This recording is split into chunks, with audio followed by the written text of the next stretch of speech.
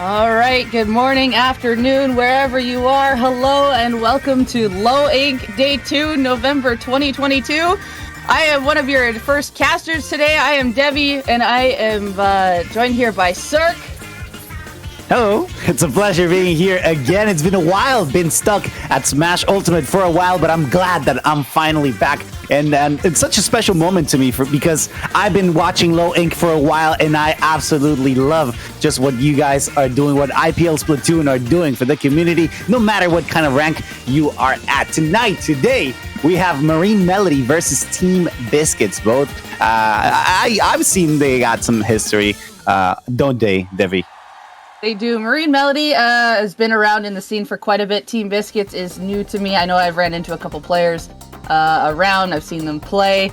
But Marine Melody here, definitely one that we've seen in the sidelines. I've commentated them in the past FNS season. I've run into some of their members in solo as of late. So I definitely run into them lately, and I'm sure that's probably going to be the fan favorite of the chat. But do not underestimate Team Biscuits. They're the surprise factor here in this first round. Definitely, and give me 1 second. Give me 1 second because I think I'm having a technical issue, Debbie. Would you mind covering me for a second? Go ahead. But as we go into this first round, we've got the maps up top here. It's Splat Zone's Hammerhead, Tower Museum, and Rainmaker Eeltail. So we've got all of the new maps coming in for the first bit here, and of course. Hammerhead is what people like to call the extended walleye. Okay. So there's zones in the middle of the map. There's 2 wide wings, but it's also a very long map. And teams can get spawn camped very easily. So if one team seems like that they are getting spawn camped, they are really going to want to work together to get themselves out. Cover those ledges, push back out together with specials, and really coordinate. And of course, the all-powerful E-leader is showing up right now on the side of Marine Melody. Definitely, you know that weapon is going to allow for a lot of pushback when it comes to trying to control the middle zone. You really don't want to lose that area rather soon, because otherwise you will get punished. As you very well mentioned, Devi, getting spawn camped is going to be a trouble, especially in this kind of map where the long extensions or the hallways get narrower as the team repositions themselves. You can see how this roller is just adding extra pressure on the sides, and it's just splatting fiesta. Everybody's just throwing whatever they can, and right now Orange Team is trying to get something started. Things are looking better for both of them, but again, Green are not letting back just quite yet. Correct. Even though Marine Melody has the longest range weapon in the game, we could not ignore those crabs. The way Team Biscuits came back into the zone is they popped both crabs, one on top, one below, and used them to counteract each other, to crossfire and get back into the zone. But Marine Melody did manage to come back and claim it. They are currently counting down no penalty, and Team Biscuits in a rough situation, as Koro being the only one kind of left alive in a staggered situation right now. Looks like there was a trade on the left-hand side of Team Biscuits half, and you can see this is where the spawn camp kind of begins. However, Loopholes with that E-leader is the one who is able to put the most pressure, while the rest of Marine Melody not finding it quite safe to move up yet. However, they are getting backed up again by the crabs, the double crab, and the missiles coming out to team up together, and they are easily able to reclaim that zone. Yeah, they had to throw every single thing they had at them in order to push them back, and now it's time for payback. Now it's Team Biscuits who's trying to keep Marine Melody up at their spawn. You know they are trying to keep that area, the splat zone, as hard as possible, as long as possible too, but quick comeback from Marine Melody, just throwing whatever they can, repositioning and getting again control of the flanks being so important in this map. And right at the beginning with those splats by their pressure, it's doing phenomenally to just keep control of that splat zone. That nice suction bomb pick, followed by the extra and push up, getting caught out by this roller on the side. Smiley doing a nice punish here and able to add some more paint on the zone. Looks like they're gonna try and trap Lily, followed by the other Flingza. Putting a mine on the zone. Mines on zone are really nice to use, but Marine Melody finding the members pushing in one at a time, and they get that wipeout, so they are going to move up a little bit. I don't think they're going to go up as deep into spawn as they probably would like to. They want to be able to cover that extra pathway out, as Hammerhead only has 2 ways out, the ramp, and it would be Marine Melody's right-hand side. So Koro trying to come in, marked by the missiles. Last Booyah Hurrah trying to do something, but all of the members of Marine Melody, well, I guess 3 of them, are still enough to keep the paint through the Booyah Bomb, so the Booyah Bomb is not going to be able to neutralize. Yeah, great job from Marine Melody, just pushing forward every single time. And even when Team Biscuits managed to bring it back, bring control to their zone, and even when they had the opportunity to just stop them at their spawn, it was still very difficult for them to just resist the onslaught that Marine Melody was putting out. However, I do have to point out that Team Biscuits did a phenomenal job at trying to play around. And of course, when it was time to focus their full power, they did it in a phenomenal way, allowing for them to try to challenge, still, albeit not effectively, at least in this game 1. Yeah, and another thing with both of them, both teams, whenever they got advantage, they didn't like as you see in more of the higher mid-level and high level, as soon as they get that wipe advantage, a lot of them will just straight go up that ramp and actually go underneath the first spawn legend camp and not even let them have that secondary path available. So it makes it really hard, but neither team did that, so they were both given opportunities to potentially come back with their specials, and we saw that used really well by both teams. We especially got good views from Team Biscuits using that double crabs. Then we saw the missiles come out when the crabs were close to ending. And they were able to reclaim zone. It's just after that, Marine Melody did have a couple specials left to counteract what was being thrown at them. So it was a counterplay, and they took that zone back. Yeah, they were actually really, really quick also, as you mentioned, to bring it back. Like, just great coordination from their team. You could tell that the experience is right there, really. And now that we're moving over to Museo de Alfonsino on tower control, you're going to have to see that as well. Because you know that team coordination is going to be crucial, is crucial in tower control, where you have to have someone on tower while the rest of the enemy team is trying to get every single opportunity of either a flank or any further advances to be stopped. Now, in this stage, you can tell that those mobility points, the rotational areas specifically, get to be crucial as well, because you don't want to lose that high ground advantage that you get sometimes from them. The high ground is pretty nice, however, but with the high ground, there is actually some pretty decent cover around the middle and the sides of Museum that you can take to protect yourself to distract. And I noticed that Team Biscuits is going with the twin method as they went double splash, down to double machine. So now instead of the double crab, they have the double booyah bomb. We all know how much pressure booyah bomb can apply on tower or clear spaces, especially in the tight choke points up on the opposing side. That's an early wipeout on Marine Melody. So Team Biscuits here using all that pressure to move up. Lily here just being cautious, throwing bombs, doing what they can to space out. And Thresher using this extra advantage to go in, even gets that pick. What a good timing to move in. Going on for this machine. Can Thresher find it? Thresher does find it. Going for the next tower. 2 down, but Thresher is stopped. Lily unable to follow up to get a third, but Team Biscuits really strong in a 3-pair coordination here, as even with 1 member down, they're still keeping up a lot of pressure. They have the crab on tower, and members of Marine Melody are going down one at a time, just up in spawn here, even though specials are being fired out. Yeah, these checkpoints are flying. They're getting absolutely demolished right now. Team Biscuits doing a phenomenal push. The tower is not moving. It is moving once again, and it's not looking pretty because it's about to be a knockout. Beautiful display from aggressiveness. And as I mentioned earlier, the team coordination, so pivotal, so aggressive, so effective, Debbie. Yes, absolutely. You could see it, like, even with 1 member down, like I said, Team Biscuits just kept up the pressure, and there was just nothing that Marine Melody could do to stop. And the biggest thing was to keep just adding that little extra patience until the rest of your team spawned in, because towards the end there, especially just as like halfway through the second checkpoint, you could see Marine Melody was panicking. They were going in 1 at a time, and they just could not get that extra pick. They may have traded 1, but even though they traded 1, they weren't together like Team Biscuits were.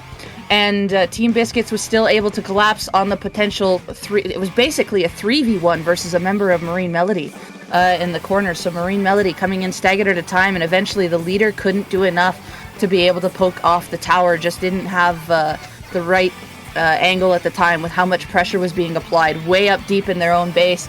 And all that stuff. So Marine Melody getting caught 1 at a time on a stagger just through that pressure. And I can imagine that pressure is still going to be here as Team Biscuits is just immediately ready to go. Marine Melody now, like, we need to adapt. They are throwing so much at us. We need to be able to take this one like we did game 1. Yeah, it definitely sends a message, right? A psychological reminder that you have to stay on top of it. Despite the fact that it was pretty even on the first game, now on second, it was a little bit of too dominant. And now for game 3, last opportunity for both of them. We're going to Eeltail Alley with the Rainmaker. So it should be super fun to see how it plays out. That middle, that bridge is going to be pivotal every single time, of course. that hole will allow for weird interactions. A lot of people, I myself struggle with the bridge every single time. It doesn't matter which mode it is, but you can see how Kip is just getting so many splats with that slosher. You know that is always going to be a powerhouse, and just like that, every single bit of pressure that Team Biscuits is putting on, it's working. There's a similar style coming out. Team Biscuits again is moving as a unit. Lily did put a nice bubble to block the other checkpoint to make the move. However, Marine Melody again going in one at a time at those initial picks, and they're getting caught out early, causing their easy stagger. They went 3 down early on. They're 3 down again. And this barrier is close to popping as it looks like Marine Melody did manage to get one pick in the corner. Thresher's still alive in this corner, but needs to find this. Unfortunately, does not. Lily coming down with the roller. Are they going to be able to keep in here? They do. 2 members of Team Biscuits able to go down. It looks they want to try to make this Rainmaker reset. Looks like Smiley's just hiding in this brief corner, but is seen. Smiley just adding this extra pressure, just keeping Marine Melody back. Even gets a pick! Yeah, despite what's going off. This is how you stall a team. Well, you can still go back, because you can see they almost got the pop of the Rainmaker again, but Marine Melody make it back in time, so it just did not go a lot worse than it could have. Yeah, right now Biscuits is putting a lot of pressure on Marine Melody. It doesn't matter if they're against the odds with 3v1. It doesn't matter. They're still trying to get as much as possible advantage, situational advantage, of course. But now that the checkpoint is broken, Marine Melody has an opportunity to fight back, but that is quickly stumped by Team Biscuits, who's just working so flawlessly together, so much so that they also get a wipeout and a new opportunity to keep pushing forward. You can tell that they're coordinated, aggressive, and super effective. Right now, they're just reclaiming turf, and it's super effective, super important, so that Marine Melody has a harder time, a rougher time when it comes to bringing it back, because right now, those points are not looking pretty for Marine Melody. Yeah, it's a tough spot, but it is a Rainmaker mode, but they just need to be able to combat the aggression that Team Biscuits is putting, but they're unable to get to certain picks. Lily going outside of the bubble to try to pick that Rainmaker, getting a little greedy. Thresher coming in now, gonna maybe try and stall these jumps, but Rainmaker and Roller Power ends up getting the trade instead, but the Rainmaker is backed up. We see Rafa here just being a little passive, but unable to see the flings in time as it lands right into Sean's flick. Yeah, Marine Melody doing a really good job to try to reclaim again that middle area. Of course, the missiles are going to deter them a little bit. That is going to burst. And now, as they wait for the perfect opportunity, Marine Melody is just trying to get some picks, trying to find an opening. And that's the name of the game. You have to put enough pressure so the opposing team just falls back enough so that you can make a safe push. And now that they have the Rainmaker, they're going to have to try as hard as possible. You can see Looples trying to get those snipes, but they're just not getting him. And once again, the Rainmaker gets stopped quite quickly, but still not letting go. That chokehold, that hallway is still very contested. They really tried to use the vacuum explosion to try to get something done, and that's 1 point! They tried to run for it. There's still 1 minute and 20 seconds left. Marine Melody had such a good coordination there. Team Biscuits getting a very lucky stop in that choke point there. It is a 1 point difference. It looks like Team Biscuits has the Rainmaker getting it out. Koro getting a burst bomb on Thresher there, able to stop it, and just gets tag teamed here by Marine Melody, finding their footing finally here, able to figure out how to defeat this aggro pressure. They have back and bubble online. Never mind, they have back online. Yeah, there's down to 1 minute left, and Marine Melody really has to make sure they're teaming up, not pushing over too far. We see the machine coming in from the side, the vacuum unable to stop it. Looples here just in this tight fight, able to get the pick with the vac explosion. This is it. The right opportunity. Exactly, that bubble was just about to break with great defense from Team Biscuits, who's just not letting it pop just yet. Despite the fact that Marine Melody is trying their hardest to push, they still need to get rid of the pressure that the green team is currently putting out.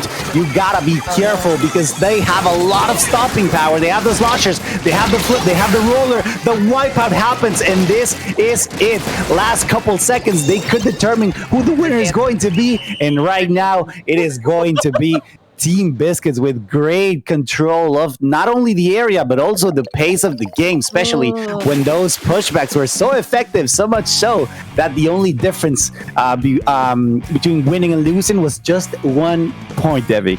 Yeah, what a close game, especially with that being the game 3 in this first set here. Wow.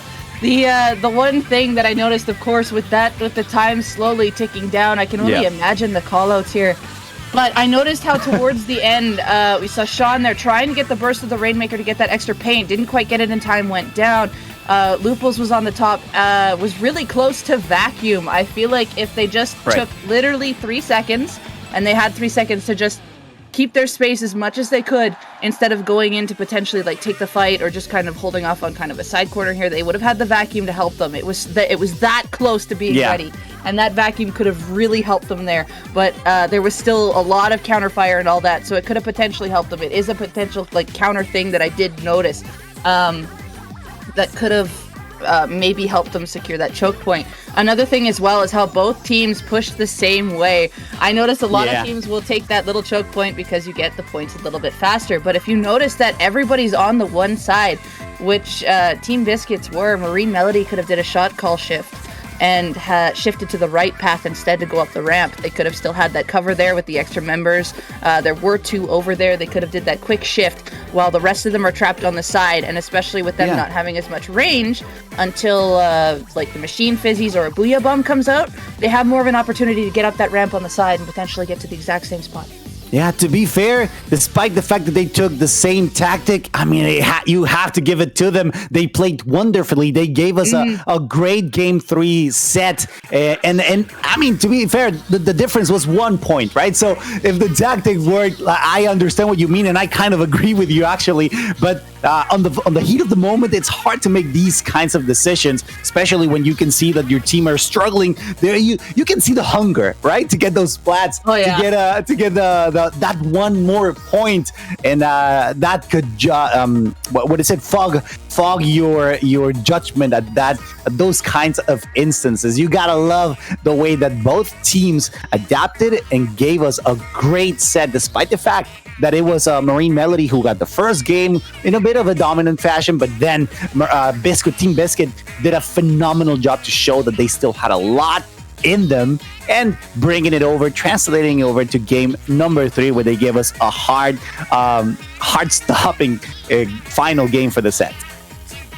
And even towards the end there, we saw Marine Melody just adapt to the extra pressure. They finally changed their strategy mid-game there, especially towards it was like a minute and 30 mark, where you could really see the transition of that they were capitalizing on these aggressive plays. They were taking the members out of the time, taking down the important specials, and then they had that moment to shine where they had that really great push, and they even risked it for points, and they were just 1 away, but nothing to feel too hard on at all, because they came back from that really well. They did the adaptation, and now that they know from this match, they can just continue to press further into these next few rounds.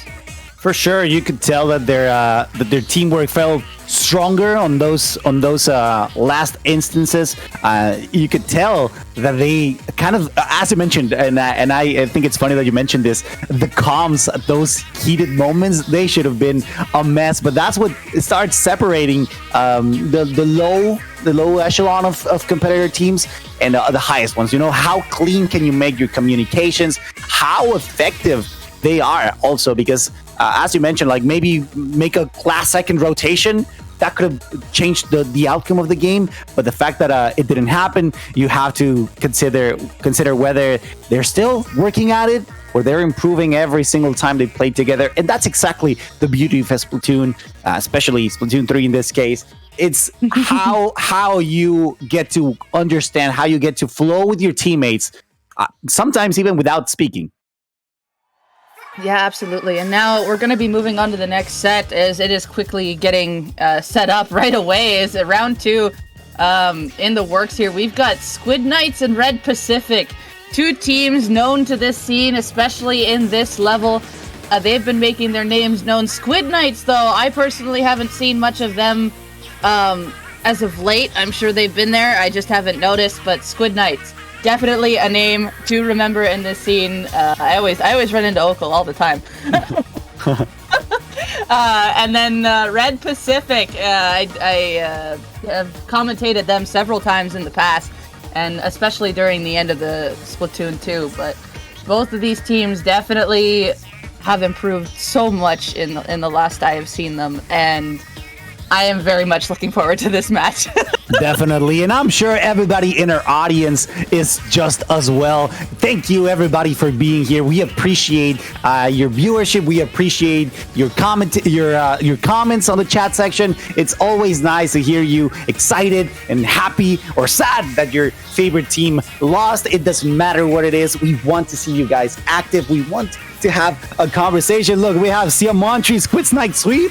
Let's see if that is going to be the case. First match is going to be Clan Blitz on Ink Blot Art Academy. I love this match in particular, this mode in particular. A lot of people hate the little jingle of the basket. I like it. I like it. Don't crucify me. It took a bit at the start. I'm like, why can't it be? I like the, what is that? I personally prefer the tower jingle over the clam basket jingle. But you know, when you hear it, you hear it. It's a little circusy theme kind of real. But anywho, Clan Blitz Ink Blot, good old classic, coming back from S2, still here in S3. However, instead of stairs, there is now a ramp on the it would be, if you're on offense, it would be your right hand side, that low ramp, and the clam basket is actually a little further back than it was. So you have to make sure you got that on lock, and I know that's messed a few people up on their clam throws. Definitely. But either way, it's still played, relatively similar, relatively similar. You've got the two wings where there's space to get turf around and hide in, even bait people into fights into that corner. Because a lot of the congested areas, which are behind those two stacks in the middle of the map, you'll see the frontliners hide around there and then take the fight back into the wing. That's what they want. They want the more space, because if you keep that fight in a tight area, most likely they're not going to be able to get that advantage. So you'll see a lot of people bait down in the wing, and when you know that happens, there's going to be a fight. So you always want to call out for another teammate to come and make sure you get that extra teammate into the wing to 2v1 that person, because they can only go so far before they go in the water. I completely agree with you in the fact that this map in particular, this stage, can be a little daunting for a lot of players. Just the rotations, the way that you have to traverse it can be a little tricky sometimes if you're not used to it, or if you, as you mentioned, get caught in the heat of a battle, or flanked or ganged up. It can be pretty hard right now. We're gonna be seeing Red Pacific running an interesting setup. You know, I like that. I'm gonna be honest with you, I love my stringers, and now that Alex has the tri-stinger, it should be fun to see how much control he can exert with that weapon. Absolutely. They're going for the double whale, so they really want to, they're either going to crossfire those whales to apply so much pressure that you can't escape, or just stagger them a little bit so there's still just extra pressure veering different ways. Meanwhile, on the other side, we're seeing a Jet Squelcher come out. I honestly haven't seen too much Jet Squelcher in Compass of late, but when they want to add extra pressure but still keep that range, you'll see the Jet Squelcher come out and then come out and make those plays with the ink back. Looks like there's a lot of neutral fights happening in the corner here. Lots of 2v2 trades, so there's really no advantage for either team right now. I think Red Pacific does look like they have more paint. However, Oko coming into the side, I don't think they saw Joey. Joey coming in for a nice pinch play, but going right underneath Oko, and Oko actually getting the win on that. Yeah, very unfortunate. As you mentioned, they're just trying to find a crack, an opening for their armor, trying to find a good way to infiltrate. They're still trying to open up pathways that are so important in this game mode, where you really have to push your opponent to its limit. Great splat by Okal, just fighting head to head against that opponent in purple. Careful here as he tries to respawn, almost gets splatted. After all, the bucket is going to throw a lot of ink, getting a clean 2 splat on that side. That is the power of Machine right there. When given high advantage, even if you flee down low, you're still not safe. Able to get those 2 picks there for 1. Very nice pick there. Now you got the stringer seeing getting the high ground, adding that extra poke, pushing people back. There's the crossfire of the whale that I talked about of what one of their potential strategies could be. Look at how that was effectively used! Okay, this is the it. crab coming out afterwards, and this is There's no way. 3 power clams! And Red Pacific just showing dominance right now, getting exactly what they wanted off of that play right there. That is textbook. And Debbie, Textbook, I'm telling you. the amount of preparation that it took, they were fighting, they were seemingly doing nothing other than controlling, getting picks left and right, but they were so conscious of how and when to approach, how and when to push in order to make it as effective as possible. Right now, Red Pacific with a beautiful push, with a beautiful dominance, with a 3 power clam sneak, just trying to hold their advantage that they currently have, but still, you gotta be careful because right now they're getting dangerously close through the bucket. Still, no breakage of it just yet. So that means that Squid is going to have to reposition, gonna have to struggle again in order to reclaim what they really at this point lost. It looks like the Stringer here pointing out Okel, getting into that nice corner where the Stringer will have a hard time getting that arc shot. But Stringer can hit it. It's just not as powerful as the Machines, of course. But LX here doing a nice job just staying around the extra fire. We saw 2 members of Red Pacific going in deep. But Okel from Squid Knights is the farthest forward here. And we see the next one is behind the stack. Hopefully Boulder can make it in here with the roller, able to help, unable to help right away. Pops that bubble. Good place for the bubble, able to get 1 splat. That is now 3 down on the side of Red Pacific. That is a wipe, and this is the time that Squid Knights needs to be able to push. They get 1 slam in. Boulder's coming in with 6 here, and wow. It's still dropping the little ones and also getting a splat in the way. That's actually really important for Squid Knights right now, extending that timer so that Diao can get more clams, get maybe a power clam. There you go. While they still hold so close, the barrier is back up and it's not broken. Very unfortunate because they had such great positioning in order to get maybe another power clam in there. Oh, the Jet Squelcher unable to hear or wasn't called out that the push was over. They was just adrenaline rush and kept pushing it through that clam. Instead, they could have saved that clam and backed up a bit until the basket was down again with that extra pressure of teammates, and then they could have did it all over again. Yeah, definitely agree. That was a little bit of a, the heat of the moment that you really want to score in. You really want to get that last second throw. Unfortunately for Squid Knights, that was not a possibility. So now they're scrambling at the middle, trying to get those power clams under control. Whether they despawn or they get re-picked up, it's up to them. But look, you got one on Red Pacific. You know that they're going to try to push as quick as possible. They get a snipe. This is it. The barrier's broken. And you got power. You got little clams over there. And that game is it. Beautifully done from Red Pacific. Getting that first game. And even though it wasn't as dominant, that one strategy, that one push was just enough to claim dominance of this game 1. Yeah, wow, just wow, like that textbook play. That is just a clip in itself, and being like, okay, if we want to run double whale, this is how you want to do it. And it was so clean. It was. I can't say much about that. And wow, and even then, Squid Knights had their opportunity to push as well. They had a little bit of clams there, but they didn't have as much of an economy as the first push as Red Pacific had. However, it was still a nice push, and they even had that extra power clam. It's just, of course, the Jet getting a little bit into the heat of the moment there. I don't think anybody called to save it either to help with that, and just unable to save it for another thing when the pressure was still there. Definitely, that could have been the game breaker, right? The game changer at that point. If that really had connected, they still. This is my impression. They still have everything that's needed in order to bring this set back. Remember, this is a best of 3, everybody. And it looked quite even to some degree, except of course for that astounding Red Pacific push, but still doing phenomenally. I do believe both teams are doing really well. They have tools to bring it back. Now we're moving into splat zones, into Wahoo World. It should be fun. Should be fun to get that middle area under control, especially with all of these curbs and slopes all around the map. Now, I saw on Red Pacific, one of them had a gold Hydra badge. Is it going to show up here? Okay. Oh, there you go. That is my question. I saw that right off the get-go. I'm not going to miss something like that. So is it going to show up here is the question. However, they did play the crab last game. So it is a nice alternative.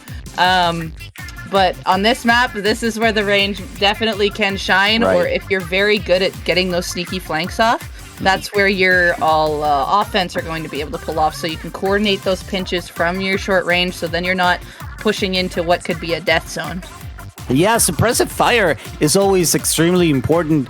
Let's see, what do we have here in the composition for Red Pacific? We got the E-Leader, we got a Slosher, and yeah, we got a very standard composition. We got some dualies, though, on the opposing team. Right now, you could tell that Squid Knights are trying to mix it up a little bit, at least with the mobility that the dualies provide. And of course, you know that splatter scope is going to be so effective in controlling or at least forcing people out of their hiding spots if they're trying to get some flanks done. Oko already getting a nice pick off here, and yeah, the Dapple's a very interesting pick. We're seeing them feature more in low ink after last month for sure. But with these ones, with the Tacticooler, I'm curious to know how they want to use that Tacticooler, because one way that it can actually be used is it can semi-block an entryway on the right-hand side. You just stick it right in the middle of the line and it blocks some of the shots, it blocks a way in, you have to go underneath, so you just have to paint under it and they can't get in from that side. But here it was used to allow members of Squid Knights to just charge right in, however the crab out, able to just also not able to find the weak point of the crab, so the crab's able to stay alive, and same with the other members, and Red Pacific able to come back in here. Yeah, you can tell how everybody's just chilling outside of the zone. You know that they really need to find a good area, a good opportunity to just bring it back. However, Gus trying to rotate in, finding a good position, just waiting, standing there menacingly, but all quickly pushed out by that splat bomb, and also putting him in a scramble situation, a fight or flight, really, because they were getting very, very pressured into repositioning, which they did right now. The zone is very heavily contested. The Booyah Bomb is brewing and is just about to pop just enough to get that area in control, but quickly challenged and contested by Squid Knights. Indeed, Squid Knights who's coming around with that extra flank. They are doing a pretty decent job between the machine and the dualies coming in, just putting stall on the other sides. However, Squid Knights here keeping that extra control. I like how the team play as well. When they notice that one's on a flat, some will turn around and just get that extra paint so that if someone does fight, they have an escape route. Charger moving it on the little bit of the aggressive here, especially against that crab, able to get that pick on the backside. It looks like the pinch play right there.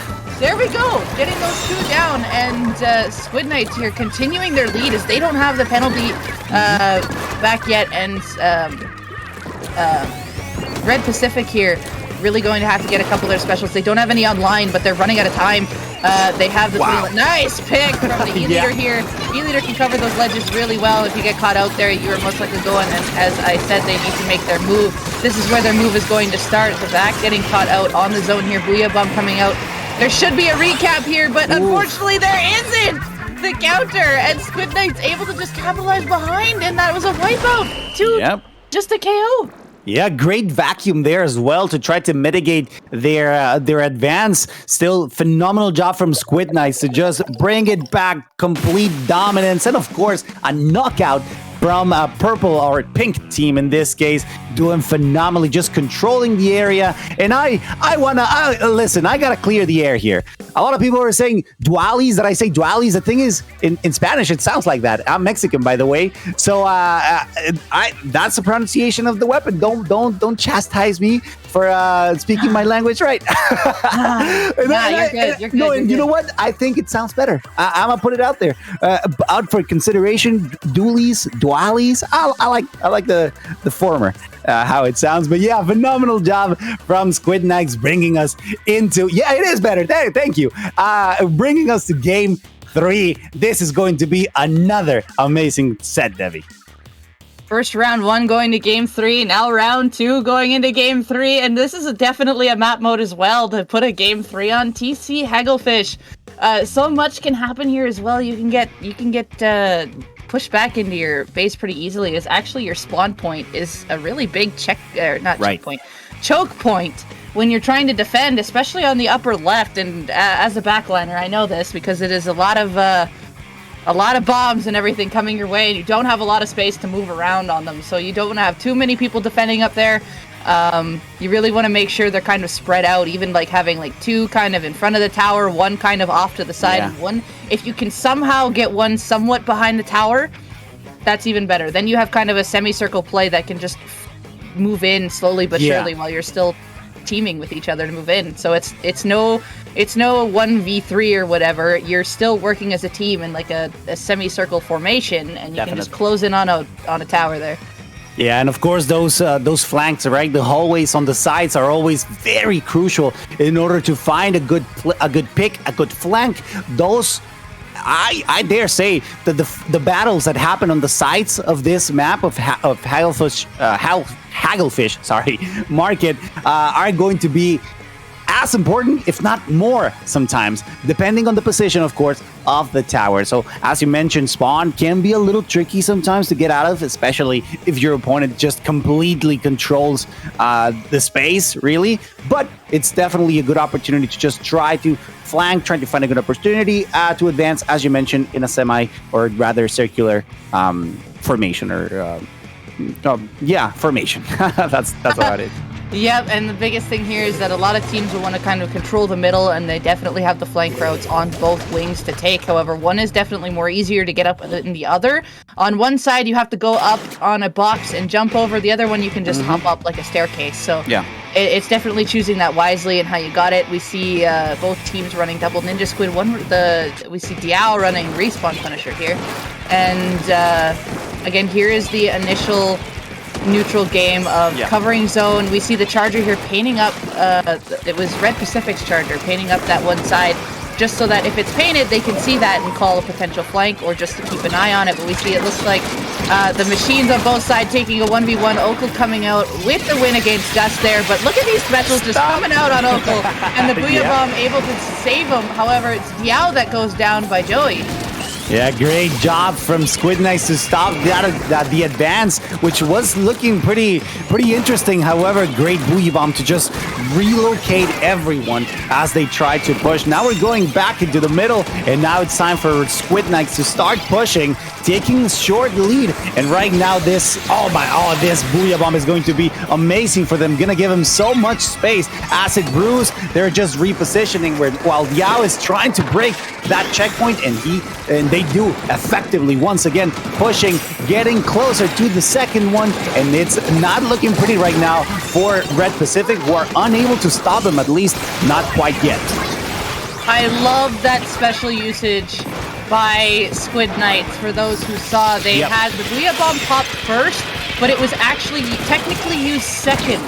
In a way, because it was when they popped the Booyah Bomb, it was just kind of waiting there for a bit, because it was either going for that charger or it was going to clear space in front. And someone got the pick on the charger and then threw it in front to clear space, and then the vac and the bubble pop, or the bubble popped on the tower to get a little bit closer, and then the vac popped to help get another teammate up on top. So what a special coordination push there by Squid Knights. For sure, now it's time for Red Pacific to try something here, but they get quickly stopped. It's still getting some splats on the purple side, so the tower is lost right now. Very unfortunate, because Red Pacific were starting to look like they had a good opportunity to push, but right now they're not stopping. They're being a little bit less careful when it comes to just pushing, because they know that they have to bring this checkpoint, this tower, back to these checkpoints and start breaking them.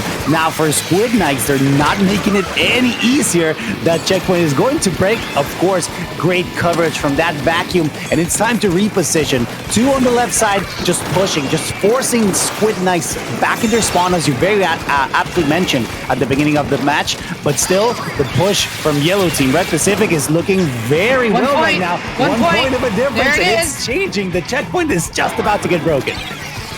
the reversal of the pressure just being put on by Red Pacific now. You can see Squid Knights not able to get the places they want. They're not getting the picks they really want.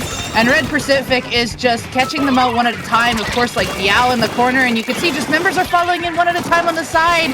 They really just wanted to stop that tower before it could go.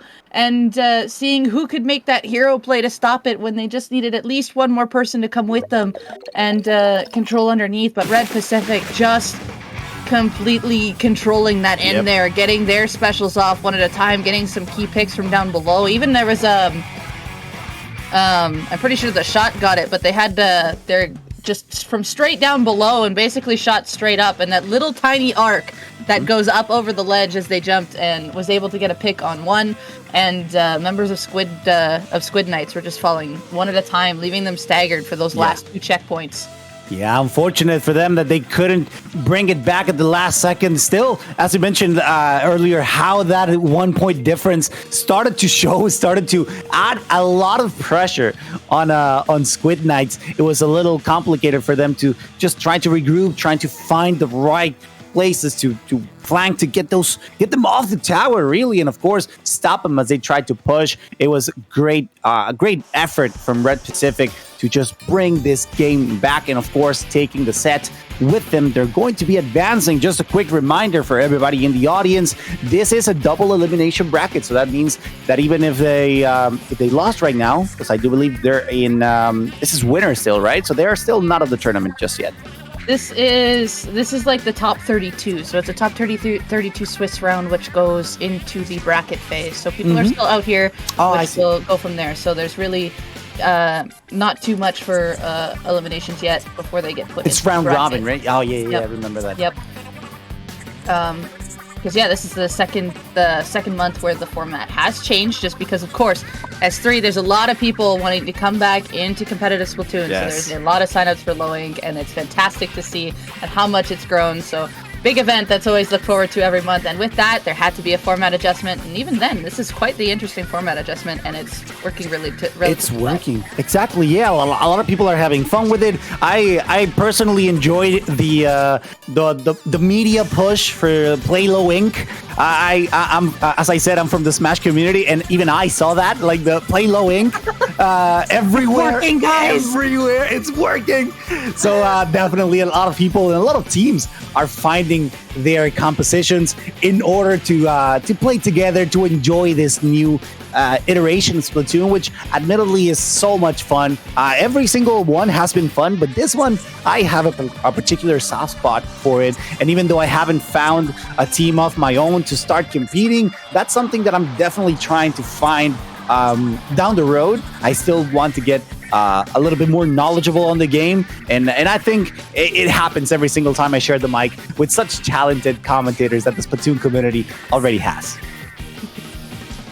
Yes, and now we're going from what we saw in the last set. There's key points that we've taken from each set so far, and the first set that we saw between Marine Melody and Team Biscuits is the adaptation of comps. Even though one was going really aggressive, you could see the adaptation. This one here, we're seeing the textbook style special coordination at its best from set 2.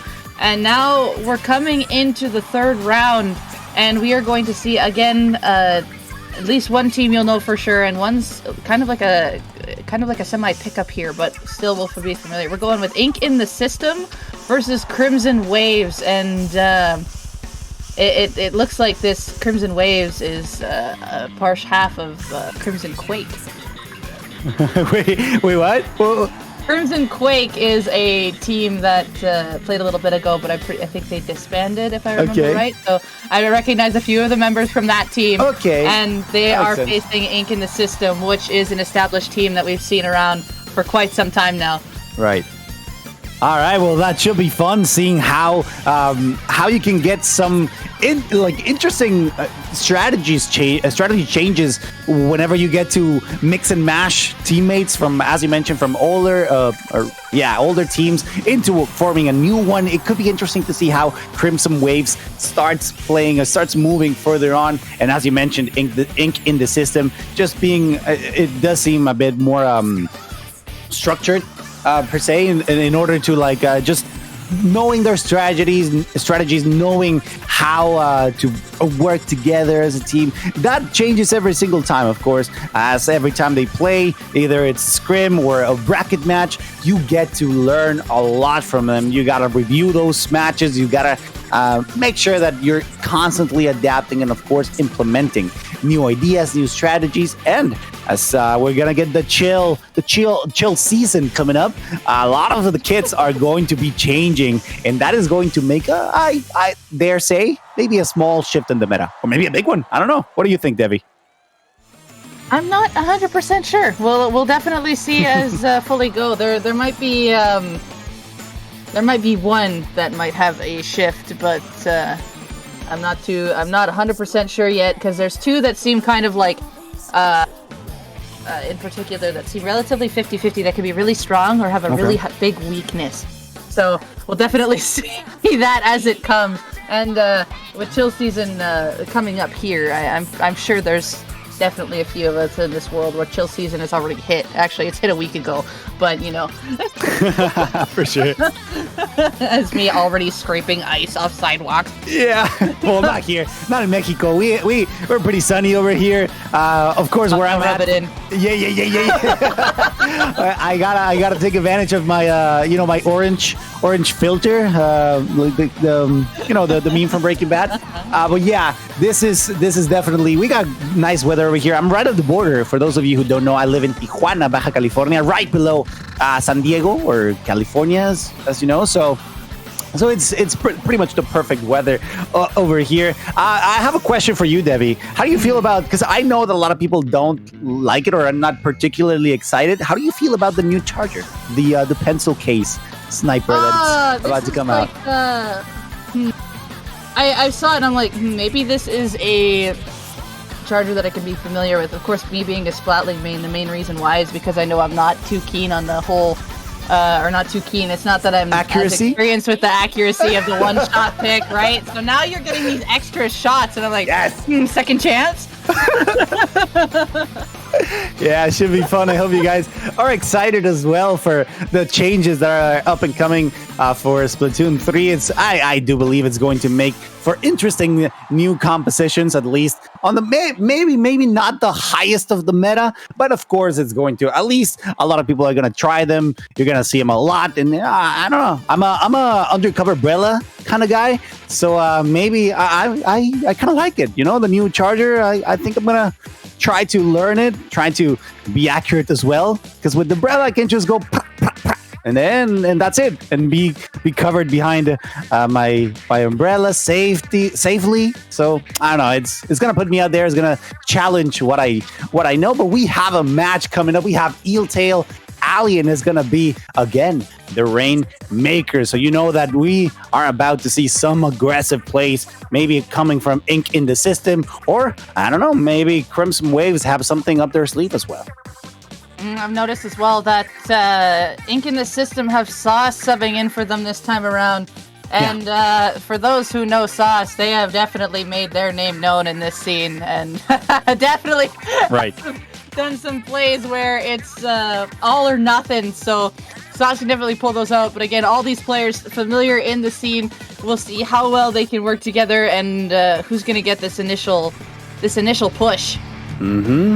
We have Ink in the system. What do we have here? We got a bucket, we got the Squeezer, and the Clash Blaster. Should be fun. It's an interesting composition. I like it. There's a lot of heavy power over there on Ink in the system, with the yellow Ink on their side, while on the blue we got Crimson Waves with a sniper. Of course, you know that it's always going to be a very interesting pick. The bubble is broken, so that means that they're gonna be fighting for dominance over the center to see who gets it first and who can make the first push into this first game of Rainmaker. A correction right off the bat, that is actually the range blaster and not the Clash blaster. Sorry, there is a very different, and it was putting out some extra push out there, and the range blaster can hit a lot around these corners. Blasters have a lot of key things around here that they can hit up and around and take away your protection. Right now, the game's still looking relatively neutral. Matt held on, just barely survived from that bomb, but of course already pre-damaged, going to go down with that trade in that 1v1. And we see the Blaster and the Squeezer trying to tag team up here, but And the Wavebreaker coming out, this is a nice spot for Wavebreaker, just behind cover, but it can still put so much impact on the other side, so it can't be broken right away. M here following this Rainmaker, just there's no one else in the way, able to get the Rainmaker, but picked off right after. You see Divya here just going to paint up around. There's really not much that the Splash can do at this moment. And just going to keep Turf in the middle, not going to lose it so quickly so the other team can't push in as fast. Crab coming out, just trying to clear some ways, the walls pushing some ways. So the Crab just being a kind of a space clear. These specials being used to clear space more as to secure a push, I find, is what's happening right now. And of course, an M just trying to get the flank. The Trisuka not getting much out of it. Still, great push from Crimson Waves. Just 1 point differential from both of them. You can tell that they are really not making it easier for Ink in the system either. Now it's time for them to push. You know, you got that wall in order to ensure a little bit of protection, which is it's not going to last for too long. But look, blue team aggressively pushing. You gotta love, they're forcing them back so much, despite the fact that they had the Rainmaker. They're not letting them feel comfortable, relentlessly pushing. That's a great aggressive option from Crimson Waves, and that allows them to push one more time, reaching that checkpoint, and now positioning themselves once again on the lead with only 50. Oh, never mind, going down to 40. Yeah, great push from Crimson Waves. Swift living up to their name right after the whole burst thing, just picks it up, zoop, gets some extra points on the board. And I like the shift there. They had the Rainmaker up on top of that bridge, and instead of taking that most common path for the quick jump over to the checkpoint, they shifted over because they knew that the other members were on the other side and couldn't be stopped. So Crimson Waves able to take this initial lead here, and Ink in the system just needs another situation like they had before. Try to get that 3 down. Oh, caught it by the vacuum of the bomb! What a shot! I wonder if the Charger was actually expecting to get that. it could be rough, but it's hard to escape those kinds of instances. Careful here with the mini booyahs, just adding a little bit of extra pressure, forcing them once again to fall back at least to some degree. You don't want to go back there because that's a splat bomb waiting for you. Of course, the waves are just putting up a little bit of extra pressure, forcing them to reshift the focus, and that Trisuka trying to reclaim once again some extra ground. Now it's time for a great push from Ink in the system. They're struggling to find that checkpoint. He's not able to climb up, but finally breaking through it. The point differential is not a lot, especially now that the vacuum is going to stop the aggressive attempt that Ink in the system tried to get going to get some extra points. Oh, there was actually kind of a miss moment there. The shift to the left-hand side actually stalled for time. Meanwhile, the path was already painted on the right. Teams already had everyone controlled on the left. The Rainmaker adjusted to go with the team rather than getting the checkpoint on the other side where there was actually more space. So another could have adjusted, quickly popped. They could have went again with everyone still trapped on the left-hand side. But due to the shift to that... due to the shift to the left-hand side, the paint was still coming out. The Charger had a line of sight over the checkpoint, and it just kind of stalled for time. However, Ink in the system is back here, but one was trying to stall it, has shifted to the right. There is only 30 seconds left, so they don't have too much of time to make this extra play, but you can see that the Crab's coming out. This is a very good try-strike. Very good try-strike coming out from the Slosher there. Is there 20 seconds left? Ink in the system is being stuck back right now. They did get the lead, of course, so now Crimson Waves with 10 seconds left, they gotta try to make something work here. Yeah, they had a lot of potential to just win that game right there, but just getting those extra points are going to be just as important. Unfortunately for them, it is going to be Ink in the system who takes game number 1 after a great push that, albeit could have been a little bit stronger, it didn't matter because at that point, Crimson Waves wasn't able to just find a good opportunity to bring the game back, bring that score down to their favor. Very, very unfortunate for the blue team at this point, who, despite the fact that they were playing so well, so aggressive, they still weren't able to get this first game. And again, you got to give it to them. Ink in the system feeling quite comfortable when it came to working together and forcing Crimson Waves to making maybe not the best decisions in order to stop their advancements. Yeah, you could see it was very, very willy-nilly at the start. Crimson Waves just using a special that they had, when they had it, it didn't seem like it was relatively coordinated. It seemed more of kind of a, like I said, a clearing space kind of idea. It wasn't really used to secure a solid push. So that just led up to the Rainmaker getting checkpoint towards the end and Swift just getting extra points, and hopefully they can hold it for the rest of the time, because after that, Ink and the system made their move. There was a point, though, where kind of there's advantages and disadvantages to both sides. So while Ink and the system had more of a slower comp to use versus Crimson Waves. And you could see when Ink and the system had that 3 down on Crimson Waves, it took them quite a bit to be able to actually push up when they had that 3 down advantage, and they didn't even get checkpoint off that or get very far. So just because they couldn't get the bubble popped in time and all that, so it took it and all that, but they were able to come in at the end, use that to their advantage, and secure that lead. So we'll see if they can do that here as well on Clamblitz Scorch, if maybe Crimson Waves can kind of tie it together to make sure that they can secure that push and that lead, because they know they have the comp to what? There you go. Multiple Tetras coming out here from Crimson Waves, and we're going to see the Reef slides consistently. Yeah, this should be super interesting to see how the Tetra Dualies allow them to just get control of the zones. Of course, you know, of the battles, really, because mobility is going to be crucial in this map's Scorch George allows to a lot of mobility options, a lot of flanking opportunities. Look at the blue team just waiting, just forcing Crimson Waves to just stay back for as long as possible. They're trying to build those power clams, and there was just one clam away from getting the double power clam that could have been very rough on Crimson Waves had that connected. Right now the barrier is broken, so that means that the blue team, Ink in the system, is going to be able to try to slow them down. You know that those little clams are going to be used to extend that timer as it ticks down, maybe trying to get some more points, but that's going to be impossible unless you get some sneaky plays right there. But no, it's time for readjustments, and great push already from Ink in the system. Okay, so this right here is really showing that, okay, like they're trying to add the pressure, but they can't really keep it consistent here compared to what Ink in the system is trying to do. With the double Tetras, a Tetras play style is go in, stall around, and you're potentially going to speed, because Tetras will go in.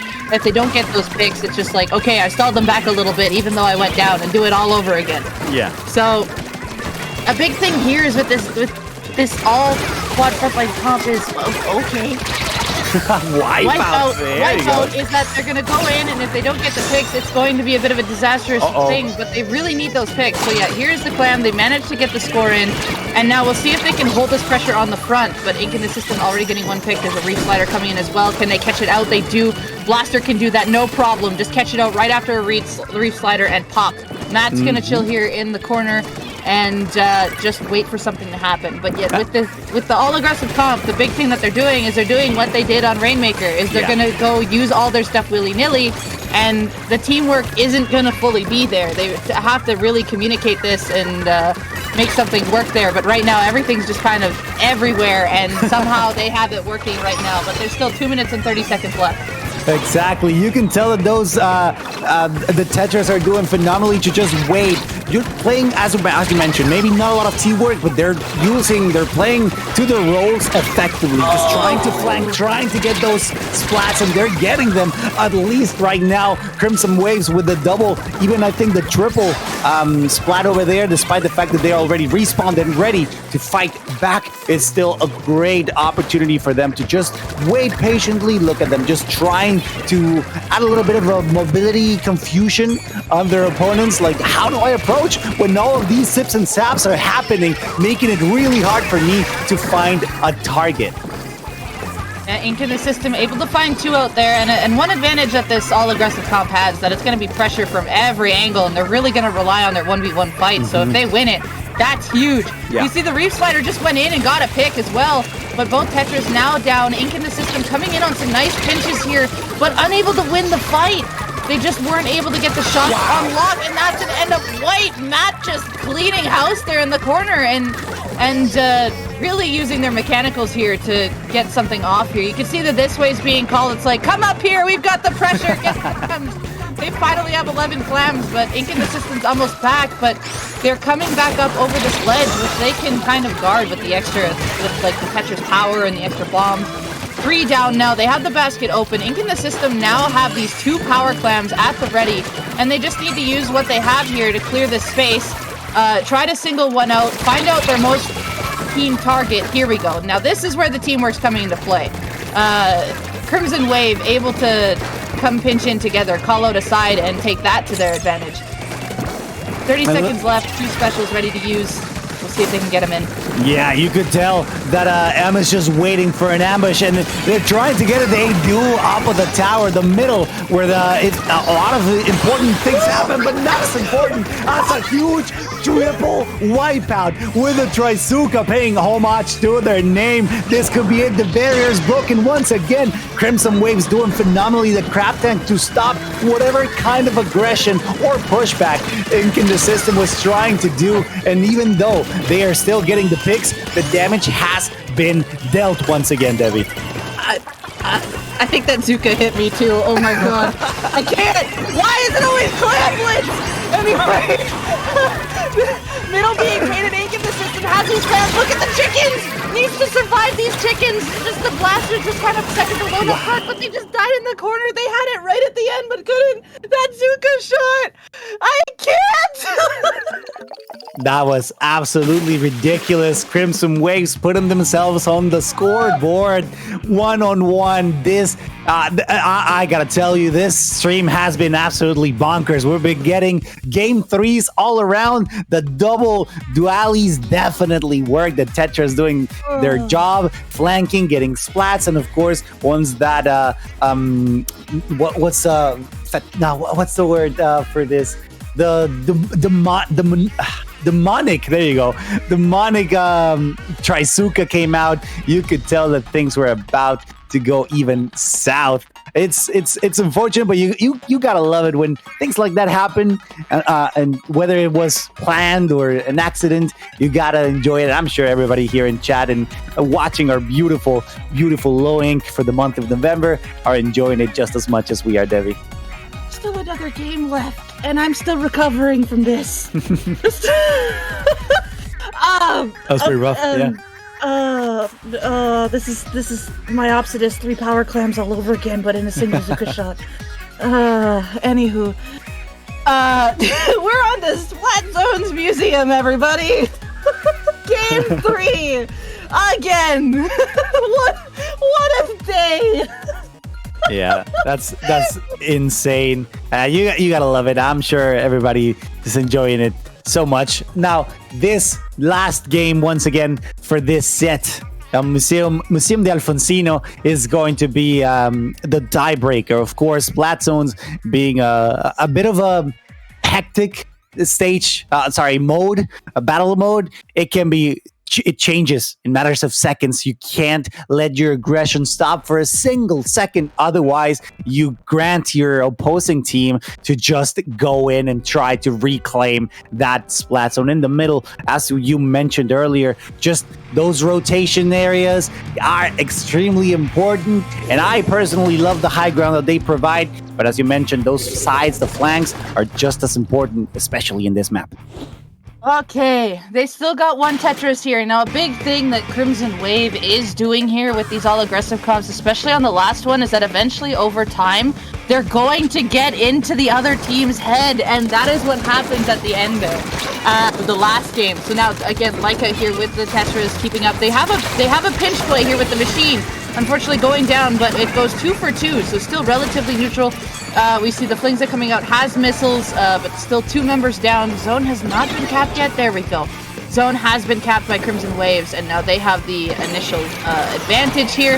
Booyah Bomb is now being used, followed by missiles, and the E-Leader also does have Wave Breaker handy on the side of Ink in the system here as the Zuka shots coming out from Ink in the system.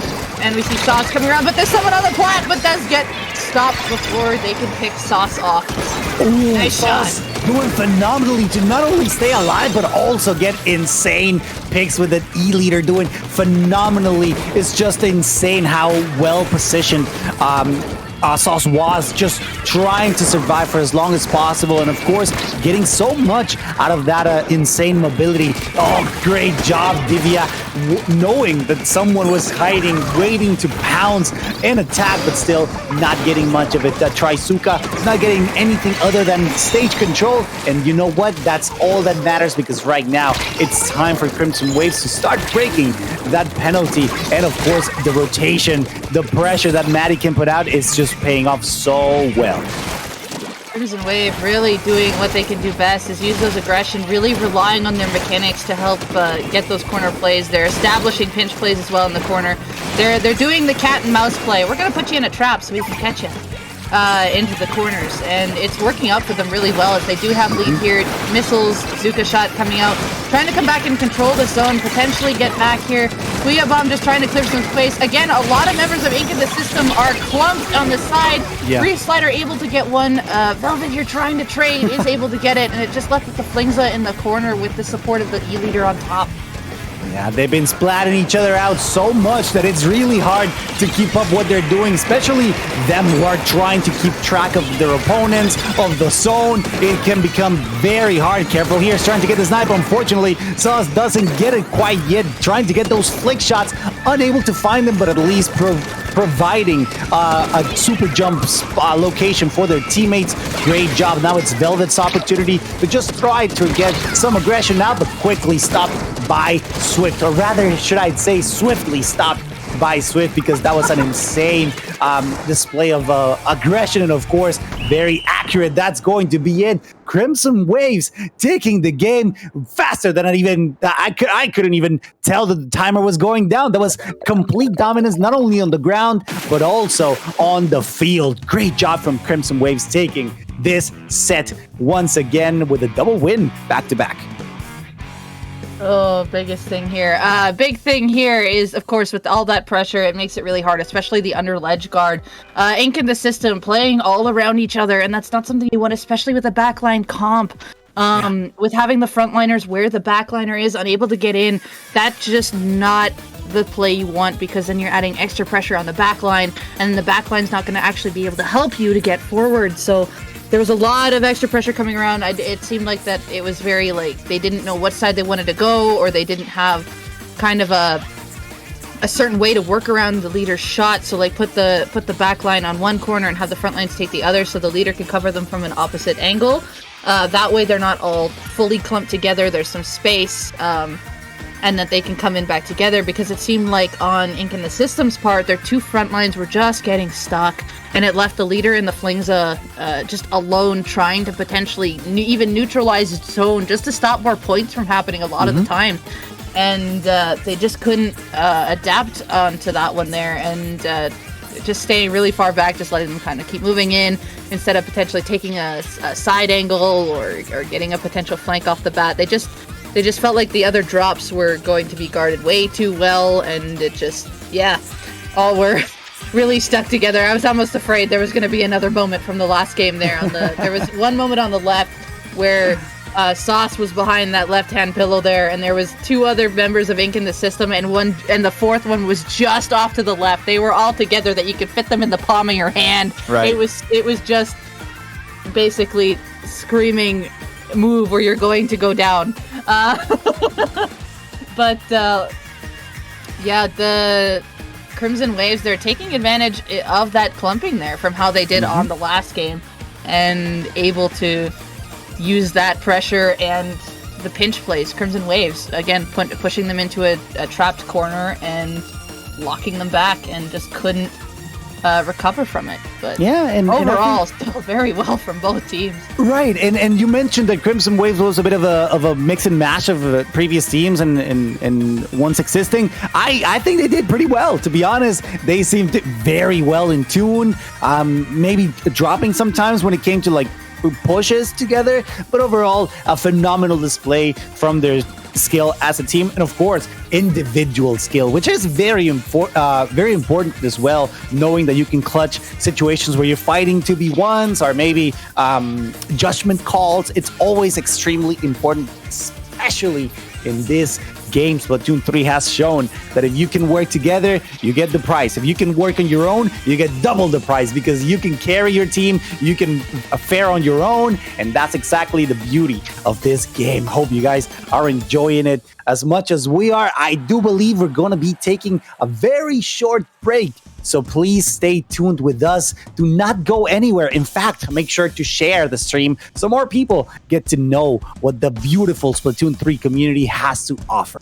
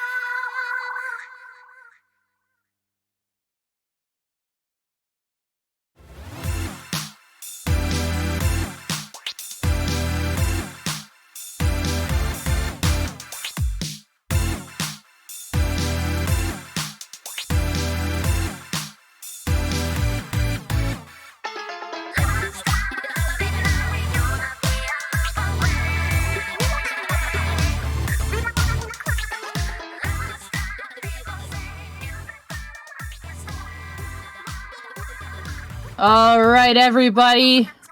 Welcome back to Low Ink, Day 2, November 2022. I am Devi, joined by Cirque, and we're going to start kicking off Alpha Bracket here right away. However, before we introduce our match to you, we have a couple other tournaments we want to mention to you.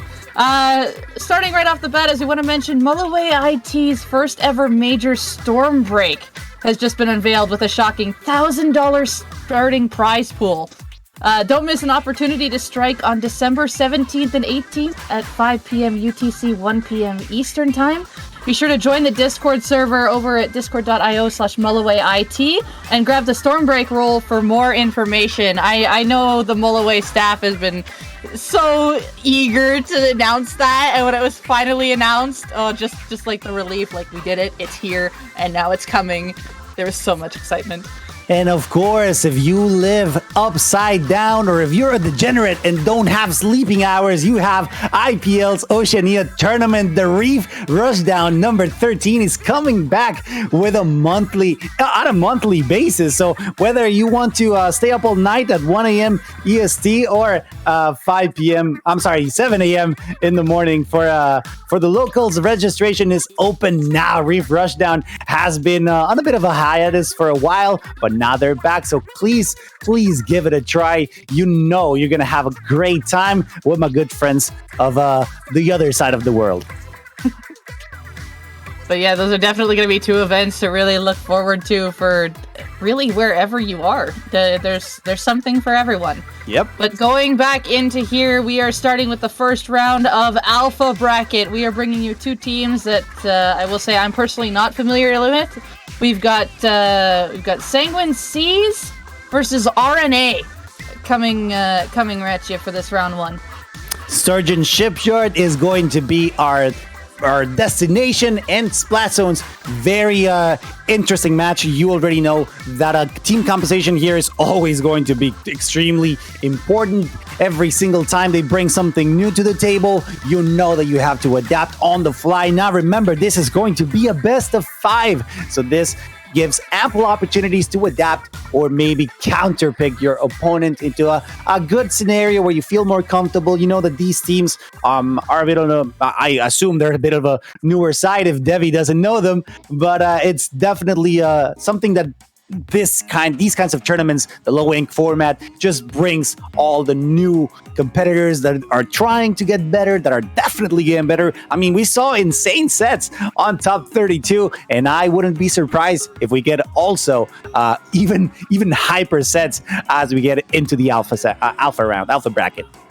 A lot of people are predicting for Sanguine Seas, but we'll see what RNA definitely has to bring forward here as we go on. Start off on an old classic of Splatoon, Sturgeon Shipyard, and both teams bringing out leaders. We've got the double crabs on one side, leader machine, and all the difference is the fourth shooter. And we'll see how both these teams go. It looks like one team's opting to go more stealthy than the other, while the other is kind of prioritizing one's gonna go extra crabs. Extra crabs, anybody? Just like that, it is RNA on the blue. We're currently getting a quick lead. Alexi doing a phenomenal job just getting more ink, getting people off, of course, that middle area. And look at them, just the score ticking down as the orange team on Sanguine Seas just looking for an opportunity to bring it back, to reposition themselves. In the meantime, it is going to be RNA who's currently trying to get as much control as possible, at least on the turf side, getting a very solid 50 unit push. I'm very interested for this play from Zenrix here. Zenrix was on the zone, opted to go into the corner and pop crab. They actually only needed like a burst bomb and a little more paint just to cap it even. And but didn't opt to keep that, pop the crab, I guess, for a little extra safety, even though the other two players didn't even go towards them. So we see Ceres here just sharking on top, sees these targets like, I'm just going to wait to pounce. I'm just going to wait. We're fine. We have the zone. I don't have to worry about anything right now. Prowling, knowing that they don't have to worry too much other than be on the lookout. great, bringing, I assume, great communication and information for their teammates as they scramble on the middle, getting that splat zone covered from side to side. Of course, getting those picks being super important right now for Sanguine Seas, doing phenomenally, getting not only the zone control, but also a little bit of their RNA's turf. By the way, special shout out to Simontry. Thank you for letting us know that RNA stands for ribonucleic acid. There you go. Now, for those of you who are wondering, that's exactly what it stands for. And just like that, doing a phenomenal job, Sanguine Seas, to still control that middle and getting rid of their penalty as the clock starts ticking down for them. We see that both coming in there. It's just Sanguine Seas feeling comfortable with kind of what they have. However, the Xenrix is trapped coming around, finding a pick, but getting flanked by Seaya. Seaya just going ninja mode and just being really stealthy, looking for those extra picks. Unfortunately, not able to get those shots landing on the charger. Was a really good attempt to, and was saved by a teammate there. Bingo able to help keep some paint on zone here. We see a lot of members going around here, and the charger getting 2 picks on zone. And when you get picks on zone as a backline, that's really helpful because you can just paint the zone with the people who you splat. Yeah, Bingo from RNA doing phenomenally to just hold that ground, waiting for their teammates to just reassemble, reposition. Great snipe over there. Phenomenal pick from Alexi, just trying to force them back, of course. Currently, the penalty is going down for Team Sanguine Seas, so that means that it could change in matters of seconds, but just like that, the control for the splat zone is contested, just like that, forcing Sanguine Seas to just jump back, reposition themselves, and of course, you have to reassemble. You have to make sure that whenever you push, it has to be the most effective. Otherwise, you are going to get those penalty points for you to deal for later on. Penalty is just about over. There's 2 points to penalty, and right now, Sanguine Seas trying to contest it. Lead is very close to grasp here. One member does go down. Lead is able to be taken by RNA here, and Sanguine Seas in return able to get 3 down, cap that zone. They do have this penalty to break through, but they have some time because the members of RNA do have to respawn in and find that way in. And you can see the members of Sanguine Seas are not pushing too far. They're establishing what I have called since Minnow Cup, the Great Wall of Sturgeon. They just put this line up around in the middle and making sure they can't get through. But it looks like members did break through on the side, but not in time as lead goes back in the favor of Sanguine Seas. This could be it, the last push. A couple seconds more to go while they still control Ceres, just trying for dear life to get that splat zone covered, and that they do a phenomenal job from Sanguine Seas, just doing a great effort into pushing RNA back into their spawn, or at least not as far enough so they could take control back from the splat zone. That means that a knockout is ensued, so that means that Orange Team Sanguine Seas is going to keep on advancing. One more on their side of the score, so that means that it's time for adaptation. Debbie, really, right now RNA played really well, but it's time to bring it back so we can potentially get another last game set. That'd be fun. I'd like that. I'm sure people in the audience would too. Wouldn't you agree? Going to Game 5 is always the hypest thing that you can see, and seeing the mind games, and this is where the mind games begin, is we have the counter picks now. At the very start off the get-go here. And now this is where you think, what do we want to counterpick with? It's still really early. I don't think we want to counterpick with our biggest, our best map mode combo, but what is our next strongest best map mode combo? And we're seeing here that both these teams are actually really even. They are both running a backline comp with focus with a crab machine, and it's just their extra shooter that's different. Tower control Hagglefish, this makes a lot of sense, but for both teams, they can both get decent advantages off of here. I'm curious to know if anything is going to change up here, because both the comps, as they were from splat zones, can actually do a lot of impact from here as well. I wonder if we're going to see the double machine again instead of the double splash. But yeah, they've been really close, and what sealed the deal towards the end there of Splat Zones game, yes, is that Sanguine Seas ended up getting that wipeout on RNA, and they didn't have a lot of penalty points down either, so that allowed them to secure it. So the biggest point here is making sure you win that team fight so you can secure that push. for potentially the KO or just for a substantial lead.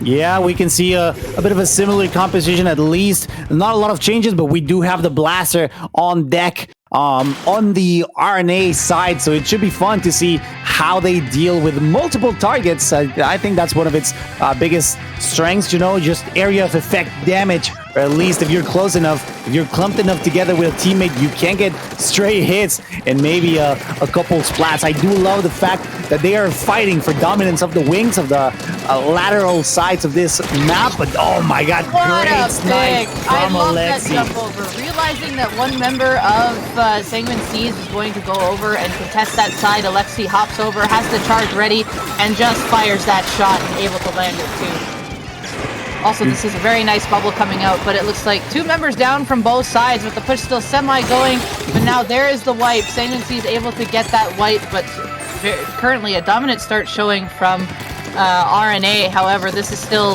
a very, of course, reclaimable thing as the game has just started, but they've shown off already what they want to do, what they want to have accomplished. Squash here trying to get that Zuka shot over, unable to get it high enough, and it looks like the 2 go down again on, on the other side. 3 coming down, Alexi getting that extra shot, 3 down, and it's just very back and forth. These teams they play so evenly, and it's just who's going to win that team fight. They do, and that's exactly what matters the most, right? When whoever gets the most splats in one single push is going to be able to get the more points as the tower keeps on moving, and that's exactly what marks the difference, because as you very aptly mentioned, Devi, they're fighting toe-to-toe. At this point, gets the explosion, and even though Bingo survives, that still allows for Sanguine Seas to just try to push back, and despite the craft being on the tower, that gets easily and quickly taken down. Bingo on a tear, Devi. Wow, just notices that right away, and that flank coming into the 2v1 and able to get both picks. I think damage was applied for both people, so wasn't able to take down one of the members, but instead they did take down one in a trade, but Bingo able to there just stop it off. So now they've got a crab pushing. They've got 2 wave breakers out right now. Bubble on the tower. We see Alexi perching on the tower. The blaster's with it. Probably going to try and help this checkpoint a little bit. Booyah Bomb coming out. Great. Of course, lead reclaimed, and I believe they should be able to take checkpoint off of this, which is huge. And the Charger getting the double there. For they did get 2. I don't think it was a collat, but they did get 2 towards for their defense there.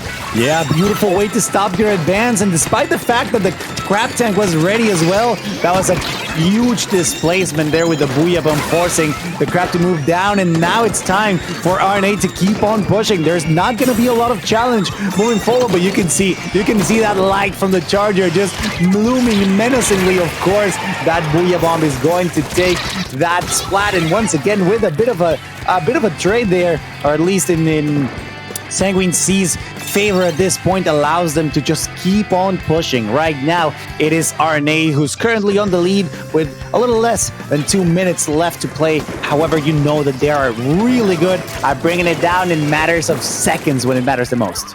Oh, absolutely. They use their specials really well. They got some key members up on that top right corner too. They got the blaster up there. They got the splash up there, and they were able to secure up top. So 33 is a pretty good push on this map, especially with comps that are relatively similar to each other.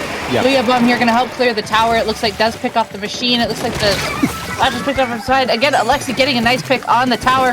If you're not standing behind that the little tower middle whole thing, you will most likely going to get sniped, and it's very hard to perfectly put yourself behind that to avoid getting sniped. I absolutely love the way that Bingo is moving around, just avoiding lethal damage, putting a lot of extra pressure on Sanguine Sea, just eluding a lot of the pressure, of course, making himself a target, and in such effectively so, because that means that it's going to take a little bit of the pressure of his teammates, or at least to some degree, which is currently allowing RNA to keep on moving, keep advancing very close onto breaking that checkpoint.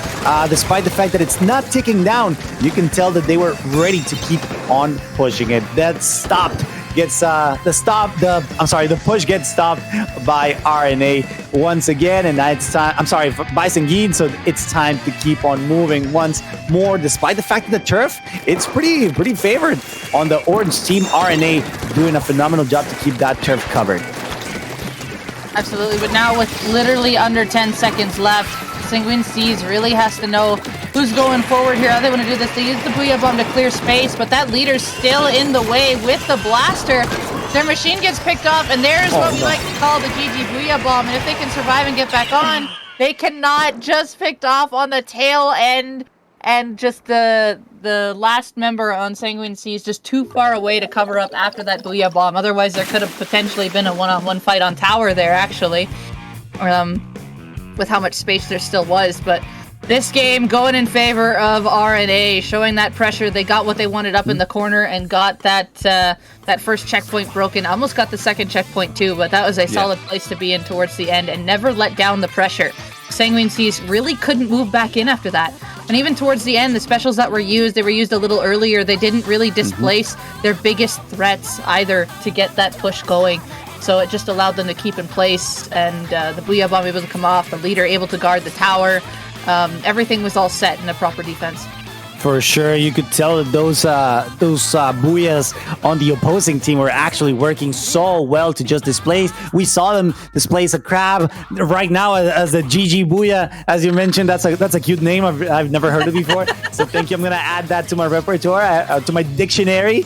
It is incredibly disheartening at that point because they only had one more opportunity to push, but of course that Booyah Bomb is going to allow for the pressure to be enough to just move them away from the tower. And if he had no one to back him up as they tried to keep on pushing, that was going to be it, which was the case. Now we're moving into Inkblot Art Academy, and one of my favorite modes, which is going to be Clamblitz. The dynamist, how dynamic it is. It's just something that it's hard to replicate, if I'm honest with you, or at least that's how I feel it shows up.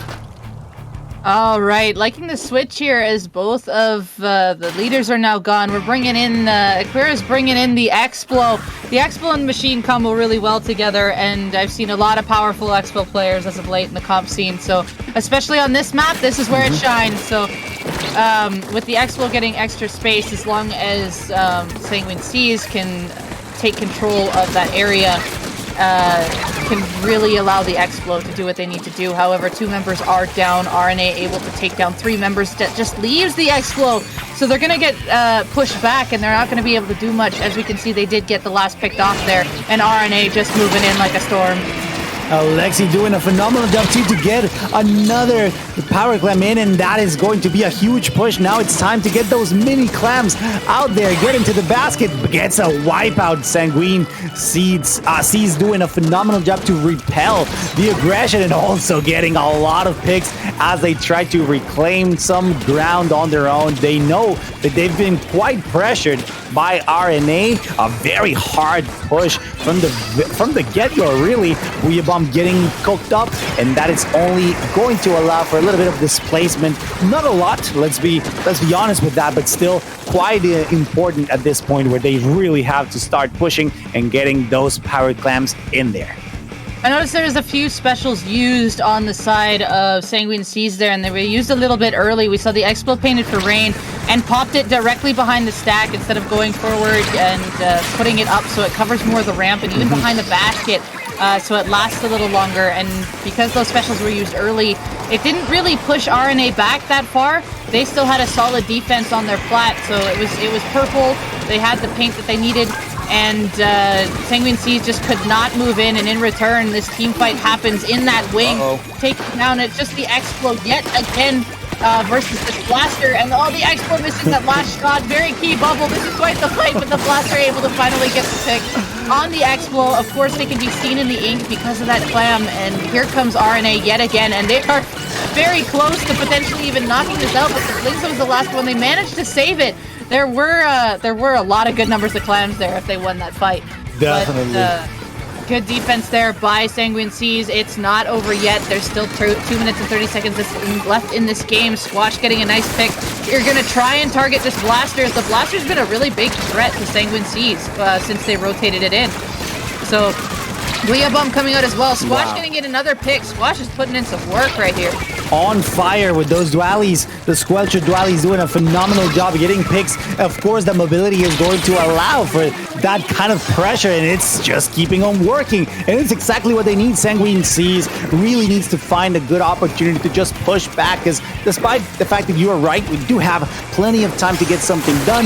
The fact that the score is so down on RNA's side is going to put a lot of extra pressure. A lot of people were saying that this teamwork is what makes Clan Blitz, and I have to agree, despite the fact that Sanguine Seas is doing a phenomenal job at individual opportunities, they're still not finding a great teamwork. They do have 2 or 3 power clamps together, so that could be extremely dangerous if they manage to find a good opening on RNA's defense.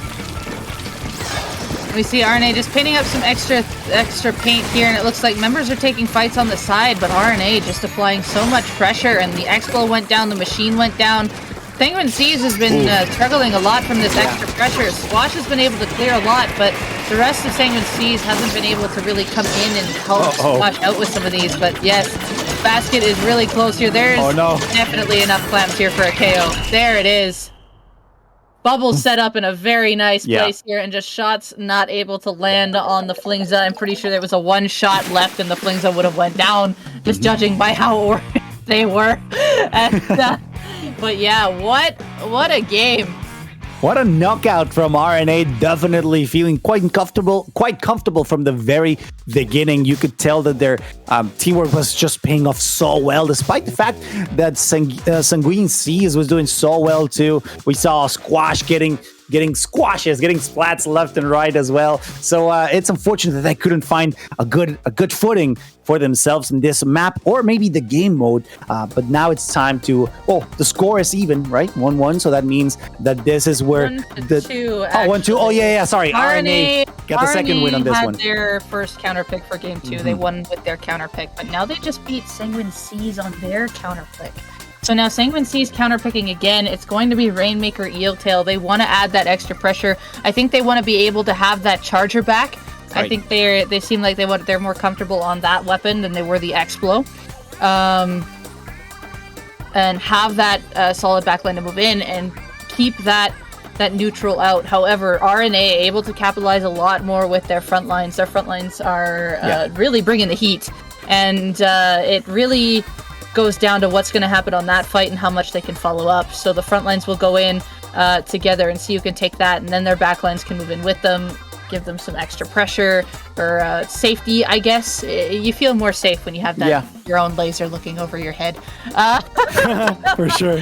And but here, lots of extra pressure, and they want to have that high ground, but still be fast about it. So this could definitely be why Eeltail could be the pick here. Yeah, also the game mode, Rainmaker being a bit of a more aggressive playstyle kind of thing, I think it does benefit Sanguine Seas, because we could tell, right, how aggressive they were trying to move. Maybe just a bit of a communication issue on the previous game mode, but at this point, getting their job done is going to be way more important. We have 2 buckets on the pink side. Sanguine Seas trying to go for the heavy hitters, and of course, as you mentioned, the E leader trying to get some coverage over there. It's going to be extremely important, but right now they're starting with the usual pressure that you can find in the middle. But look at RNA just getting the first checkpoint immediately, just like that. A 50-point push,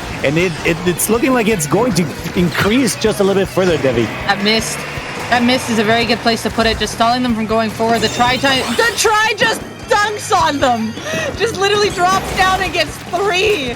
That is the Try Slosher's power from a high advantage point, and that's probably why they chose, why Ceres chose the try here over the splash, is because when it has a little bit of the higher advantage, especially if it's taking control of the high end, just the sloshes come down. And still sticking with that double bucket instead of Explo, they still have the machine and the try. Those power together really well, but the try just single-handedly defends there, and with a push that was trying to start, able to flank around from behind and stop it, it's now 2 for 2. But even then, that initial 3 down at the start, RNA took a very substantial lead, and that is hard to get back to.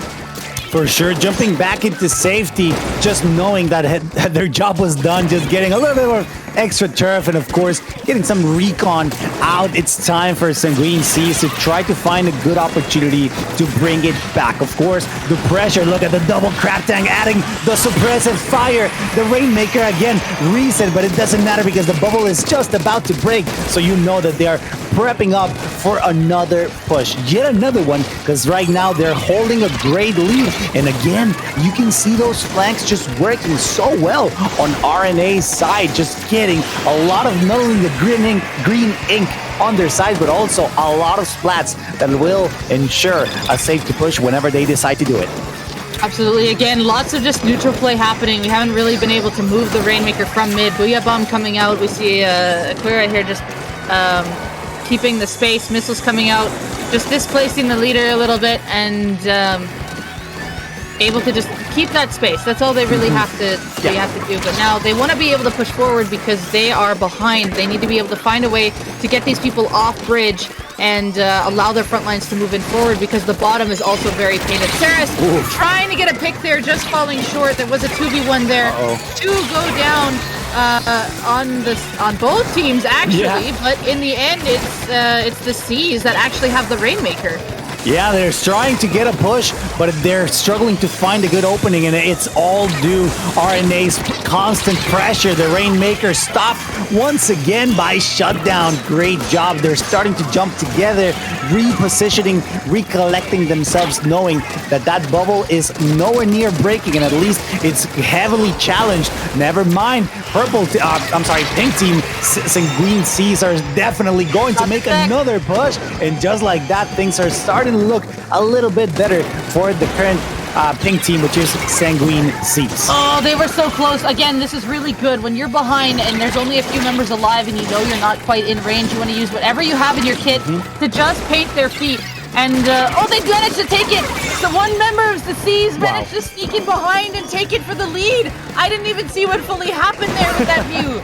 But just one snuck in from behind. The lead was stolen. To be fair, that was pretty hard to watch because everybody was just throwing ink everywhere. There were explosions, there were bubbles bursting. It was really hard to keep track, so you guys need to start vigilant right now. It is Sanguine Seas' opportunity to just bring us to that faded Game 5 right now. The score is certainly allowing so, but RNA has shown dominance all throughout the set. Let's see if they can bring it back for this very clutch moment for them. They really need to put up all the aggression and, of course, the teamwork that they have right now. The Rainmaker sitting comfortable at the middle of the bridge, while with only 30 seconds left, Debbie. There is only 30 seconds left, and RNA is one member down as Asuka shots coming. Booyah Bombs online, Inkjet's online. These are in a very solid position right now at these two specials to counter whatever potential, whatever tricks that RNA has up their sleeve. And we can see it's Bingo trying to make something happen, but getting caught out. And the next member is stuck in the corner. They can't really move. The leader's watching below. The Inkjet's on top. Booyah Bomb's coming out. And RNA just could not move. That is the game. That means that Sanguine Seas is going to bring us to the beautiful, the desired, the amazing, and always exciting game number 5. That's what we've had all throughout today's bracket. All day so far. It's come down to the last games. Game 3s all throughout the board, and now we're going to Game 5. This low ink is insane. You love to see it. Every single team has done phenomenally, and this is it. This is the game breaker for both teams. In order to keep it dancing, remember, this is single elimination alpha bracket. So that means that whoever it loses is out of this monthly iteration of low ink. So guys, please spam in chat. Who are you rooting for? Which player has been your favorite so far? Because this is the final opportunity that you get to see one of the teams in the remainder of this bracket. As I like to say, show off your pom-poms, which is your version of hype. I know mine's the pom-poms, which is what I say it. So let's see all your cheerleaders out there rooting for your favorite teams. Simontry, don't give up. just play Placid. Let's all cheer for Ribonucleic Acid. I like that cheer. I like it a lot. And I like to see it is pretty good. And I like to see the Sanguine Seas chant. I want to see it in chat, so you better start spamming it right now. But now we're coming back to the counter pick. It's game 5. It's RNA's counter pick. Now here's the question. Did they use their strongest counter pick off the get-go? Or do they have one that they are waiting to put out at this final moment? And I see that this one isn't as rapid as the other ones. So I'm kind of curious if they used it right off the get-go and were confident they were going to potentially take it. Or if they're just kind of just double-checking on which one is actually the greatest map mode that we can take victory on. Definitely. You always gotta pay attention to the counter picks, like performance on whatever stages, and of course the modes that have been played, especially in game 5 where you have pretty much a lot of info. I can't dare say all the info on your team, but at least a substantial amount of information on their playstyles, how they like to rotate, or which options they take on either clutch or defining situations. So this is where you put all of that information into one single place in order to make a comeback, in order to assert your dominance. And this is it. There's no room for error for either of the teams. And as you mentioned, it's nice to see how they will. I mean, they're taking their time, right? So how well they will use all of this information to their advantage. So this one's a tough one. So RNA's just been shown that there is a tri-slosher handy. So I was gonna say maybe pick a map mode where they will make the C's backliner have to go on something else. And Inkblot was definitely one that did that. Okay, Mako is going to be my second guess, but Mako also allows for leaders. But the biggest thing here is that how good is their ledges going to be? They know that this tri-slosher came out on the last game. Can they control that tri-slosher from being on top? Because I noticed the tri-slosher took more high ground than low ground. And RNA was really good at winning fights on the low ground on Inkblot clams.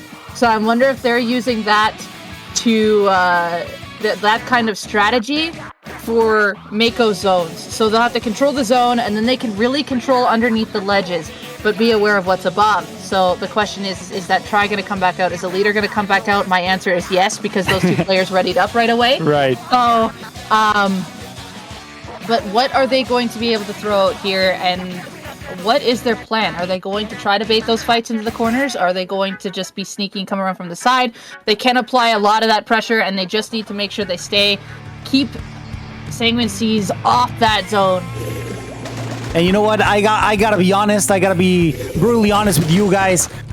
This is very reminiscent of for all my scrubby friends like me that only play Turf War. This is very reminiscent of it. You know that there's gonna be an absolute disaster of that middle zone, or of course, once you get down to the flanks, the sides are going to be heavily challenged, heavily battled, but always on the middle, always around the center of this stage. Very chaotic, very aggressive. This is going to be the place that no matter what they bring into the table, you can see a very interesting composition, specifically for RNA, bringing that roller, knowing that it's such a good weapon to bring pressure. And of course, in splat zones, it's even more important to just throw ink anywhere. And of course, getting those splats are going to be absolutely crucial, just like Squash has demonstrated all throughout the set. Squash did something really key there, is that all the members of RNA eventually went to the same point, and that was just collapsed on. The roller getting caught up top, there was another member with, it got stuck, it got caught. Two more members went to the same spot thinking it was safe. It was not safe, and they went down. But I could see as well, so yeah, what is it? The Tri-Slosher opted to go back to Splash this time around, and lead has just been reclaimed by Sanguine Seas. We saw that they had a lot of control in zones before. The Blaster getting caught out in the corner. Blaster not wanting that to happen. Booyah Bomb controlling the stack. This is good. The Crab on the left-hand side, but Bingo's there, getting that pick off to the side, and that Crab is being shut out. Bingo's just going to wait in the corner, but has to be called out at this point. There we go. Bingo backing out.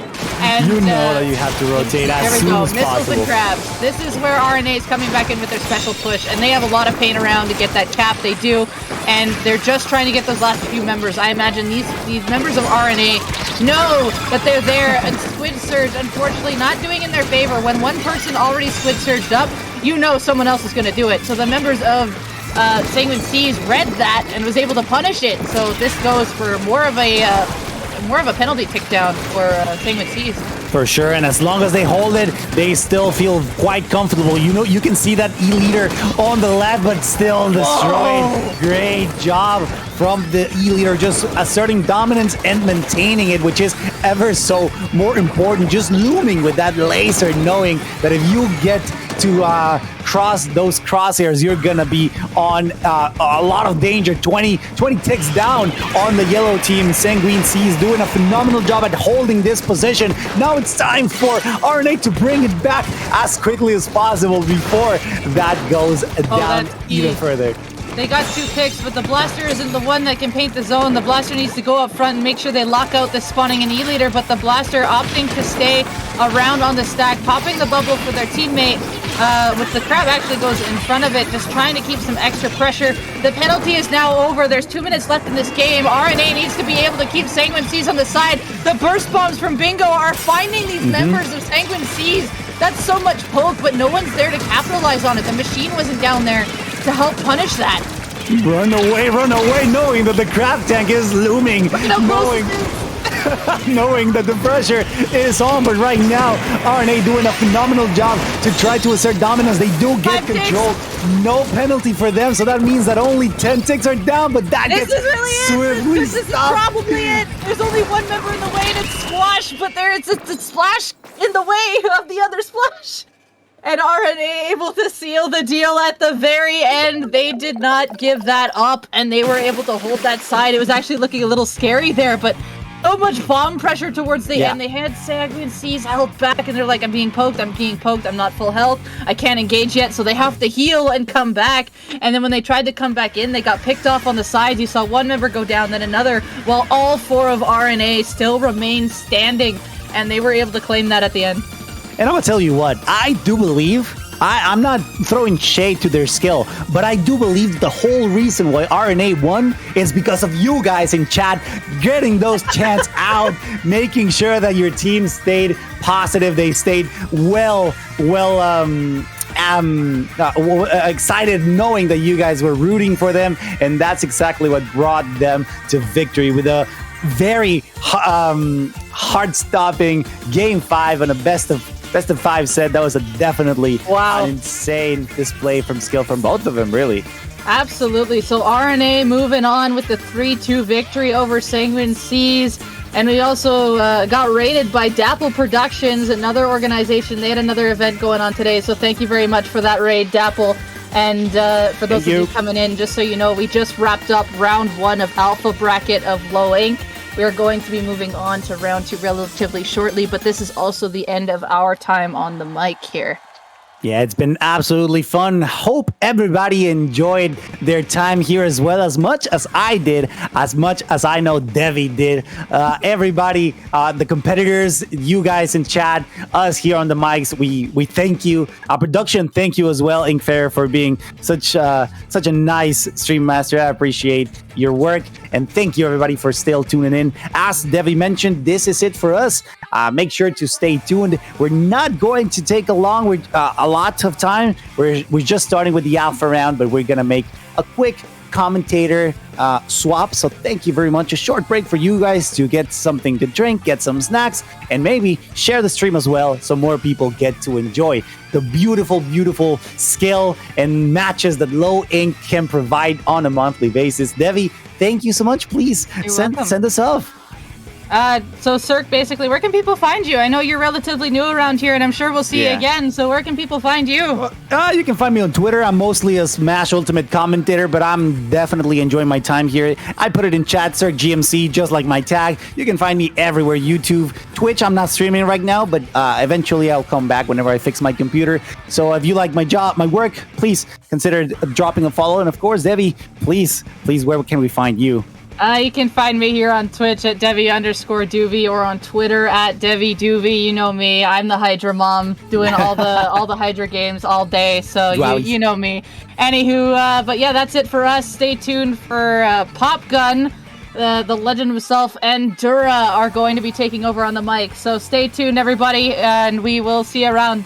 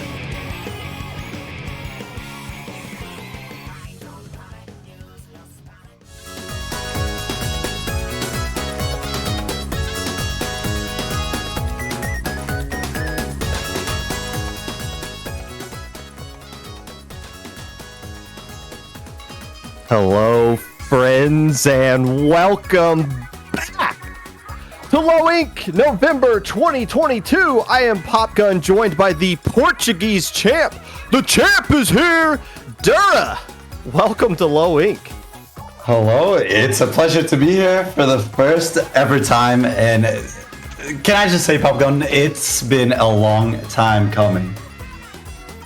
It has. Hey, I had Matt on here like a year ago, so and that's not on us. That's on you. We've been reaching out, I'm sure, to some extent, but we finally got you here, and we got some exciting matches to bring bringing you guys.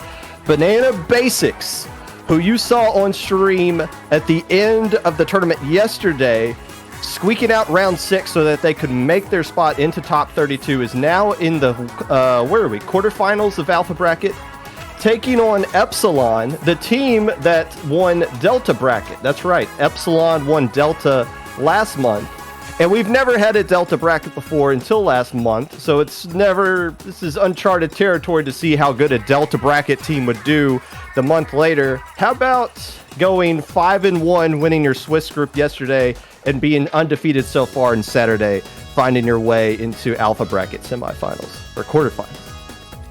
Yeah, it's been a really good performance from Epsilon here, and I'll be honest with you, I don't know these players, so it's so refreshing to see new names, and in a tournament that I have followed for maybe a month now, because I did watch last month. Unfortunately, I did not see Epsilon win that Delta bracket, but I'm very excited to see what they do against Banana Basics here in this first match of quarterfinals, Low Ink of November 2022. I think we're going to see a bamboo coming out from the side of Banana Basics as this awkward extended intro rears its ugly head here. X-Blosh coming out from the side of Epsilon, and that is not a bamboo. That is a much longer version of the bamboo, the E-Leader.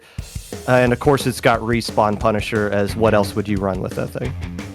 Yeah, it's a very, very good ability with Respawn Punisher. Of course, if you get a pick onto the opposing team, they will respawn much, much slower and with much less special charge already. But if you go down, like what just happened right there, the same effects apply to you. So this is an early positive scenario for Epsilon here, as they lose a couple of members, and they might lose a third with this junior falling down. And that is going to be early control, actually, for Banana Basics, who seem to be flying over mid, but not much done. Popgun, not much. One of the Banana Basics player is Banana split out of the room, and that's going to be their first DC and final DC they're going to be allowed for this set. It's been one of those kinds of months, you know. It's an international tournament. We have things like this that pop up every now and then. But at least we get it out of the way in game 1. So if it's an issue going down the road, we can just start taking L's and move down the road. Now, I didn't even get to see who DC'd specifically. Oh, it was, no, Girl Boss is still in there. But regardless, hopefully we can get them back into the room. Everyone's going to have to use the same exact weapons. And that good start that Epsilon had, maybe they'll have to find a way to do it out again. Can we talk about the comps Epsilon had for a minute there? Because I was just about to comment, what in the world were they doing? A little bit... now, Low Ink is known for displaying things that are off meta. That's not by design. That's just what the players like to use. What was it? They use dualies, splat dualies, Gluga dualies, yeah. X-Splosh, and I think just a junior in there for good measure. Mm-hmm. And I think that's beautiful, personally. See, Popgun, I gotta say something about dualies in this game. I think dualies are really strong. And I mean that as a class of weapons. Because with that extra squid roll, there's so much you can do with movement. And you know, you can just be unpredictable, or you can actually roll the extra distance. And for both of these weapons, the splat dualies and the Gluga dualies, it's so good to see both of these weapons being used at the same time, nonetheless, that, I don't know, I really had a smile on my face once I saw the comp. well. Epsilon's going to hope to continue the smile as they keep going forward here, again, with those double dually comps. And yeah, the kits on those things are really good. I think that's kind of what, not just the extra Squid roll, but just the fact that the Glooga's having Ink Wall and Booyah Bomb, you can't really go wrong with that. And what in the world are we seeing right here? Wally being a little woozly right there with their movement, able to get a couple of splats though. Yeah, I think that might have been a taste of the previous DC. Right there, Popgun. As we see Girl Boss get a very, very nice pick onto the opposing Glooga, and this Crab Tank being popped at the top of this top mid, just allowing for Banana Basics to get free reign over the entire map virtually. Girl Boss here looking over every little bit of the enemy's area, and now they're finally trying to come in, but with 2 down, it's going to be very, very difficult for them. Yeah, E-Leaders do a really good job of controlling space, and especially when you don't have a lot of missile shooter weapons to kind of deal with it. You just got to find other ways to attack that E-Leader. A good way is just to attack everybody else, and that's exactly what they did to punish the overextending Slayers. Then you can start working your way and pinching that E-Leader and pushing them out of the way. That definitely is a good strategy, but when there's a wave breaker and when there are shots getting hit like that on that shot Junior Popgun, it's going to be very, very hard to displace the E-Leader and get control back as the zone flips. Oh, maybe not. I was going to say I expected Banana Basics to flip this zone, but maybe not then. Now is time, though, as they get that zone back, and that timer is ticking down for them. This flank, though, from Pablo, I'm not sure if it's going to be that fruitful, as he does get a pick, but his entire team is coming from spawn. It might be too late, but if he gets another pick, that might be the opening that Epsilon needs. Yeah, they need to find a way. Both teams do of taking advantage of the fact when they have the man advantage. It seems like when they're in a 2v3 situation, nobody's really pushing up, or somebody gets stuck in an awkward situation by themselves, and the fact that all of these teams are... Okay, here's another example. 2 players down on the side of not Banana Basics. They are not the yellow team. That would be cool. We're not seeing... Okay, so now Colo's starting to work around this left side, forcing a placer to kind of jump out on there. Okay, so there we go. At least somebody's established control of mid, and Banana Basics are in a great situation, honestly, to kind of finish off this KO. Unless they can find a way to keep this Glooga players alive, and that is not going to happen. Yeah, I want to say for a minute there, the scores were 43-50. And now, finally, with 11 still on the clock for Banana Basics and with Colo getting a pick, I am pretty sure this will result in a knockout, and that is game 1 going to Banana Basics. There you go. Once they get established, and again, it was all about, as much of the game is right now, get your E-Leader in a comfortable spot, and if they can hit shots, you're going to be just fine. Now, they weren't able to protect all of their Slayers at the same time. It doesn't really matter, though. You're going to keep getting as many opportunities as you need when your Slayers are getting work done. Eventually, you're going to get established in a perfect kind of lockout. And honestly, Epsilon was a little bit staggered there. You saw players, especially that Glooga, kind of fleeing off to the opposite side of the map instead of jumping back, going in together. When you get those little exaggerated breaks between people spawning in, and you get a little bit lost off on your own, and then you get splatted as your other teammates are coming in, well, that's just more time you have to wait for that one player to come back before you can make the board even again. So a little bit of a desync right there from Epsilon, but this is why we have counter picks, so you can get back into the set. Again, the rules here, you cannot pick the map or mode you have previously won on. Epsilon has not won on anything in this set, so the board is theirs. I just want to do a quick little analysis on that E-Leader. As you were saying, Popgun, it is very, very hard to displace it without the aid of, say, Tena missiles. What this team had, though, was that Booyah Bomb coming out from the Glooga Dualies. And I wish that Booyah Bomb would have been used more often to just throw the E-Leader off guard, even if it doesn't get the pick onto it. It forces him to back out, and E-Leader is a slow weapon to set up. So the fact that it has to reposition in and of itself is a big, big obstacle for that player. It looks like the counter pick is coming in. Rainmaker, Scorch. I've heard a lot of Charger players in general, including .Q, basically say, I'm not running Charger on this map in particular. And we've seen a lot of them drop it in favor of something like X-Splosh or just going anchorless altogether, which a lot of anchor players are used to doing from Splatoon 2 anyway, so it's a natural thing. I wonder if that's why Epsilon decided to pick this in particular, just to say, hey, let's get them off that E-Leader, or if they decide to double down and stick with it, we have a little bit more options with this map to kind of deal with it. I definitely agree with you, and especially in a mode like Rainmaker, you want a faster playstyle. You want to outpace your enemy. An E-Leader is a very easily outpaced weapon. So hopefully, this team will make quick work of this map and bring this set to a 1-1 scenario. No, actually, excuse me. It's actually Epsilon deciding, no, E-Leader's great on this map. In fact, we want to do it. Instead, it's Girl Boss saying, I'm going to switch over to Bamboo. Thank you very much. But Wally coming out with the Flingza roller this time around. Missile spam. I wonder if they knew it was coming, but still, we saw the Glugos going down in favor of a Inkzuka shot. We saw some incredible Inkzuka blasts on this map already in this tournament, with two players instantly going down from the side of Banana Basics, who are criminally, once again, not the yellow team. What is going on with that? It would be in a perfect world. Unfortunately, though, for Banana Basics, they are one down, but they managed to respond swiftly as two go down. One is coming from spawn from the side of, oh no, Banana Basics, see, I'm getting confused with the colors now, and I'm colorblind as well, so pardon me, that was entirely flipped. It is now Banana Basics who have the upper hand, and with these missiles getting popped, and especially with that crab tank, they are looking to make some points and some moves here on this map.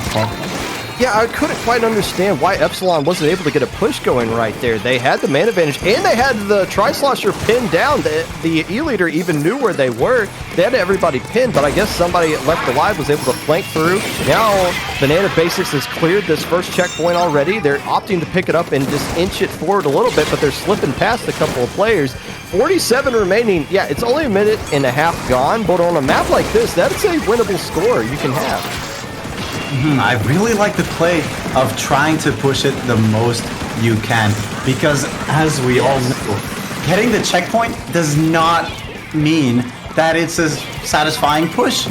If you want to win, you gotta push it into their spawn, and I really like that, even if it means the push would be over. Hopefully now, Epsilon will be able to respond as Bridget gets a very, very nice pick onto the imposing Flingza roller. But to no avail, as Banana Basics picks up the Rainmaker again.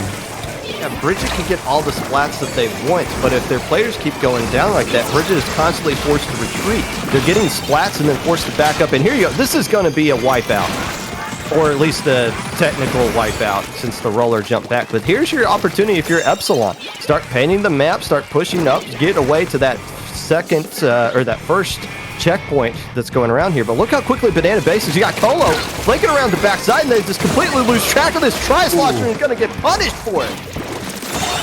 Very, very well executed here from Banana Basics. And let me tell you how good this comp seems on paper and how good it seems as we watch it. We have the constant painting and missiles from this roller, Flingza roller. The Bamboozler is so good at applying pressure, and the Killer Whale is very strong as well. And look at this, they just keep pushing. They don't care that the opposing team is up. They just want to go, but Bridget says no. Bridget says, this is my turf now. Let me get a couple picks, let me group up with my team, and let's clear our side of the map. It is time to regain control of mid and start a push, this time for real. And look at this, another pick coming out for Epsilon. This is their time to shine, Popgun. Yeah, as much as I was talking about how E-Leader is not favored by certain players on this map, Bridge has been playing really fantastic with it. The problem is those are all defensive splats. They got to find a way to create this same kind of pressure that E-Leader can apply on defense to somehow clear space for them to actually pick up the Rainmaker, but it seemed like they were trying to do that, get the Ealer involved in action, and the girl boss said, you're in my range now. I'm going to win that fight every single time. And all of a sudden, 1 minute is left on the clock, and Epsilon has barely even touched the Rainmaker at all. It's just been overwhelming pressure from Banana Basics so far. I love how confident Girl Boss is with that Bamboozler. If you notice, that player will just go in and not care. But sometimes it won't work. But not this time. I was going to say it looked like a very, very good scenario for Epsilon there. But, you know, Banana Basics just says, oh, a good scenario for you? Let us flip that again, as they have done so many times in this map. Hopefully, this flank from Atanu will start something. And with 3 down, this is their opportunity, Popgun. They could get the lead in these last 20 seconds and overtime. They could have, but that was a great trade with the Rainmaker to able to bring down the splatter shot with them, and that's probably just going to end the game right there. Except it is one more opportunity here, so they'll have to find a way to pop the Rainmaker after it gets up to the pedestal. And they do have some paint to work with, but they're going to have to commit to going to one side or another, or maybe somebody to the flank, but it looks like they're just kind of dogpiling. But 2 players going down on the side of Banana Basics. Oh, but look, it's Girl Boss jumping down from the left side, basically in a 1v4, lines up the shot perfectly and ends the push before it even gets started. And that was an all or nothing play. And like I said, Girl Boss so confident in hitting their shots that they were like, okay, if I drop, I die. If I die, we might lose, but I gotta go for this. And the pick goes to Girl Boss, and the win goes to Epsilon, making this a 1-1 in this quarterfinals match. You know, it's one thing to be confident, but it's another thing to be correct. When you are going for the aggressive things and they're constantly paying off with that bamboo, that is a formula for a team that's going to win low ink. You can't, especially in a tournament like this, there's so much pressure in it, there's so much conversation about it. You got to have ice in your veins to be able to be the team that stands at the top of it. Banana Basics been playing great all day long. They're now up 2-0. So if Epsilon's going to win this bracket, they're going to have to beat Banana Basics on 2 of their counter picks, let alone they have to find a way to win on their own counter pick here, which is going to be tower control at Hagglefish Market. But yeah, I think you're correct. They are playing confident, but it's not stupid confidence. They actually are backing up the bravado that they're showing in their gameplay. Oh, they definitely are, and I hope they can keep it up going into tower control Hagglefish, as you said. And I'll say, not as a competitive player, but as a guy who just likes to have fun, I love this map. I absolutely adore this map. I think it's so much fun. I do play Chargers, so I will expect to see some E-leaders. We see one from Bridget. Do we see one from Girl Boss? There it is. This will be a very interesting game, Popgun. Dooley's coming back out yet again. Manowako, I believe is how that is pronounced, coming back out once again with the Crab Tank Splat Doolies as they try to find their way established into mid. One player instantly going down on Epsilon, though. This is a map where you usually see somebody flanking from each side to start things off, and everything got shut down instantly as Banana Basics is picking up right where they left off. And look at Wally going in, getting denied, but instantly trying to take the fight away from the tower. That distraction will probably allow them to get past this first checkpoint. That, I would say, is pushing that confidence a little bit too much, but, well, I was going to say, not to worry, but maybe you should worry because he just got wiped out. This is time for Epsilon here, not Epsilon, Banana Basics here, to make way onto mid, try to get the pick onto Wally, who is acting a little bit suspicious. And they're gone! They're gone! And this is going to count. This is the second DC from Banana Basics. Yeah, we saw that curling bomb just go flying out of nowhere. Not painted anything. That was my first indicator that there was some jank going on here. But yeah, they've already used their DC, and this one is going to count. And I'm pretty, yeah, it's a wipeout. So there's no way Banana Basics could come back and win this one, right? But regardless, That's going to be an issue going forward. At this point, you need to consider if you have a fourth player or a fifth player ready to go, subbing out that roller, because you can't afford to let this continue. You really cannot. In his final 1v1, I don't think the machine will lose to the E-Leader, but anything is possible. Okay. We have to consider every possibility, Popgun. We do. Especially when that 1v1 gets dragged out to a couple seconds. You never know. Nonetheless, that is knockout. And unfortunately, that is a 2-1 scenario. And let me tell you, this is not good for their mental state. And mental state is kind of everything when you're in a tournament bracket. Yeah, momentum plays a big factor as well. But again, they do have 5 players on their roster. And look, if they want to roll with that, if they want to roll with the roller yet again, that's their choice to do. But again, if they DC another time, there's nothing, we're not giving them any mercy here. Showing up is half the battle. If you can't stay in the lobby, you're going to take an L. Or at least you're going to be put in a situation where you have to defend a crazy huge lead or something like that. Regardless, it is the counter pick coming out from Banana Basics. They're going with Clan Blitz at Mako Mart.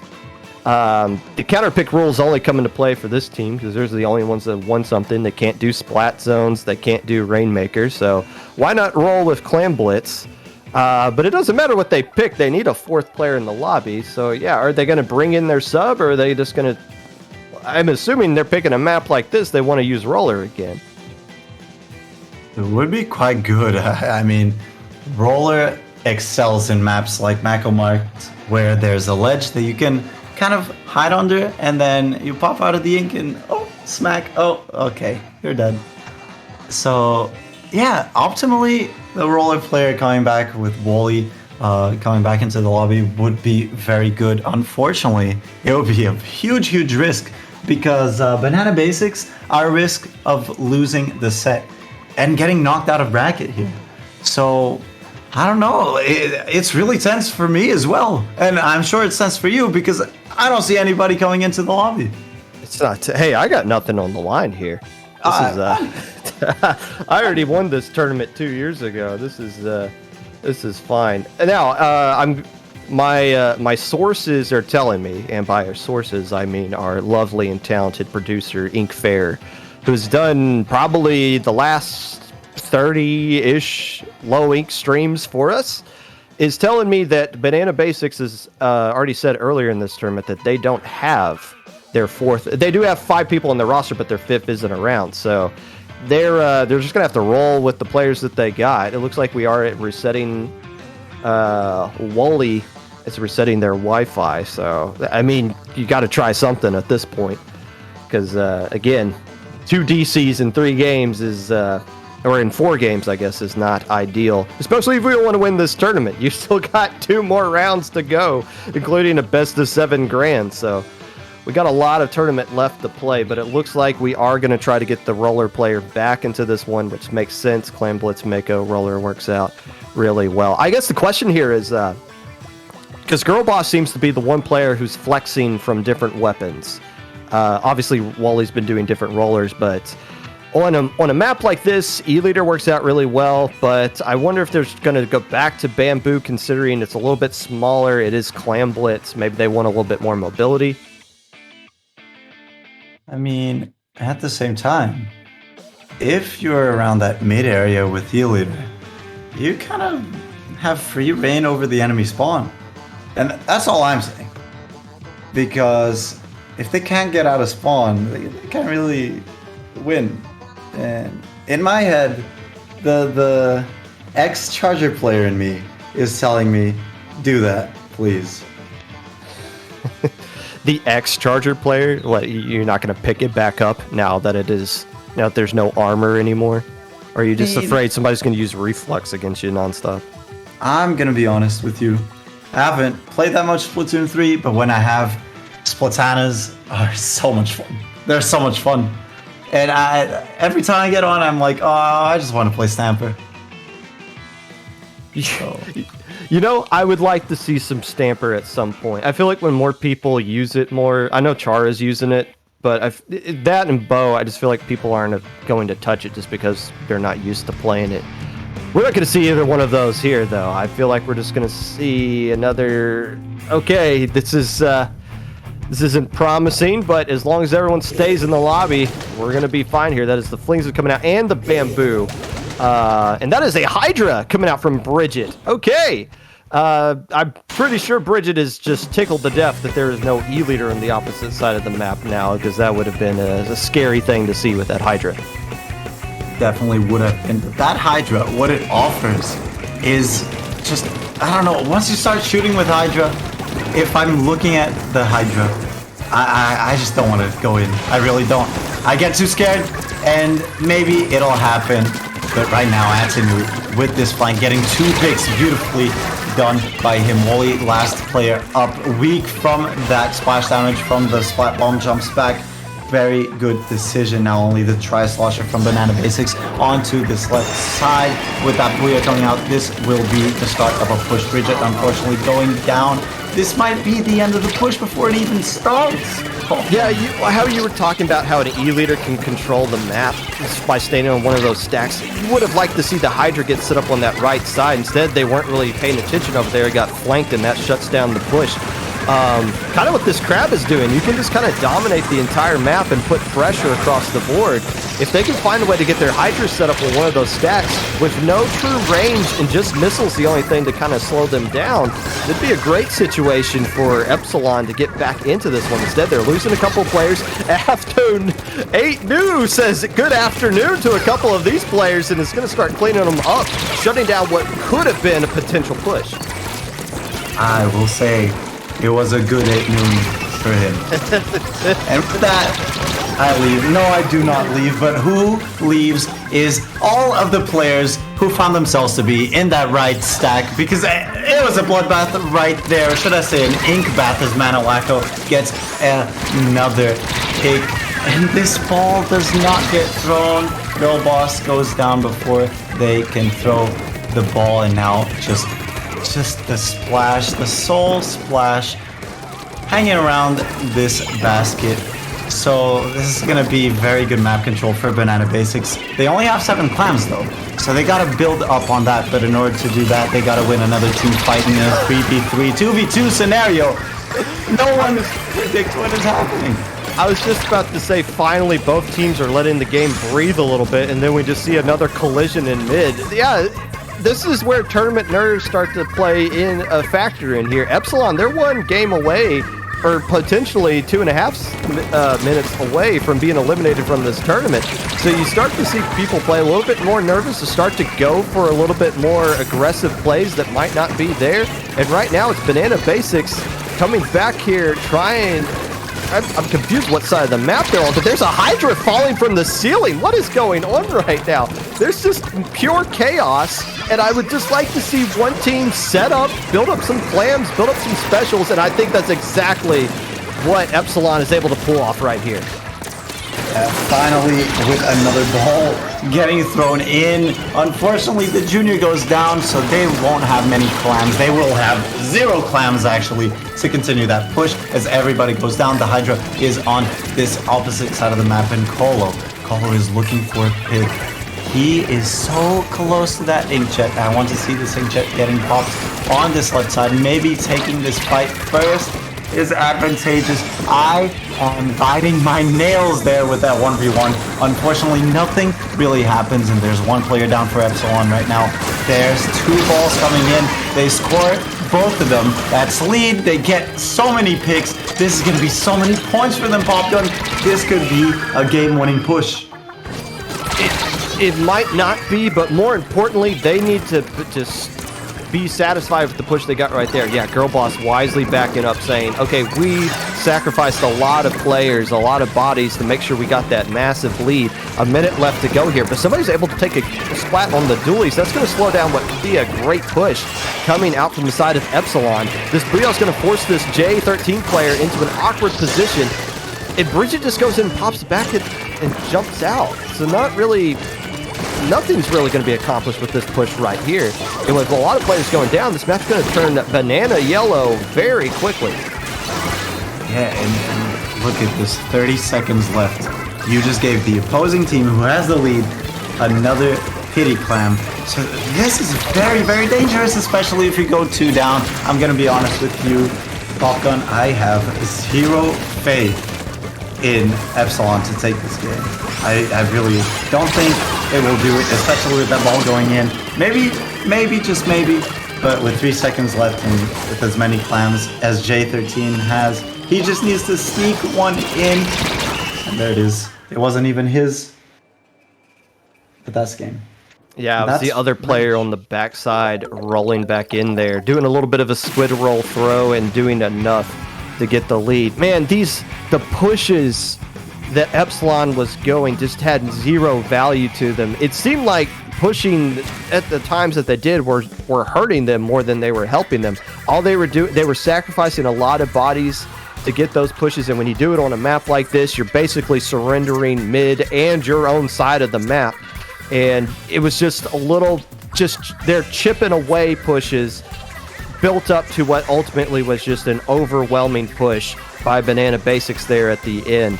So what was basically just a chaotic game from start to finish finally calmed down at one point, but when everything just started to calm down, there was just too much ammunition on the side of Banana Basics for Epsilon to overcome. However, that is not a bad result when you win Delta brackets, which is 3 brackets below the one they're playing in right now, to come in and finish at least in 8th place. That is quite the glow up for Epsilon, and they got a bright future ahead of them, but Banana Basics is hoping that their future will continue on with this tournament. With that being said, we are going to start setting up our next match, and we're going to be streaming. Okay, so we got the top 4 teams left in this tournament. We have Banana Basics taking on Cytria. That will be on stream next. Right now, we're going to be bringing you guys the other semifinals match. Seaya, the team that finished in 2nd place 2 months ago, going up against ribonucleic acid. And we're just going to call them RNA because I'm not going to spit that out correctly over the course of a best of 5 set. Look, man, RNA, as important as it is to our biology, which I won't get into right now, but trust me, guys, it is. I study biochemistry. I'm a biochemist. It doesn't deserve to get its full name said in the middle of a cast. But what does deserve to be said is these rosters, because I'm looking at Seaya, and I'm thinking about what Popgun just said about this team, and I wonder, what can you tell everybody about Seaya? Popgun. Seaya finished in 2nd place back in September, the first time we did a low ink in Splatoon 3. That was back when nobody knew what they were doing, and it turns out we were doing it right all along. Just do a bunch of splash and shooters and throw in a charger and you're good to go. Seaya, however, had I want to say 2 players that played on their roster back then that is no longer allowed into low ink because they played in a paddling pool and a pickup and started ripping teams to shreds, like +2 level teams to shreds. So it was like, all right, we're not going to let you guys back in. So this is more of a nerfed Seaya team. And I'll be honest, when I talked about them on my preview on Friday, I thought they would be pretty good. I feel like they would have the potential to win this tournament, but I felt like there were a lot more question marks about how strong they were comparative to where they were back in September. But so far, they've been answering every single one of those questions. They went undefeated in their group stage. They went 5-1 yesterday in the Swiss stage, and they swept Marine Melody. They swept Red Pacific. Red Pacific have been a very hot team coming into this tournament. So far, Seaya's it looks as though they've been picking up right where they left off back in September. But they're going up against an RNA team who just beat the team you were secretly rooting for, Big Man Sweep. They beat them in a Game 5. So RNA has won back-to-back Game 5s, and that can do a lot for your adrenaline as well. So something's got to give here. Well, it is very good for them that they've just won 2 Game 5s, or 2 sets that went to a Game 5 in a row, because as you said, it is an adrenaline rush, and their mentals must be off the charts right now, and they're excited. They know they can take this, even if it goes to a Game 5, because they have done that And they've done it twice before, just now. And they've done it by losing game one. In a counter pick system like this, winning game one is huge because it basically gives you home court advantage. Just win on your counter picks and you win. They lost game one on stream and still won. So they're comfortable winning on the other team's counter picks as well. But again, Seaya, I don't think Seiya's lost. They haven't lost an individual game in Alpha Bracket. Have they lost an individual game all day long? They 2-0'd Crimson Wave. They 2-0'd Ink in the system. And so they're 6-9. They are 12-0 per game so far today. So Seiya's just been on something else so far. Well, I'll just say they are seeded number 7. 7 is my lucky number, so maybe the stars have aligned, and I hope they have, because I don't want to say see you later to Seaya.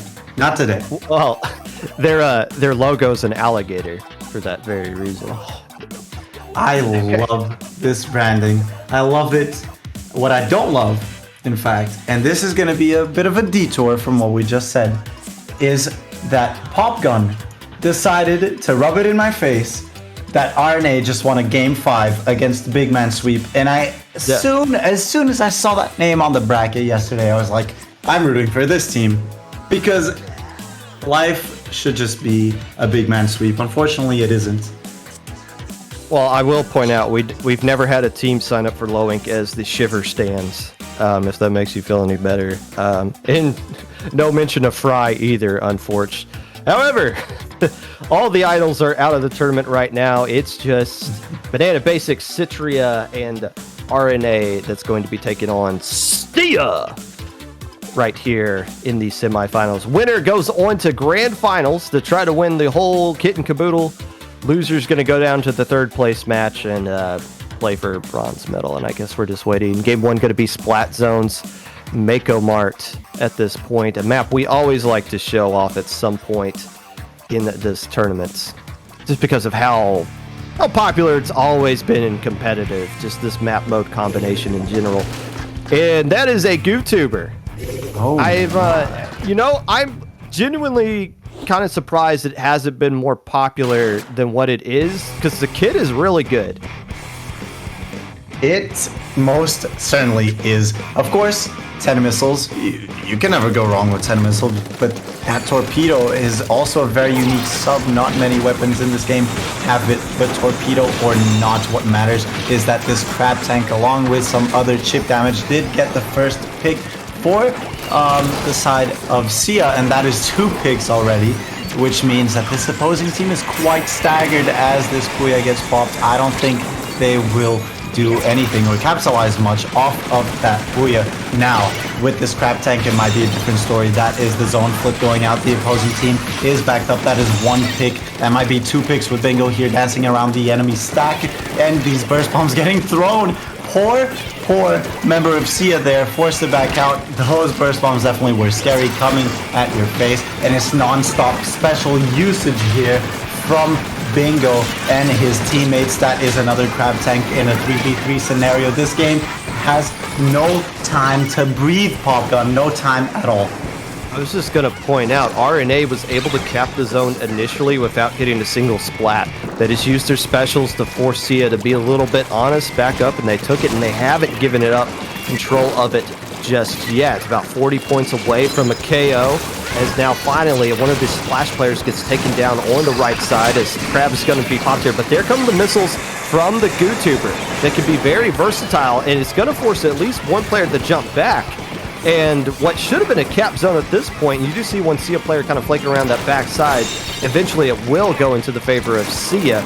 But again, that GooTuber being very versatile, I'd like to see it try to take advantage of the mechanic that where you can just hold a charge and be a little bit more aggressive with it. Right now, it seems like they're just trying to be anchoring with it and try to get some picks that come their way.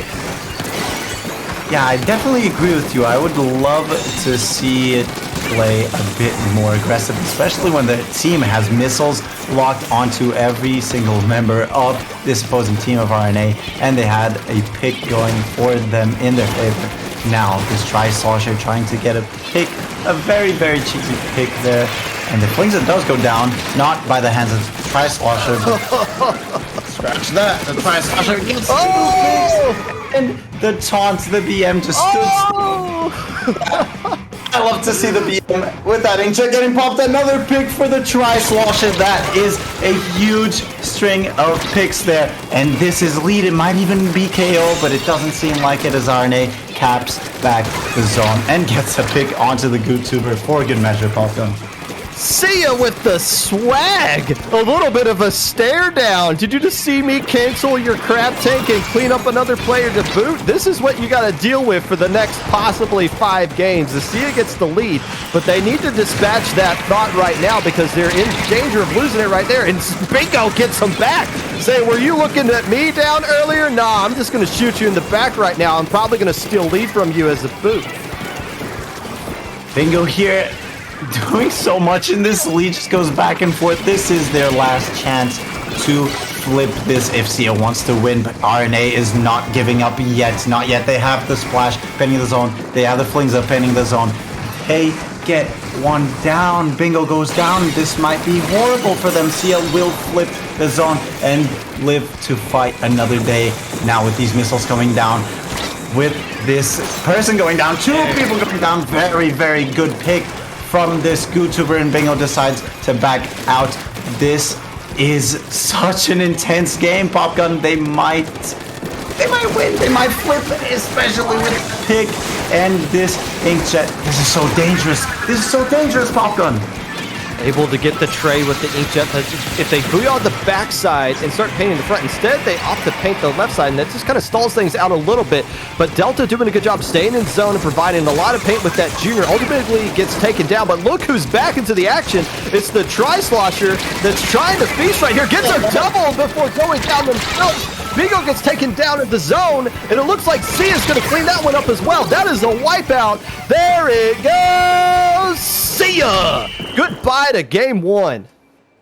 And this is Splatoon. No matter what the score is, it can always go to whichever team you want. As long as you pop your specials correctly, and that's exactly what they did here. Seaya doing their little dances in this victory screen. That was very, very well played. And might I say, in the nick of time, because that was absolutely their last chance for their last retake, Popgun. That was a nail biter. That was just the again, we talked about the confidence of Banana Basics. It was like shoved in our face there by Seaya's with the Tri-Slosher just doing a little bit of the stare down. Now going 13-0, and I thought for sure that was going to be a humbling moment when we saw Bingo come back around, start cleaning up, and we saw RNA recap the zone, and I believe even took the lead as well before ultimately losing it there. So it's a little, for Seaya, it's I like to see emotion on display put out in the game. I like it when people squid bag with the intent of trying to get into the opponent's head. This is a low ink. We have sportsmanship rules, but you're allowed to do anything in game to hype yourself and your teammates up. And I'd love to see stuff like that. It's just a question of, is Seaya flying a little, like, are they a little bit overconfident right now? But when you're 13-0, you have no reason not to be. Yeah, absolutely no reason not to be overconfident. Well, can we even say that they're being overconfident? Because I think that it's just confidence.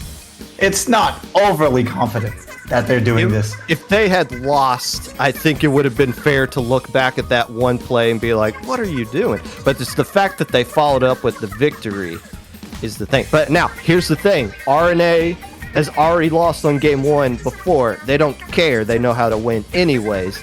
But you need to win on this game, too. You can't go down 0-2 and expect to just pull off a reverse sweep. Yeah, I would not like to be in that scenario, not any day of the week, as we go back to tower control in Hagglefish Market. We see a blaster coming out, and that is just a regular blaster with that big bubbler, which we all know is very, very strong in a mode like tower control, where you can just pop it on tower. That's essentially a free checkpoint if the enemy team is trying to get to tower. You know, it's fun seeing Blaster come back too. There's so many weapons that just that can't exist now just because there's no armor to get in the way, but it doesn't matter when you get swiped like that. Maybe RNA would love to have some armor to start off this game right now, and that first checkpoint instantly gone. What are they shooting at behind him? I guess just building up some more specials to keep this push going, as Seaya is now approaching that second checkpoint with a bubbler on their own on the tower. If they can find a way to clear this one right now, and they still got the mana advantage, this could potentially be a KO. Yeah, I'm pretty sure it might be a KO unless this Blaster jumps onto the tower, gets 3 directs in a row, because that timer is ticking down. That is 2 people down, but with only 9 people, okay, not 9 people, 9 points left. But this Blaster, along with that sloshing machine, managed to clean up house. But still, that lead is very, very scary, as well as that Inkzuka shot. But now with this Booyah Bomb, it seems like RNA are ready to retake mid, and a Wave Breaker on tower might be the cherry on top for them. 1 person tag, 2 people tag, and this Crab Tank might be what they need. So much oppression here, but they need to push forward. They need to push forward, or else they won't leave that mid area. Popgun. They tried it. The problem is they're just trying it by themselves. No specials to go with, and ultimately they're going to get wiped out because of it. Just trying to force something that just isn't there. You can't win a 1v3. But honestly, if you're RNA, you're probably just happy this game is still going on right now. It looked for sure that this was going to be it. And actually, they still saved part of a checkpoint as well. So it's not out of the realm of possibility that a comeback can't happen here. But they need to find ways to start working together and combining all these specials together. Because right now, you got a team like Seaya who's 13-0 and has this massive lead, because you know they're going to be playing with confidence going forward. And that's the last thing you want to give a team like this. With that 1 pick onto the Splash-O-Matic, though, it seems like RNA are starting to move forward at least a little bit more to some of the shooters, and that Splash-O-Matic is rushing the tower. But Bingo thinks, no, my teammates can deal with Pat. Apparently they could not. Bingo needs to go back once again, get that pick, and now with the Blaster on tower, they cannot do anything because everybody is getting picked off. But Bingo has been alive for so long. How did that happen? I think just taking some smart fights. Initially, you saw them in a situation where they could have engaged the GooTuber, instead backed off and went back to tower. And now look, the second checkpoint's about to fall, and all of a sudden, it's all rolling downhill in favor of RNA. It's basically a tied game at this point. It just comes down to who can clear this last checkpoint. Bingo still making some hero plays, popping crap onto the tower. Is it going to be enough to get lead? I don't think it is, as everyone's starting to get cleaned up, except for Bingo themselves, who's finally going to get picked off. But there you go, a minute 30 left to go, and no checkpoints in the way of getting the lead. All of a sudden, this is a game again. Do not care who wins this game or what happens in this last minute of this game. The MVP for TC Hagglefish in this set is definitely going to Bingo. That was an insane string of kills on that push, and it just boggles my mind that Bingo managed to stay alive, and here he has another Crab Tank but doesn't get to pop it. Only 50 seconds left on the clock, and it's looking quite grim for RNA here, Popgun. It is, but they still got plenty of time to work with. They got some specials here, but they gotta create some space. Honestly, I'm just kind of letting Bingo just do their thing. They seem to be having an out-of-body experience going on so far, and they're popping crab along this left side, but keep the fight away from the tower. I wonder if they're overcommitting to that player that is sharking by the left. They're sitting 2 players to deal with Vimo on the left side, but meanwhile, the tower's just getting swarmed into man advantage in favor of Seaya. Over-focusing on a player that didn't really matter right there, and Vimo doesn't even get splatted. They just flank around mid and punish him for it.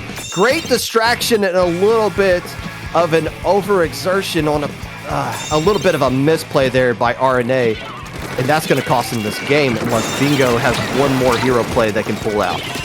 If Bingo, okay, I was going to say, if Bingo pulled that out of his left trouser butt pocket, then, wow, okay, then not even He's the game MVP, he's the match MVP, he's the MVP of the entire tournament. Unfortunately, though, for RNA, it doesn't happen. And Seaya is up 2-0.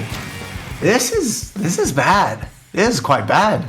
It's not bad if you're Seaya, who is now 14-0 on the Saturday, on this Sunday, this Lowink Championship Sunday. One win away from returning to grand finals in their second consecutive Lowink that they played in.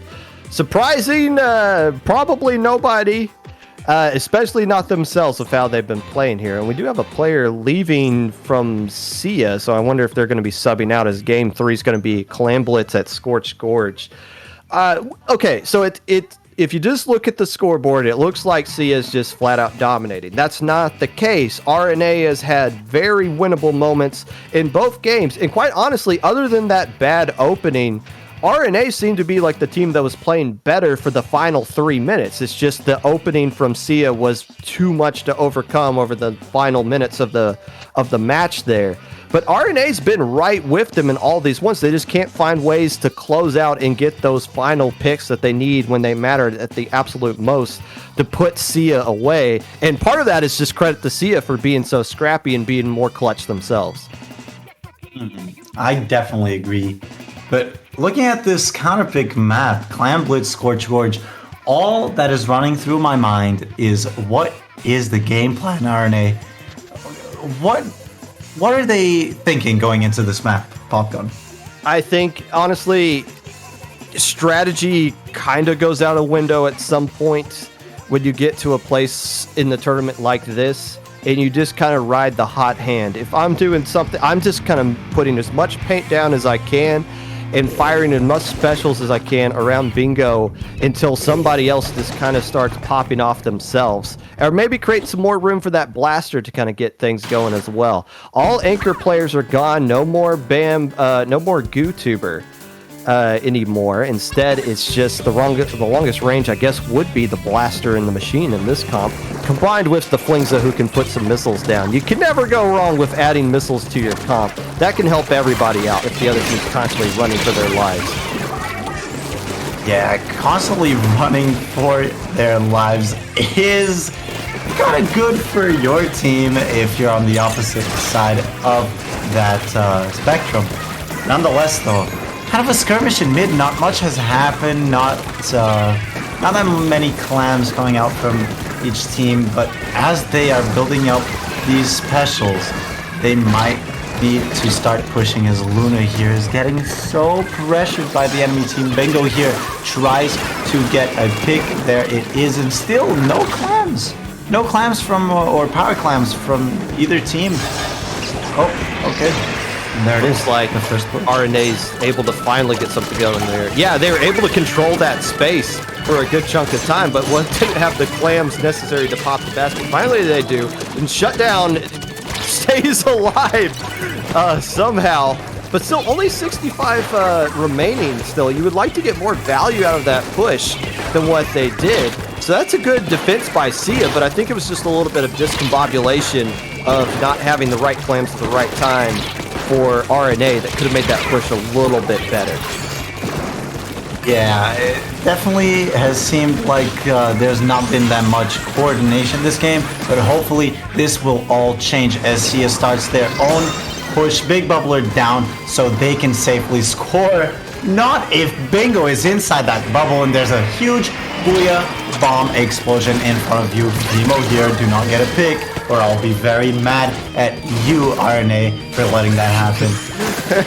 Fortunately enough, that push is over. It is, and not a lot of points being scored by Seaya either on that push as we're approaching the halfway mark here.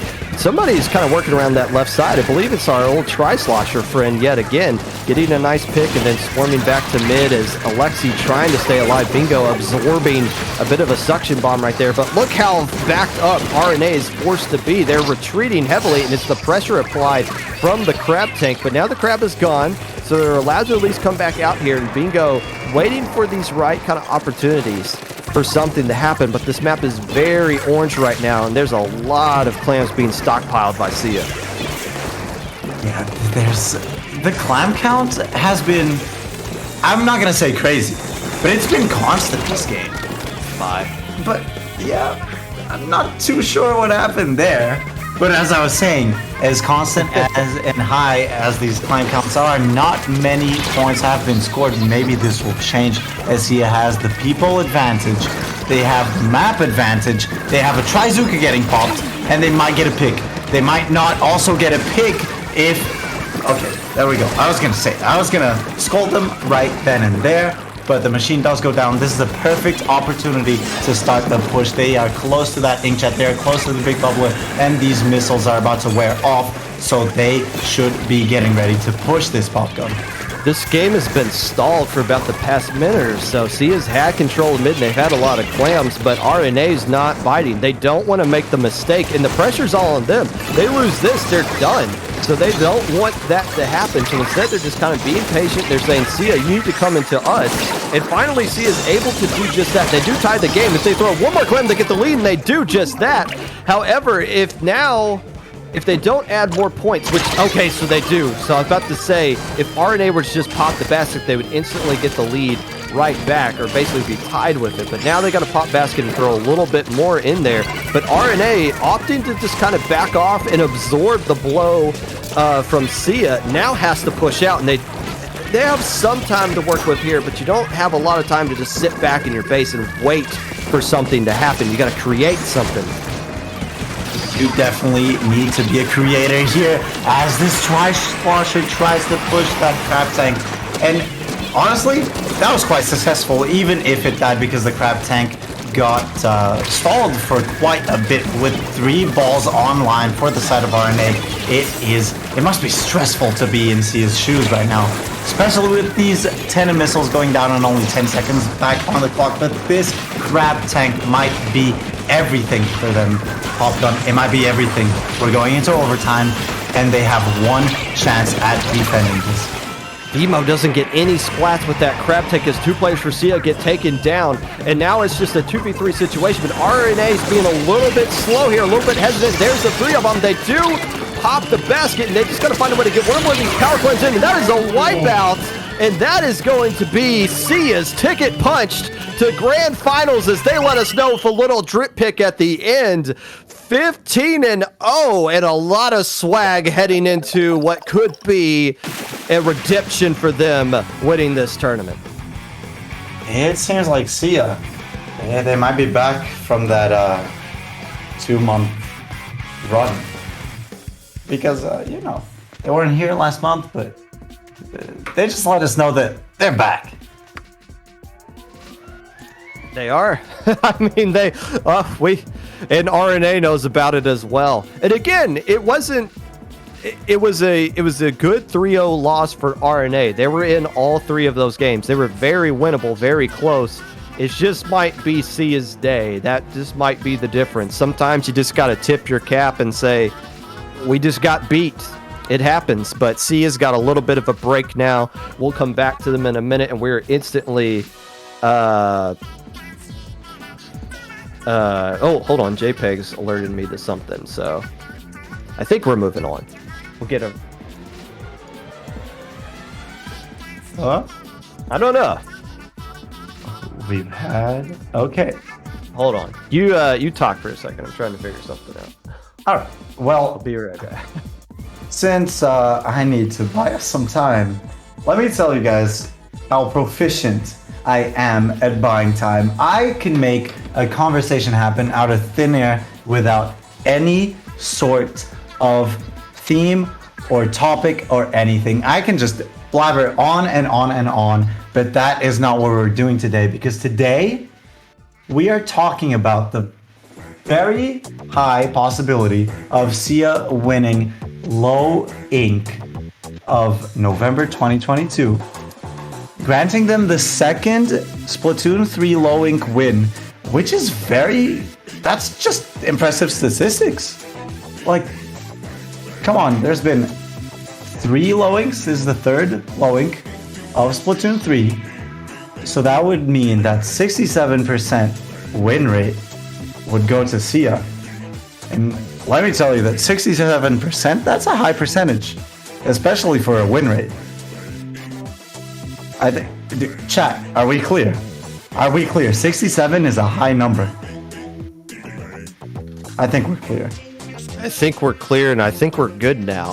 There was, I think, just a little bit of a roster switch up going on, but we do have all our players in the lobby now, so we are good. Banana Basics, I believe, to give as much information as I can, I believe they just had one of their players leave, so we just wanted to make sure that they would be able to play all the way through this tournament. We don't want another incident taking place, but I believe we're all good to go. So it's Banana Basics that's going to be taking on Cytria. Is that an actual word? What does that word mean? I don't think it is. No. Well, according to Google, it's probably just something. Oh yeah, that's very fair. It could be a different language for all we know. There's probably some idiot in chat that's going to explain it to us. Regardless, who is this team? If I'm not mistaken, I believe this is the team that almost reverse swept Drifting Tide in round 1 on stream of Alpha Bracket last month. And I'm going to double check that just to be sure. Alpha Bracket last month. Yes. So they played Drifting Tide in round 1. Drifting Tide was up 2-0. Cytria came back and tied it at 2 apiece, only for Drifting Tide to win it and knock them out of the tournament. And I believe Cytria did not lose a single match.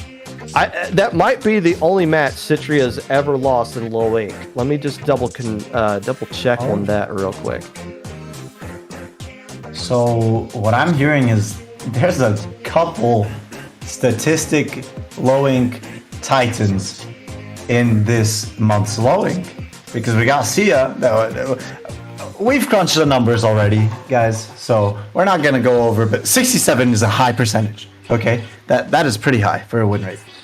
But now we're getting told that Cytria hasn't really lost that many sets in low ink. So yeah, this is Cytria. Wait, maybe it's Cytria. There's a T before the R. I'm just now recognizing. Always fun with me learning words. Yes, they only lost one match all of last low ink, and it was that match on stream to Drifting Tide. They went undefeated yesterday in Swiss, and did they go undefeated in top 64? No, Marine Melody actually knocked them off in round 3. So Marine Melody and Drifting Tide are the only teams in low ink history to say that they have beaten this team, Cytria, who is now trying to knock off the ever-improving Banana Basics that has brought in a Jason to come in and fill for this final slot here. But Cytria, 3-1ing Crimson Wave, sweeping Aquatic Vanguard, who is playing out of their minds this entire tournament, is now on the door of going to grand finals, and this is another opportunity to see them on stream where we saw them take off last month. And again, we're still in semifinals, so game 1 here is going to be the same one you saw on the last set that was on stream, because it's the same exact round. and that means Splatoon Smacko Mart will be the first map mode combination up. And Popgun, will we see another GooTuber? No. I'm willing to bet that. But it's just as we get another extended, interesting little extended break there. Okay, so that wasn't Jason that was going in there. Who's the team? There is no sub. That is just the regular roster that Banana Basics has always had. Well, I wonder if they just got somebody on standby for later. I'm not sure. But still, no differences coming out there. But that is an X-Splosh. X-Splosh works out really well in this map. It's going to have a difficult time dealing with that inkjet probably, though, from the Tri-Swap. Ooh, it might have, but gets a swift little pick onto J13 there. Hopefully that doesn't translate into the number of deaths that player has this game. Guile here holding that reflux. And let me tell you about this weapon. This weapon paints like it's nothing. And it gets 10 missiles like it's nothing. And yet, we don't really see it that often, do we, Popgun? We don't, because I don't think people know how to use the main weapon in general, other than just to paint and spam missiles. And I think it's got a negative kind of feel to it because of that. But who cares? You can't argue with winning. And right now, Cytria is winning in a crab tank in a great spot to keep Banana Basics back and keep them honest. And getting a nice pick on J13 as well. Things are looking very good in the opening seconds here for Cytria. Yeah, J13, they're going down once again. Maybe I am the prophet who did guess the number of deaths. And with another 3-down situation, this is looking so good for Cytria as Samus is holding these ledges with that sloshing machine. Only 15 ticks left on the zone. They need to rush this zone, but they need to do it carefully, which does not seem possible at all right now. As this game goes to Banana Basics, or to Cytria, so fast. Cytria able to get control of the zone and never looked back since then. They were able to get the splat on the reflux earlier, but it was just a little too much too late. There's a lot of pain coming out from the rest of the team, especially from that explosion. There just wasn't enough to overcome all of the painting power. So game 2 is going to be coming up here. And we'll be keeping an eye on any roster changes going forward that might take place. Cytria's got a pretty deep roster themselves if they want to switch out based off of the counter pick or something like that. But another thing, you hate to bring this up, but it is part of the story, is the DC issues that we had. I do want to point out all DC issues reset after each set. So this time, if we were to see a DC from either team, it was in the parameters that we can do the replay, it will be allowed. Unless there's just like something, the game lasts too long or enough points are scored, you will see a replay and we'll get to see actual, you don't want to see either team win on some sort of technicality. So hopefully we can get through all of that as we await the second counter pick. Now, Popcorn, since you know these players, well, my question just became obsolete because I was going to ask you, what map mode do you think will get counterpicked? But we just saw Rainmaker Mincemeat. I would take a guess. I think Rainmaker Mincemeat is a great map to pick. I honestly don't. I'm not. Okay, if full disclosure here, I'm not the biggest fan of this map and mode, and even though I'm the person who made the map list. However, there's not a lot of maps that you could pick that are good for Rainmaker with how the game is right now, and generally you kind of just gotta pick your poison with some of these maps. But Rainmaker Mincemeat, kind of like Eeltail, I like it when people go to the left for the first checkpoint, but instead bring it back to the right. I feel like some teams just kind of bottleneck and forcing it to the left where you get a lot of points there, but you gotta be smart on the routes that you take and flank on the opposite side of the one that you're not.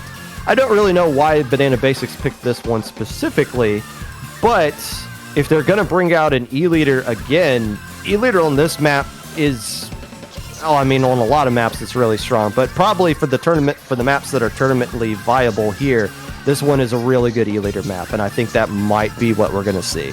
I don't think we're going to see Bamboo coming out here. No, me neither. And pair that E-Leader with a Crab Tank or two, and you've got yourself a Mincemeat Metalworks team composition. This map is interesting, to say the least, and public perception of the map has been interesting, to say the least. But here we are, and you gotta make work with what you have. So hopefully, Banana Basics will find this map to be their ticket into finals of Low Ink November 2022. That is a Jet Squelcher, and there is the E-Leader I was expecting. Hey, there's a... Oh. What is that? Is that tournament legal? You can just use that thing? I didn't know we could do that. There's Wooly with the wiper. Did they add this weapon? Was there a patch? Was there an update? Oh, no, they updated the hammer so it works now. So there's your upgrade. There you go. Something had to have changed for us to see this Platana Wiper in a tournament match as Wooly is sharking on there trying to get the pick and does get the pick onto the Rainmaker. Not before they cross that bridge, so they're quite of a good position to get boss gate kept that checkpoint just so proficiently. And see what I did there with the gatekeep, you know? And then that's another pick as the Rainmaker resets, and this is Banana Basics' opportunity to pop this shield and push it on the right side, especially with this crab tank. No angle shooter spam will stop this push as they move on to the right side. They don't get the lead, but the push might not be over. No, it's definitely over. It's definitely over. But they gotta, I think you gotta take it to the right side. I feel like that left side's just completely shut down. Unless you take care of Girl Boss, yeah, you gotta just kind of force it around this backside. It perfectly I like the angle they took, dunking the Rainmaker on the right side of the pedestal to try to avoid Girl Boss's shot right there. And look where they were positioned. They wanted them to, that was the perfect route they could have taken. So a nice heads up play there to get the checkpoint. They're not gonna get anything on top of it. However, if Cytria were to find a way to get to the checkpoint, that won't be enough to get the lead. They'll have to find a way to go a little bit forward for it as well. But this is out. This comp you have is very defensive outside of the, with the Elier that you got here. You want to play with the lead as opposed to having the team that come from behind. So far, so good for Banana Basics. I'm now looking more carefully at this Platana Wiper and thinking that is a very short-range weapon for this map, especially if you're trying to push this left side as Girl Boss gets a few other picks. Wally trying to rush down that last opponent, but they managed to jump back. Girl Boss says, I'm gonna put a few mines over here before I pick up this Rainmaker. Maybe pop my Wave Breaker, you know. Didn't mean to run there, but always good to do so. They're starting to push this right side. They want this checkpoint so bad, but Cytria defends this so proficiently. Only Wally left alive, and it seems like he's going down as well. Pop gun, there's 2 minutes left. More than half of the game time has gone by, and it's not looking that great for Banana Basics right now.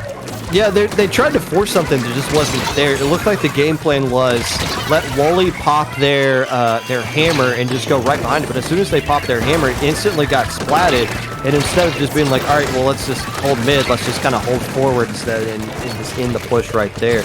But look at the Viper coming right around. You know, so many times it seems like that weapon's just a wet noodle and you just gotta like smack people like 50 times for them to die. But if you get them at the right angle, they just get erased. And Wally seems to be knowing where those perfect spots are, as the Rainmaker shield is not gonna get popped. There's just one player left alive. They're instantly getting stormed by Cytria, who with 1 minute and 20 left to go is in a really comfortable, it might not seem like it because they only cleared 1 checkpoint, nothing else, but it's still a comfortable position to be in on this map. It definitely is, especially if you're defending as well as Cytria, because I have, oh my god, that was a hammer snipe double. That was absolutely sick to watch, and that is a double. Did they get nothing out of that? Oh my god, it's just trades and trades with these specials. No crab tank will save you in that situation.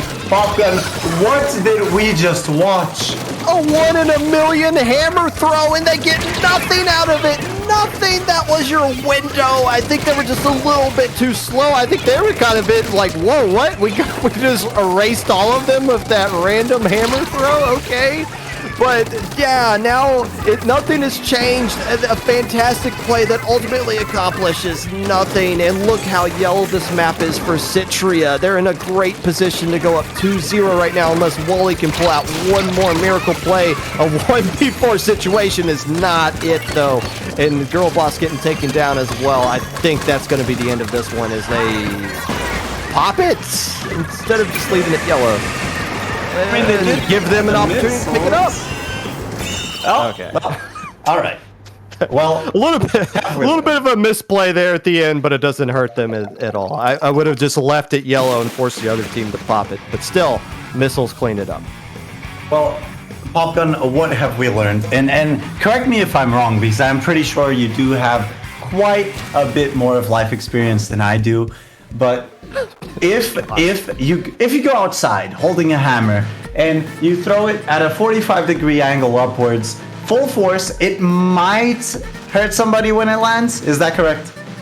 You know, as much life experience as I have, I've never chucked a hammer at just randomly up there. I would assume though that it would do some damage to somebody.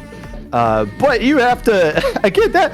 Okay, so where did that come from? It was like they were behind, like they were in their own little pit area and they threw it over the grate or something like that. Like, there's no way that was calculated. You can't tell me that was a calculated throw. You know how many times somebody posts something on Twitter of like a hammer clip where they, look at this great hammer throw I got, and then what they don't show you is like all the 50 times they attempted that same thing and did absolutely nothing. That's the one time we caught it on film, it did something, but it still didn't result in anything on the scoreboard. You gotta be a little bit quicker than that, Banana Basics. Clan Blitz Art Academy is the do or die game for the Bananas. Before we move on to the Art Academy, as my voice cracks a little bit, sorry, I don't know what that was about. I just want to say, if that hammer throw is calculated, I am sitting here and waiting for the Ultra Stamp lineup video because I'm interested. I will pick the game back up as a competitor so I can learn those, and that is all I'll say. And now back to the Art Academy. Back to the Academy. It's back to school with this one in Clan Blitz.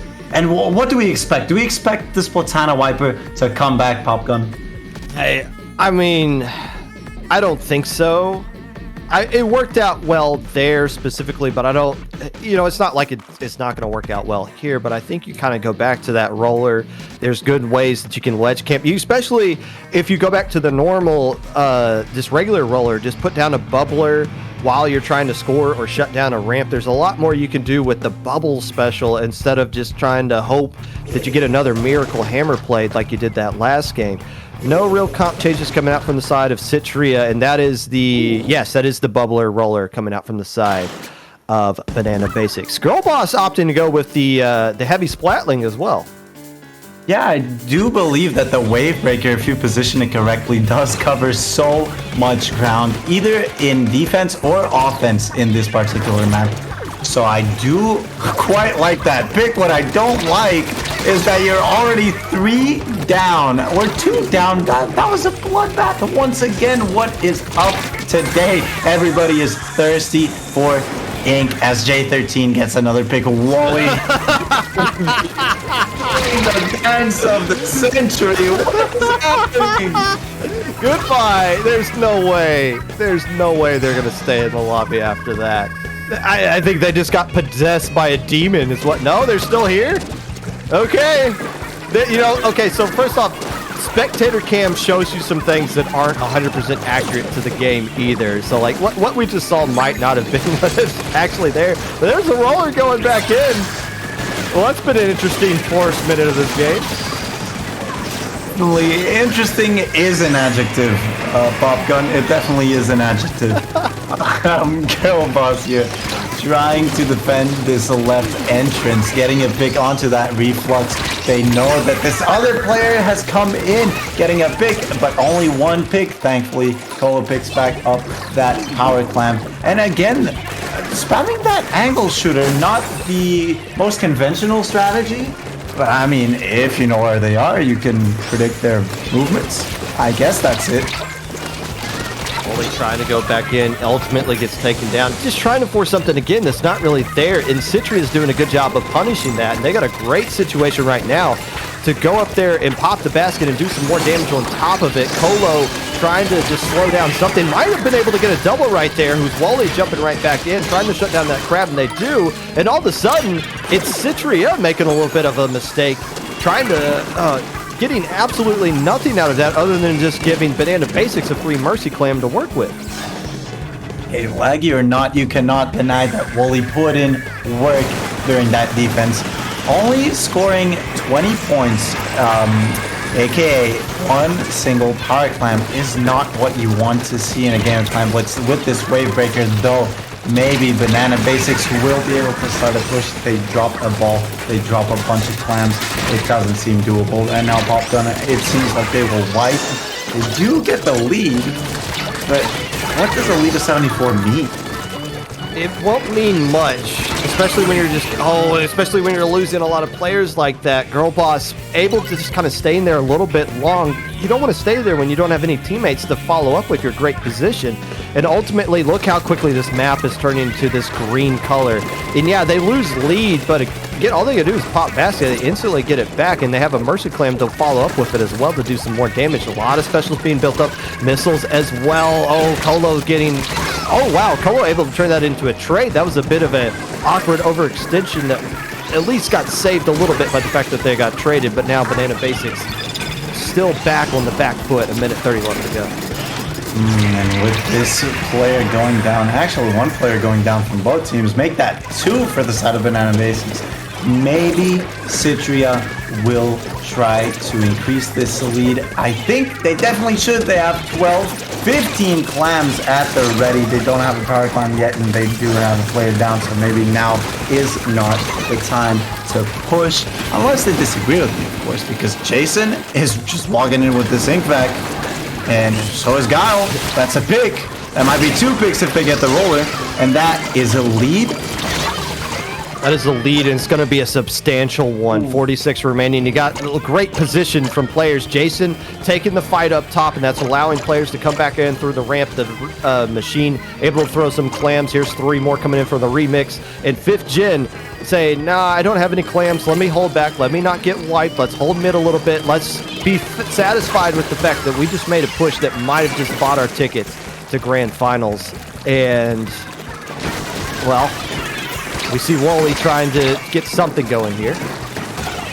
Yeah, something going, and it better be more than just something. Because what they need right now is at least 2 picks, and they need a hell of a lot more than 9 clams, which they did have at the time. Now they have 16, but 2 power clams means that 2 of your players' positions are revealed. And look at this map control. They have little to no map control. It is almost all to Cytria, but wow, the roller is really making those weird movements and go forward. That's it. That's it right there. And we get another drip pick from the team going into finals yet again. It's gonna be Cytria with a date against Seaya with the whole tournament on the line. And wow. A good win. Okay, look, the win came from the fact that they were able to get that one value push. Their position was great. It was just Jason going up top and just absorbing all the fights for the rest of their teammates to just funnel in through the ramp.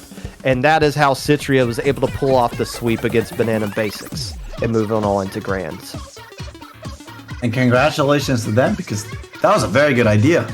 Especially because they probably saw, okay, they don't have much range in their comp, so let's just put the Jet Sculpture in this position. Maybe they'll go for it, and if they do, that's at least 1 pick, and they're not looking at basket. So props to them, very good, and that push definitely was the best Clam Blitz push we've seen today, maybe? I don't know if you agree. That's just me. Well, it was the one that Cytria needed right at the perfect time. And now we are going to take a quick break and come back with you with the grand finals of the entire tournament. It's going to be Cytria taking on Seaya in grand finals of Low Ink after this.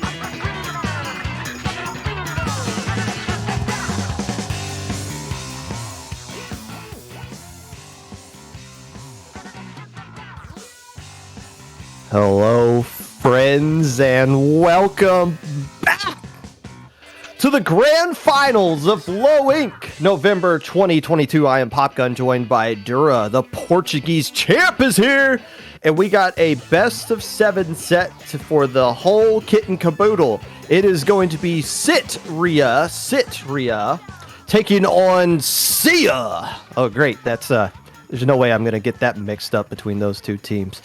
Seaya has been on this stage before, losing and taking second place back in September earlier this year. Cytria, this is just their second tournament of Low Ink they've ever played in. They've lost a grand total of 2 times combined in those tournaments.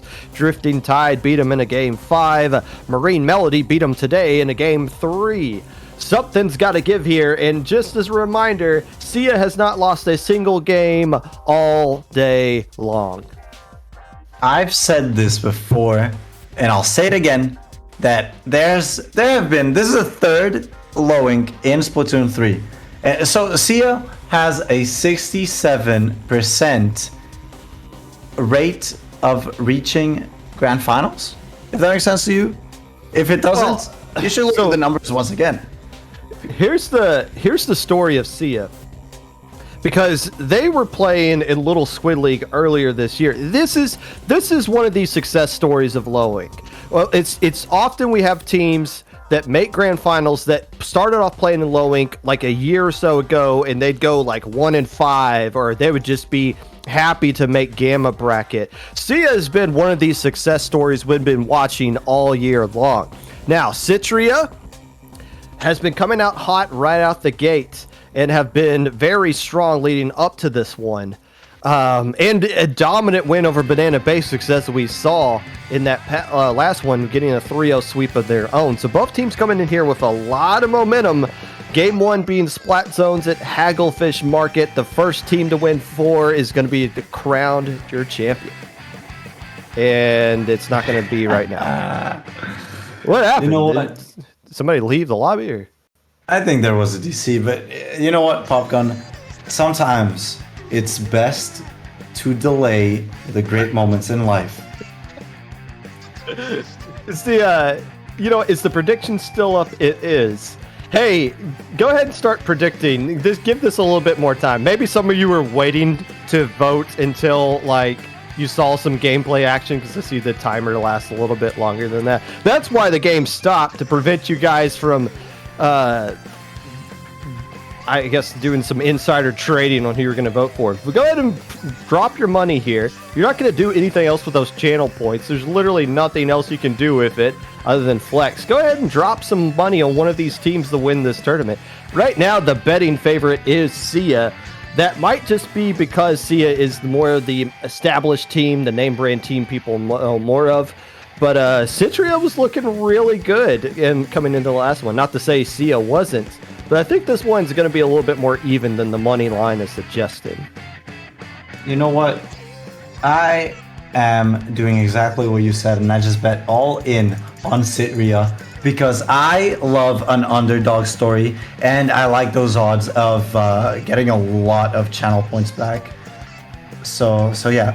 Well, not to say that the commentators are biased, or at least one of them is, but I'm definitely biased now, because I want to win my channel points back, Popgun, and this is your fault. Oh, that's fine. It's not my fault. I can only suggest things. I can't force you to do anything. Okay, so what actually happened the last time? It looks like somebody was crashed in the ready up screen. I didn't personally see who or what player specifically, but we did remake the room. I guess it is worth noting that we didn't had any issues from either team up to this point, so hopefully that's just somebody's little brother kicked a router at a wrong time, and it's not something that's going to plague this set, because both teams have been pretty consistent from at least what we've been seeing from their sets on stream so far. It's just a matter of getting everyone back into the lobby, and we'll get this one set up and established to go. While we do that, we can delve into this first map mode combination, which is Splat Zones Hagglefish Market. And we've seen both of these teams win in Hagglefish, correct me if I'm wrong, just not on Splat Zones. Is that true? Seaya won on tower control.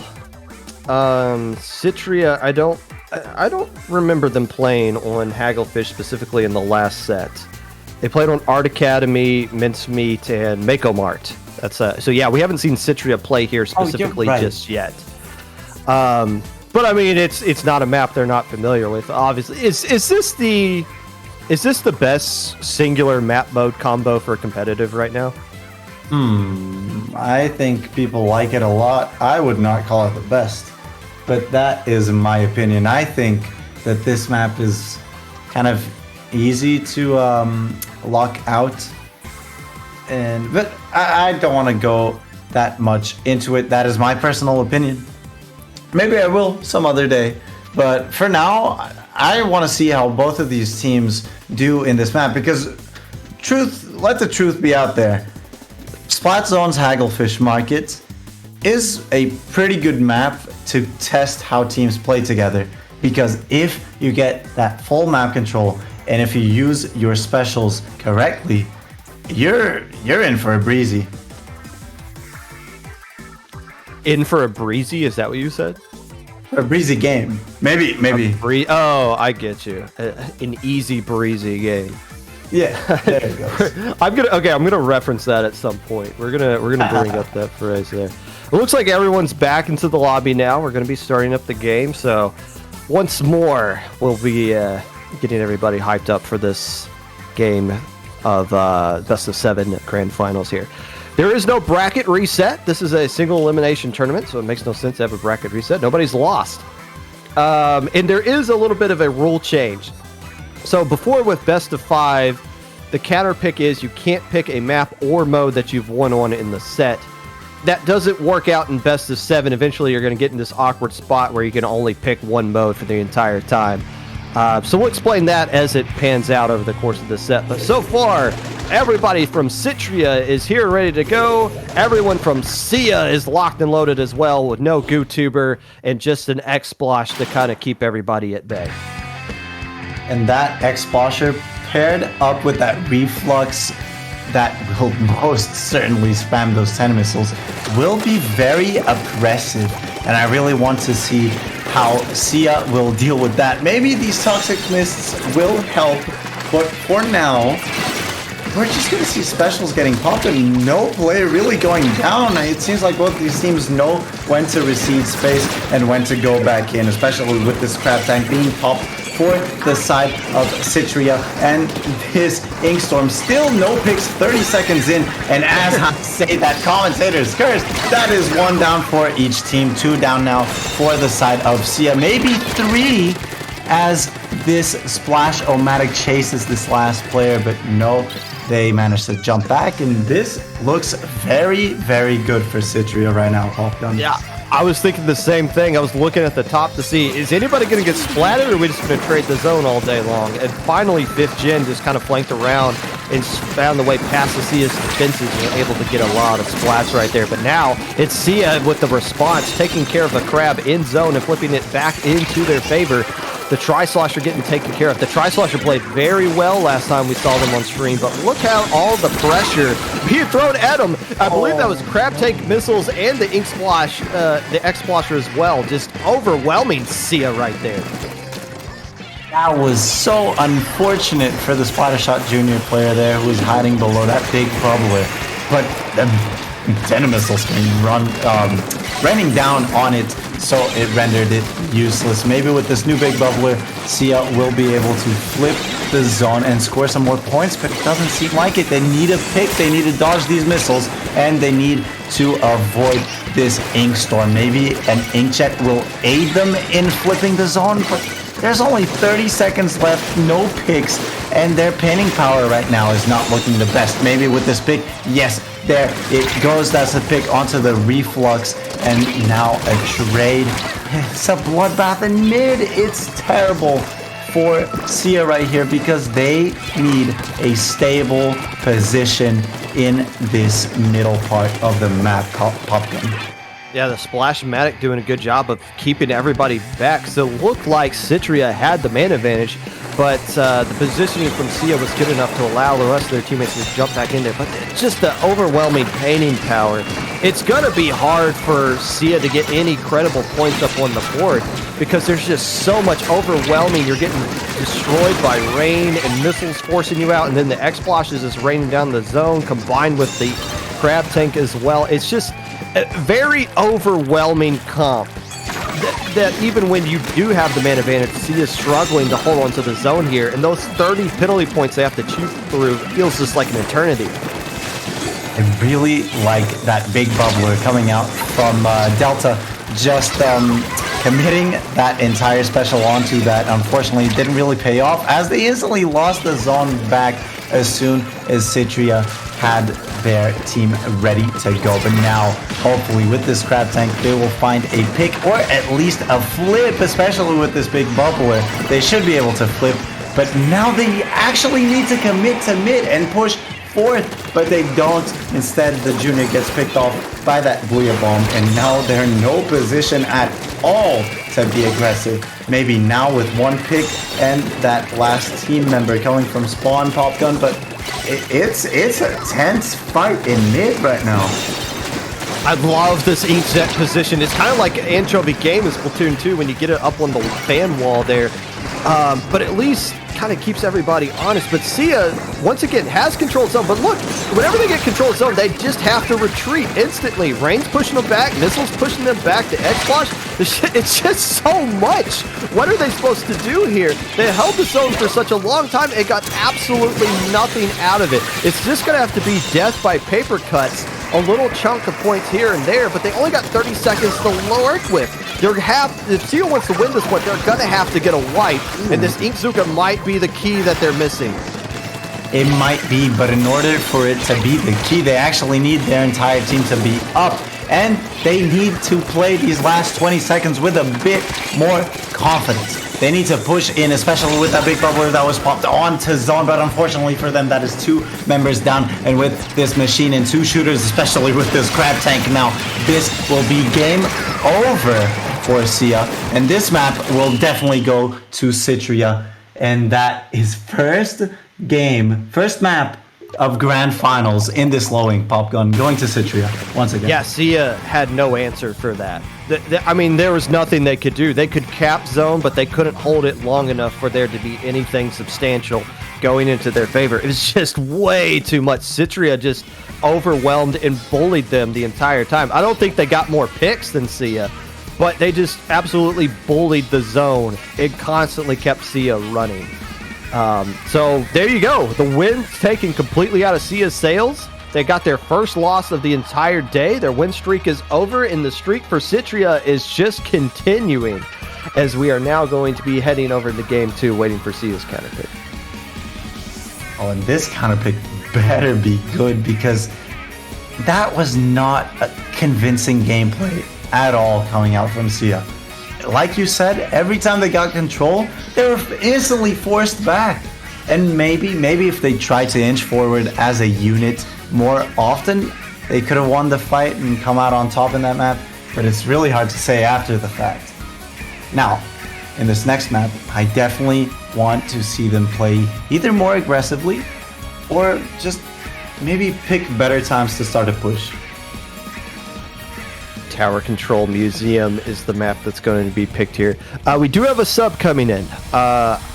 It was the Tri-Slosher Eider, I believe, who is out, and it's Ellie who's coming back in. I forget who was the Gutu player, because we didn't see Gutuber coming out that last one, and they're picking Tower Control Museum. I wonder if they're doing that so they can bring out their charger, which works out really well in this map, and maybe bring out some missiles as well to help say, hey, you guys just bullied us. Let's start responding in kind and start firing some things back at you so that we can start pushing up and getting some splats there.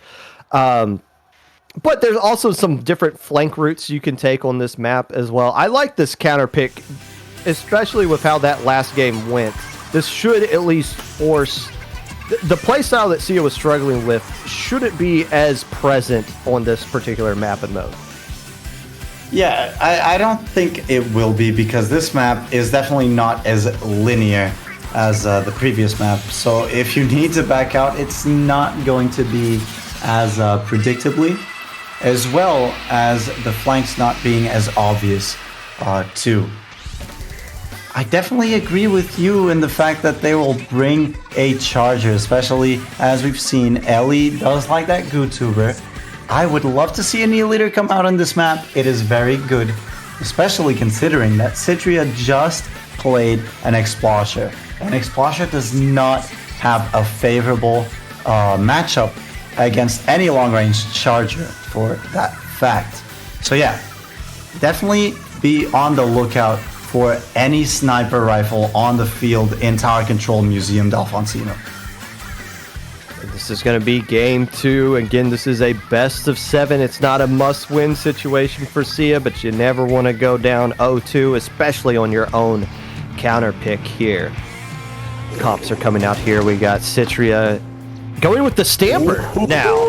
And there is the GooTuber on Ellie, so we do correctly get that one in there. But yeah, the Stamper, and that was the player that was using X-Splosh, I believe, in the last game. That's quite the change. And look who's instantly going for the flank right off the bat, already on the enemy side of the map. I believe it's the Stamper down at the bottom there.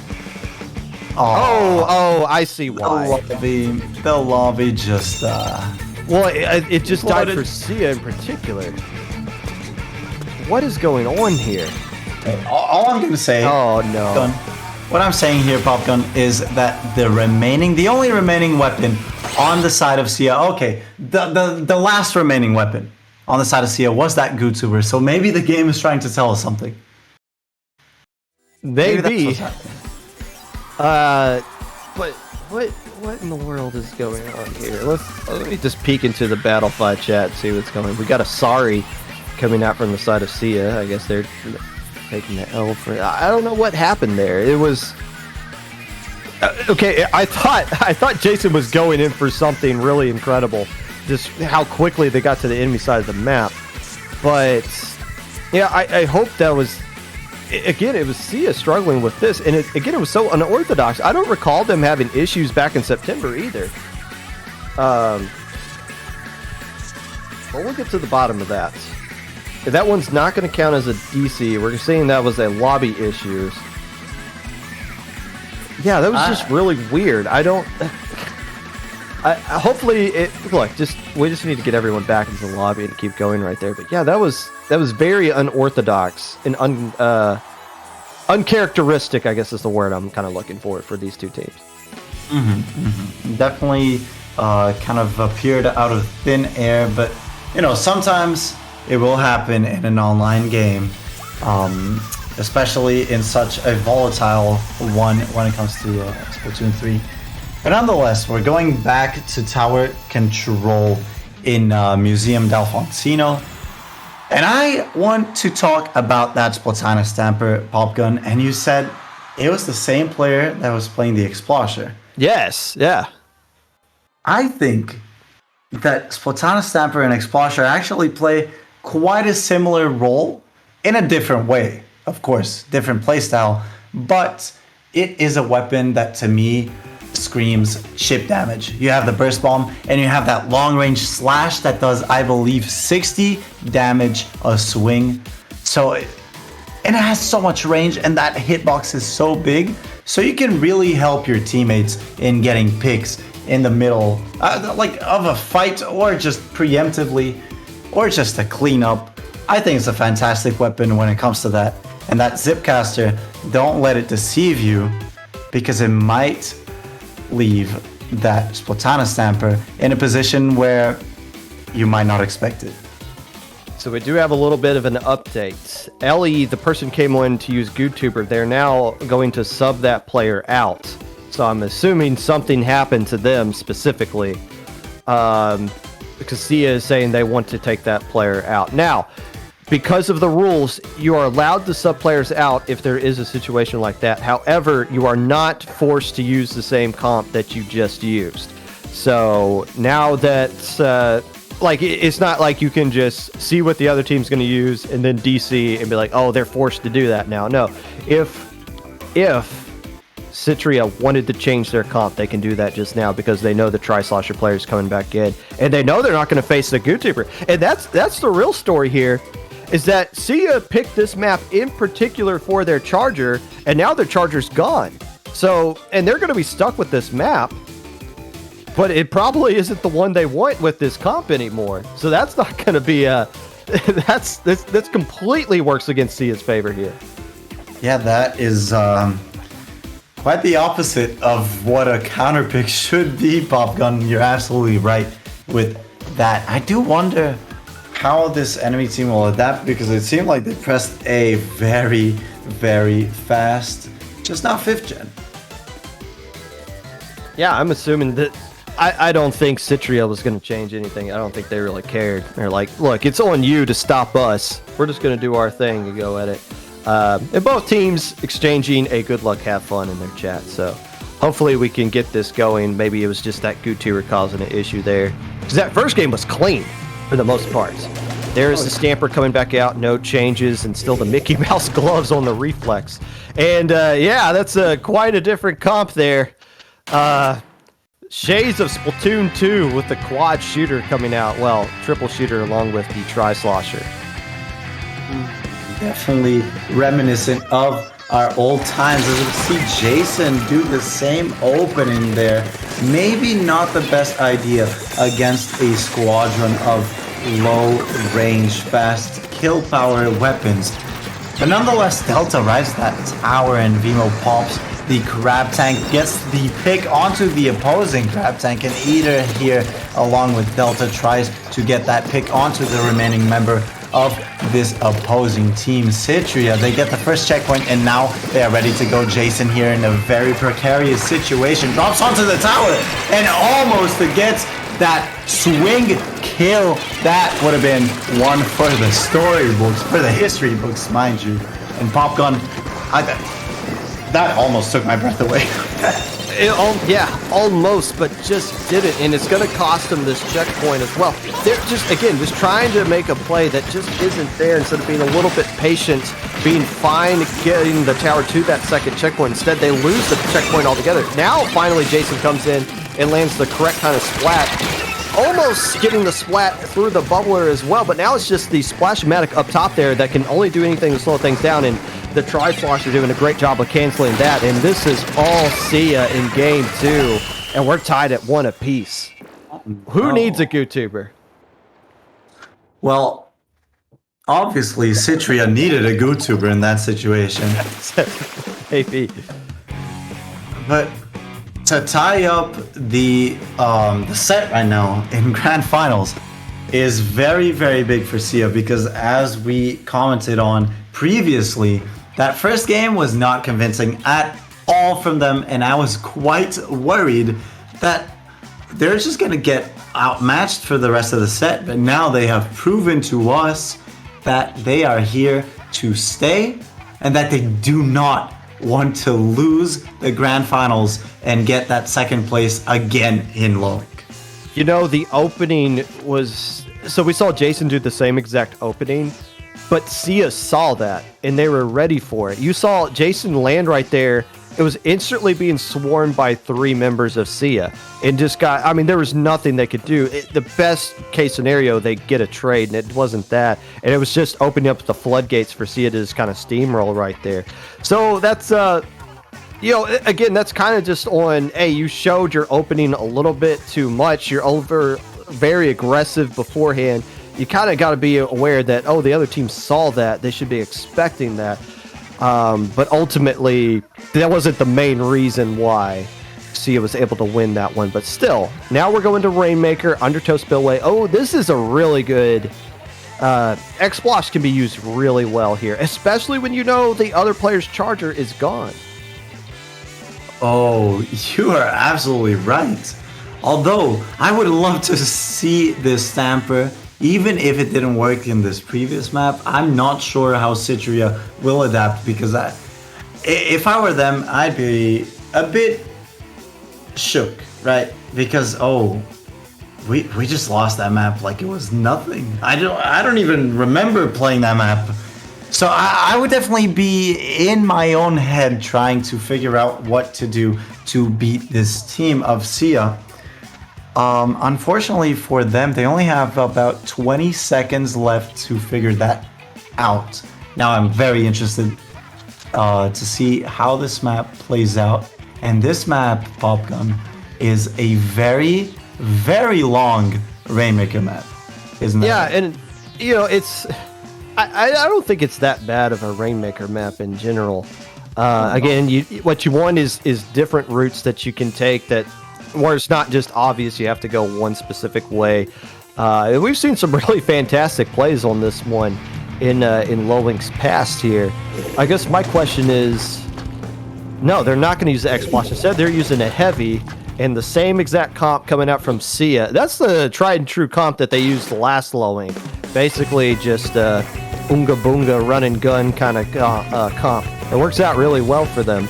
If Jason can keep some distance and work with the missiles, though, Cytria can find a way to reclaim the lead here.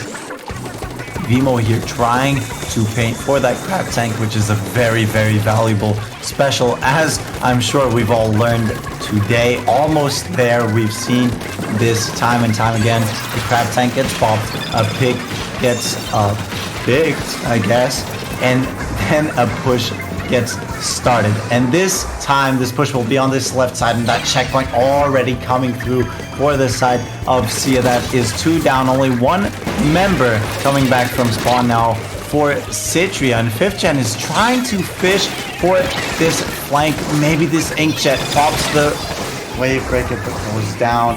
And this is looking terrible. That's a push to 9, Popgun. It's looking great for Seaya. Although this push might be done. Okay, yeah, a little bit of a trade situation going right there as Seaya's last player goes in to pop the Rainmaker. It doesn't get anything going, but yeah, 5 remaining. That's, look, 3:45 left on the clock, and, you know, the Rainmaker moment, yeah, we all know how that works out, but on a map like this, that's a tall task to come back from. You gotta just do death by paper cuts again. Find a way to just clear the first checkpoint. Find ways to just pop the Rainmaker again. Move a little bit forward, pop it again. You don't have to hit a home run. You got a lot of time to work with. But if Seaya just dominates mid like they have been doing so far in this one, it's going to be difficult for Cytria to even approach a checkpoint. Look at them already going right back at it. They're looking for a KO. That usage of that Trizuka was great coming out from Seaya. And we saw it get 2 picks, I believe. At least 1. Maybe the other one came from something else. But they just want to run it in. They don't even care. They're like, oh, this game is in the bag. We pushed to 5. Let's just keep it away from our side of the map. Maybe with these 10 missiles up from Gal, they will try to get it. Please spot this Tri-Slosher. Please shoot at the Tri-Slosher. This is not what you want happening in your Rainmaker game. And there it is. A semi-not successful defense. Yeah. Oh, no. And I don't know why they picked it up. It was about to reset. Now the Rainmaker's just going to stay on that enemy side of the map. And Seaya's just swarming them right now. Again, they saw that Tri-Slosher. I know they did when they popped the missiles. The Reflex even acknowledged him by looking their direction, but they still couldn't find a way to shut that down. And there's another Seaya player flanking around that right side as well. They're just completely pincering Cytria right now, and there's nowhere for them to go, and that's why they're opting to sacrifice themselves just to get it back to mid. Seaya has just completely discombobulated Cytria. They don't really know what they're supposed to be doing right now. I really don't see a game plan. Maybe one will surface here with 1 pick going down in favor of Cytria. 2 picks. 1 was a trade. Now, this Dually Squelcher is trying to pave the way on this right side. Only Vimo here around the checkpoint, and this Tri-Slosher flanking could be huge for Seaya. Gets 1 pick, might get 2 against this Sloshing Machine, but it doesn't. Sloshing Machine instead gets traded by a Crab Tank. Explosion, that is a successful defense for Seaya. Once again, only 1 minute and 15 seconds left on the clock. Popgun, this does not seem good at all for Cytria, who started this set in such a prominent way. The problem is they just don't have an answer for the Tri-Slosher right now. Every single flank that Eider is pulling out is landing perfectly. And Jason falling from the rafters, able to get a miracle double. And keep in mind, the checkpoint's already clear, but they're going... Oh, they're trying to hit a home run instead of taking a little bit of the slower, safer route.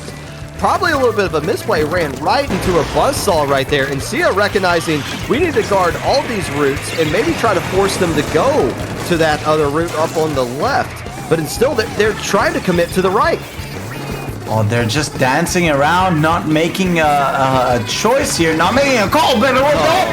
Go so fast, up to 14, and with these picks, they might be able to get it. It's a 2v2. They don't have the spawn advantage, but 5th Gen here is trying to keep the enemies at bay. Unfortunately, with that bomb and with another player coming out of spawn, they won't be able to do it. Not now, but maybe in the future. It doesn't seem like it's possible. Only Guile and that Rainmaker explosion means that everyone goes down, and that is game 3 of Grand Finals going to Seaya.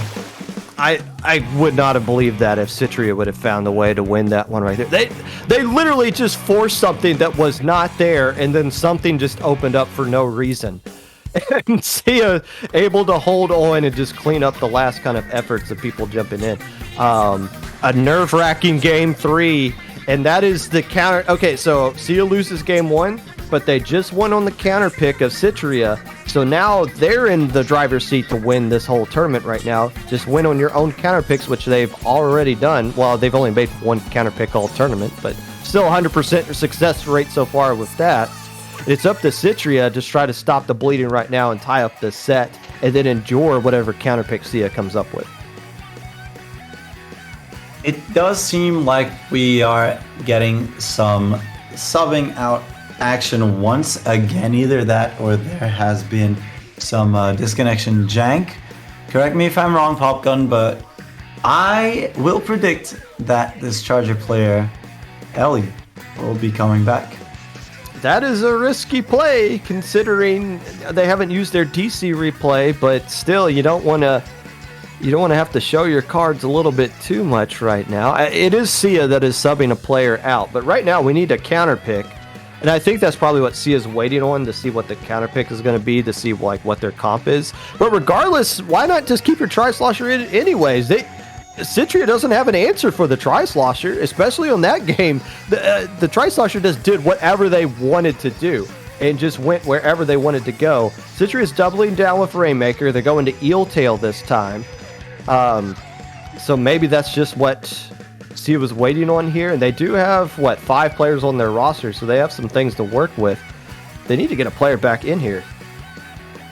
This is an interesting counter pick because obviously, just like Undertow, Spillway, Rainmaker, Eel Tail Alleyway does provide you with a very long path for the push.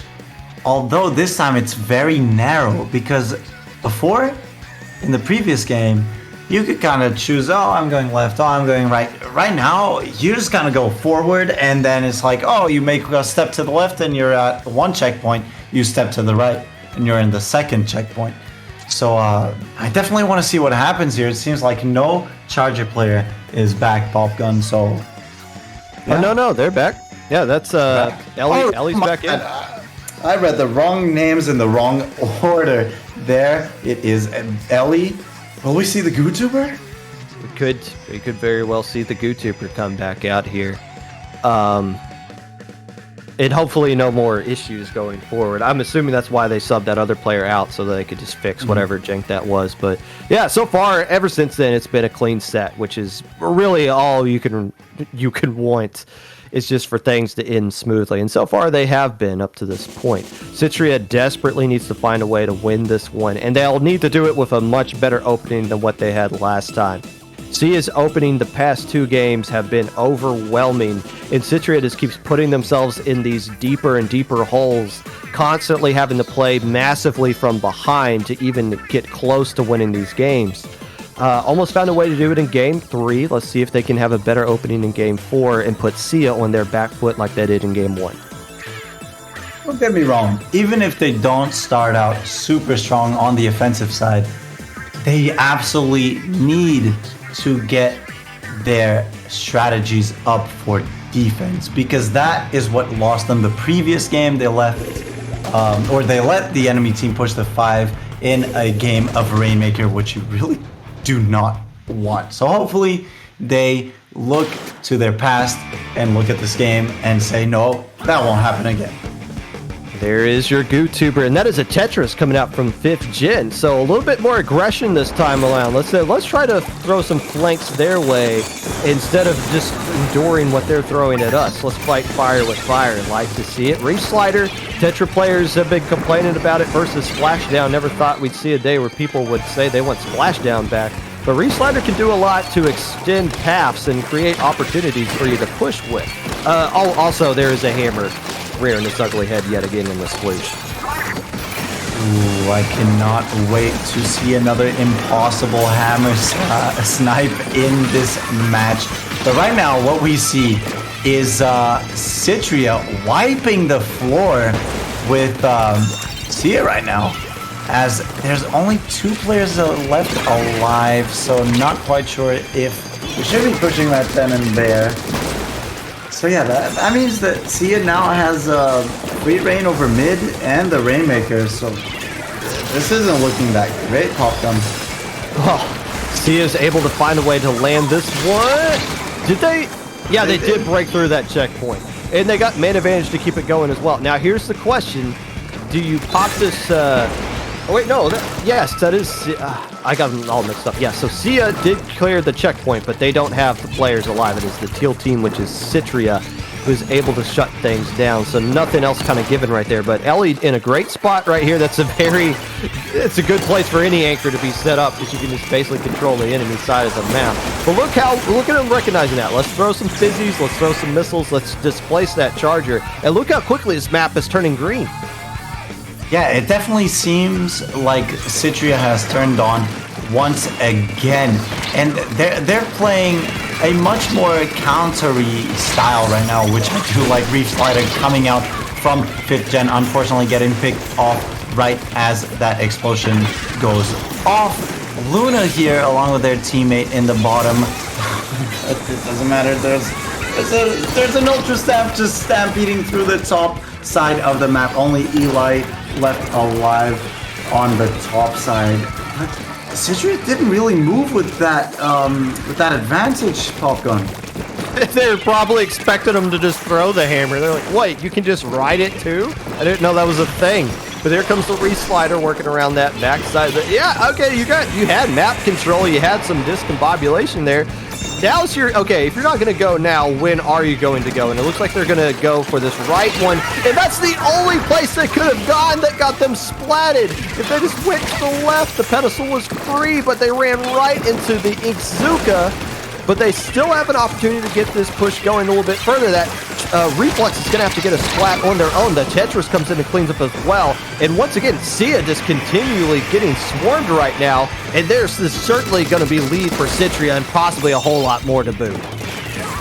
This is a perfect example of outpacing your enemy as they almost KO.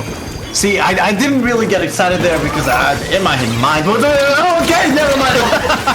okay, I was gonna say there was no way they would KO there, but almost a second time 5th Gen here should be backing out. Maybe they want to continue this pressure up on this enemy side of the map. 5th Gen staying too close to danger here, and Guile trying to pop these 10 missiles, waiting for the right time. There they are flying to that right side. Will Cytria push this, or will they stand their ground? It seems like they just want to keep mid for now, Popgun. But this is a comfortable position for them, and this hammer might be the second throw of the day. Misses, a whiff on the hammer, and this the Rainmaker might be the start of something bad. Oh, I was about to say, it looked like the Rainmaker was about to run away, slip behind everybody, but no. Okay, so yeah, there's no more checkpoints in the way, but it's still really difficult for them to find ways to slip all the way past and dunk the Rainmaker, especially with just 30 seconds left to go. You almost got to do what Cytria did. just take the Rainmaker a little bit at a time, keep popping it and pushing it forward.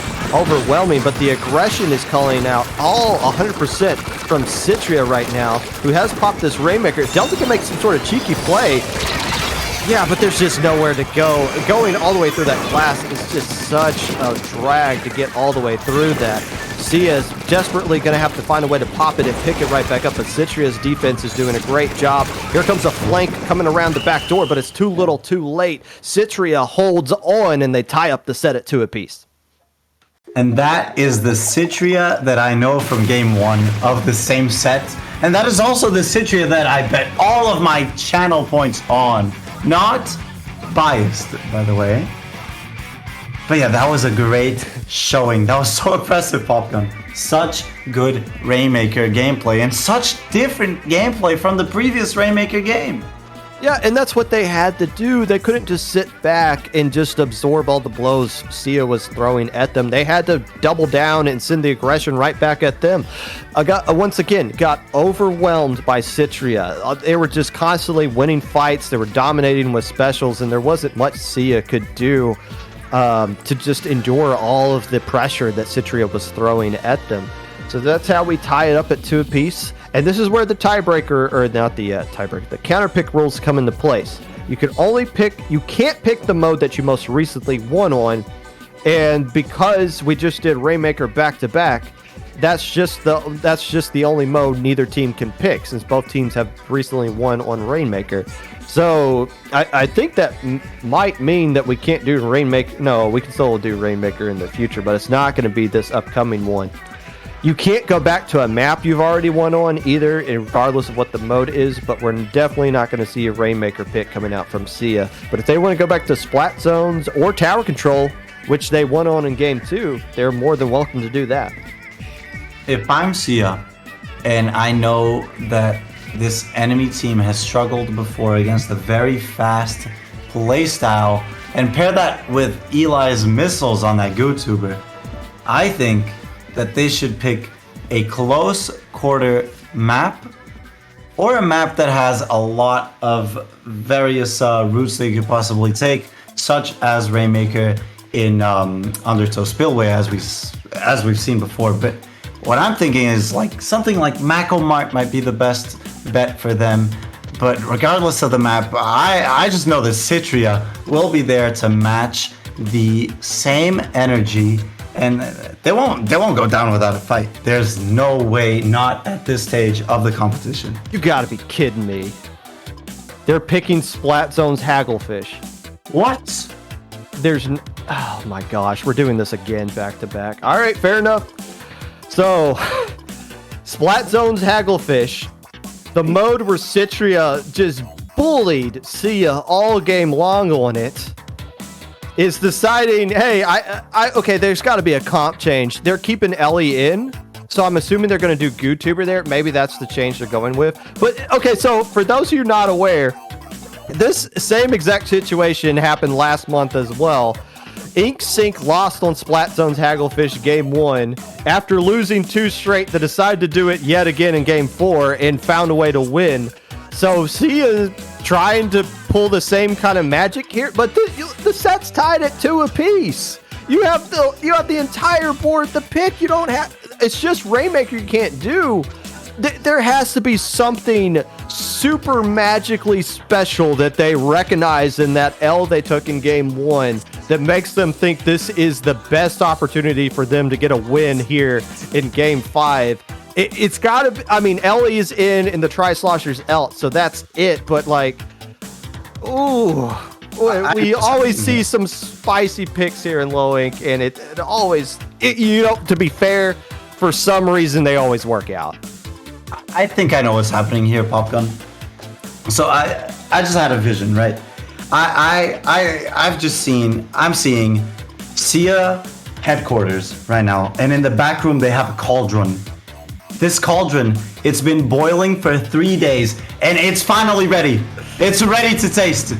And they just said, Hagglefish, market, Splat Zones, again, run it back. Whoa. We have the formula. And that's a comp change. It's a comp change from the side of Cytria.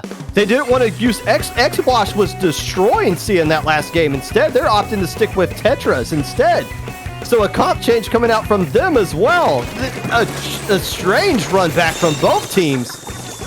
Okay. These have secret recipes that no one knows about. They haven't disclosed it. That's a burst bomb to the face. Doesn't even matter. Repeats it with that crab tank fight right there. Tetra goes down for the side of Cytria. That's two going down. What a snipe. And this is going to be the early advantage going to Seaya. What is going on? I cannot wrap my head around this. This stage is yours, Popgun. We're going to see how this game goes, but they're going to be missing that X-Blosh really quickly. If to make up for it, that Tetra needs to flank, and they need to land nonstop. We see Jason working around that right side while the Inkjet, or the Crab Tank, is trying to get something going here. Reslider went around the back as well, and able to at least cause a little bit of distraction as the rest of Cytria is able to pop up here and start cleaning up some players for Seaya, and it's just your GooTuber left alive. Oh, shot him right in the toe, made sure they didn't get away right there as the machine goes down, and that might open up a window for Seaya with these missiles to reclaim control of zone, even though they'll lose the lead. I fully expect this to be a flip, at the very least, but with these missiles, it might not be for a long bit. Gen here pops the Crab Tank. Hopefully doesn't get sniped by the Trizuka. It does, but it's a trade at the very least. Samus here tries to go for a flank, but he, unfortunately, is the last player up on his team, has this Booyah. I think this should have been a super jump back to spawn ages ago, and there it is. Now this team needs to gather their specials and be ready to push, and they need to break through these defenses. No big bubbler anymore from the side of Seaya. This is a very good opportunity, Popgun. Oh, are they not going to cap zone off of this? They do take care of the junior. Now there's a flank coming around the backside, or Reslider kind of. Oh, they do cap zone, but it is going to cost them a lot of their players on the backside. And again, that is where the X-Blosh was working out really well. They were retreating like they were in game one when the missiles come out, but there was nothing to really stab the zone like that X-Blosh was doing to cap it back into the favor. Instead, it's a complete struggle for Cytria to do any kind of damage in the middle of zone, able to pick off Vimo in the middle of it, so that does work into their favor, and they do cap the zone. But right now, Seaya is playing like the better team up to this point, and is showing it on the scoreboard, even though we're starting to see Cytria start to be a little bit more aggressive now. That Tetra player needs to push up with that Reslider. And not only the Reslider, just the nature of Tetra dualies. You need to be up in the front lines. Even if you're not getting picks, you're at least forcing the enemy to look at you, because you are a very, very annoying weapon to deal with. That is finally lead going out to Cytria, and that's 2 down on the side of Seaya as the clock hits 30, almost 25 ticks. This is very, very dangerous. Reslider might get a pick, doesn't. Instead, gets the Tetra player picked off. Now Delta needs to pop this big bubbler, and they need to flip this zone. But with this Booyah, perfect Booyah. In this game, that was perfect. That was perfect. And that is the second win on this map mode for the side of Cytria. What a load of nonsense that entire game was. The fact that it got picked, the fact that Cytria came off of their... they just won that game in 2 completely different play styles. They said, no, we got bored with how we beat you in game 1. Let's switch it up. Let's go with Tetras instead. We can beat you in many different ways. Now, here's the question. Is Seaya going to pick it again? I mean, you're now down 3-2. Right, that is the score of the set right now. Of course, you have to absolutely win this one. They could pick it again, technically, if they want, but I think you just go back to tower control on another map you feel comfortable on. Maybe there's not a map they feel comfortable on with that. I don't know. They're subbing out. They took their charger out, and they got their Tri-Slosher in. They're going TC Shipyard. That is a fantastic map for your Tri-Slosher. But, man, they really put themselves in a huge hole here, and Cytria's 1 game away from winning this one. More importantly, if Cytria doesn't win this one game in particular, they have control of Game 7. Yeah. You're absolutely right. And I want to disclose something to the public because you guys do not have as much information on this lobby as we do, but we just saw yet another player being subbed out on the side of Seaya. And this to me means that they are nervous, they don't really know what to do, so they're resorting to changing up their roster, changing up their comps. So, I don't know, to me, this just screams paranoia. Well, I think it makes sense here for this map. I think they want to bring their slosher back in for this one in particular. I mean, I'm not going to sit here and, well, I kind of have been judging the counter picks, so be it. But this one makes a lot more sense than the one we just saw. And this could be a great opportunity for Seaya to get back into the set.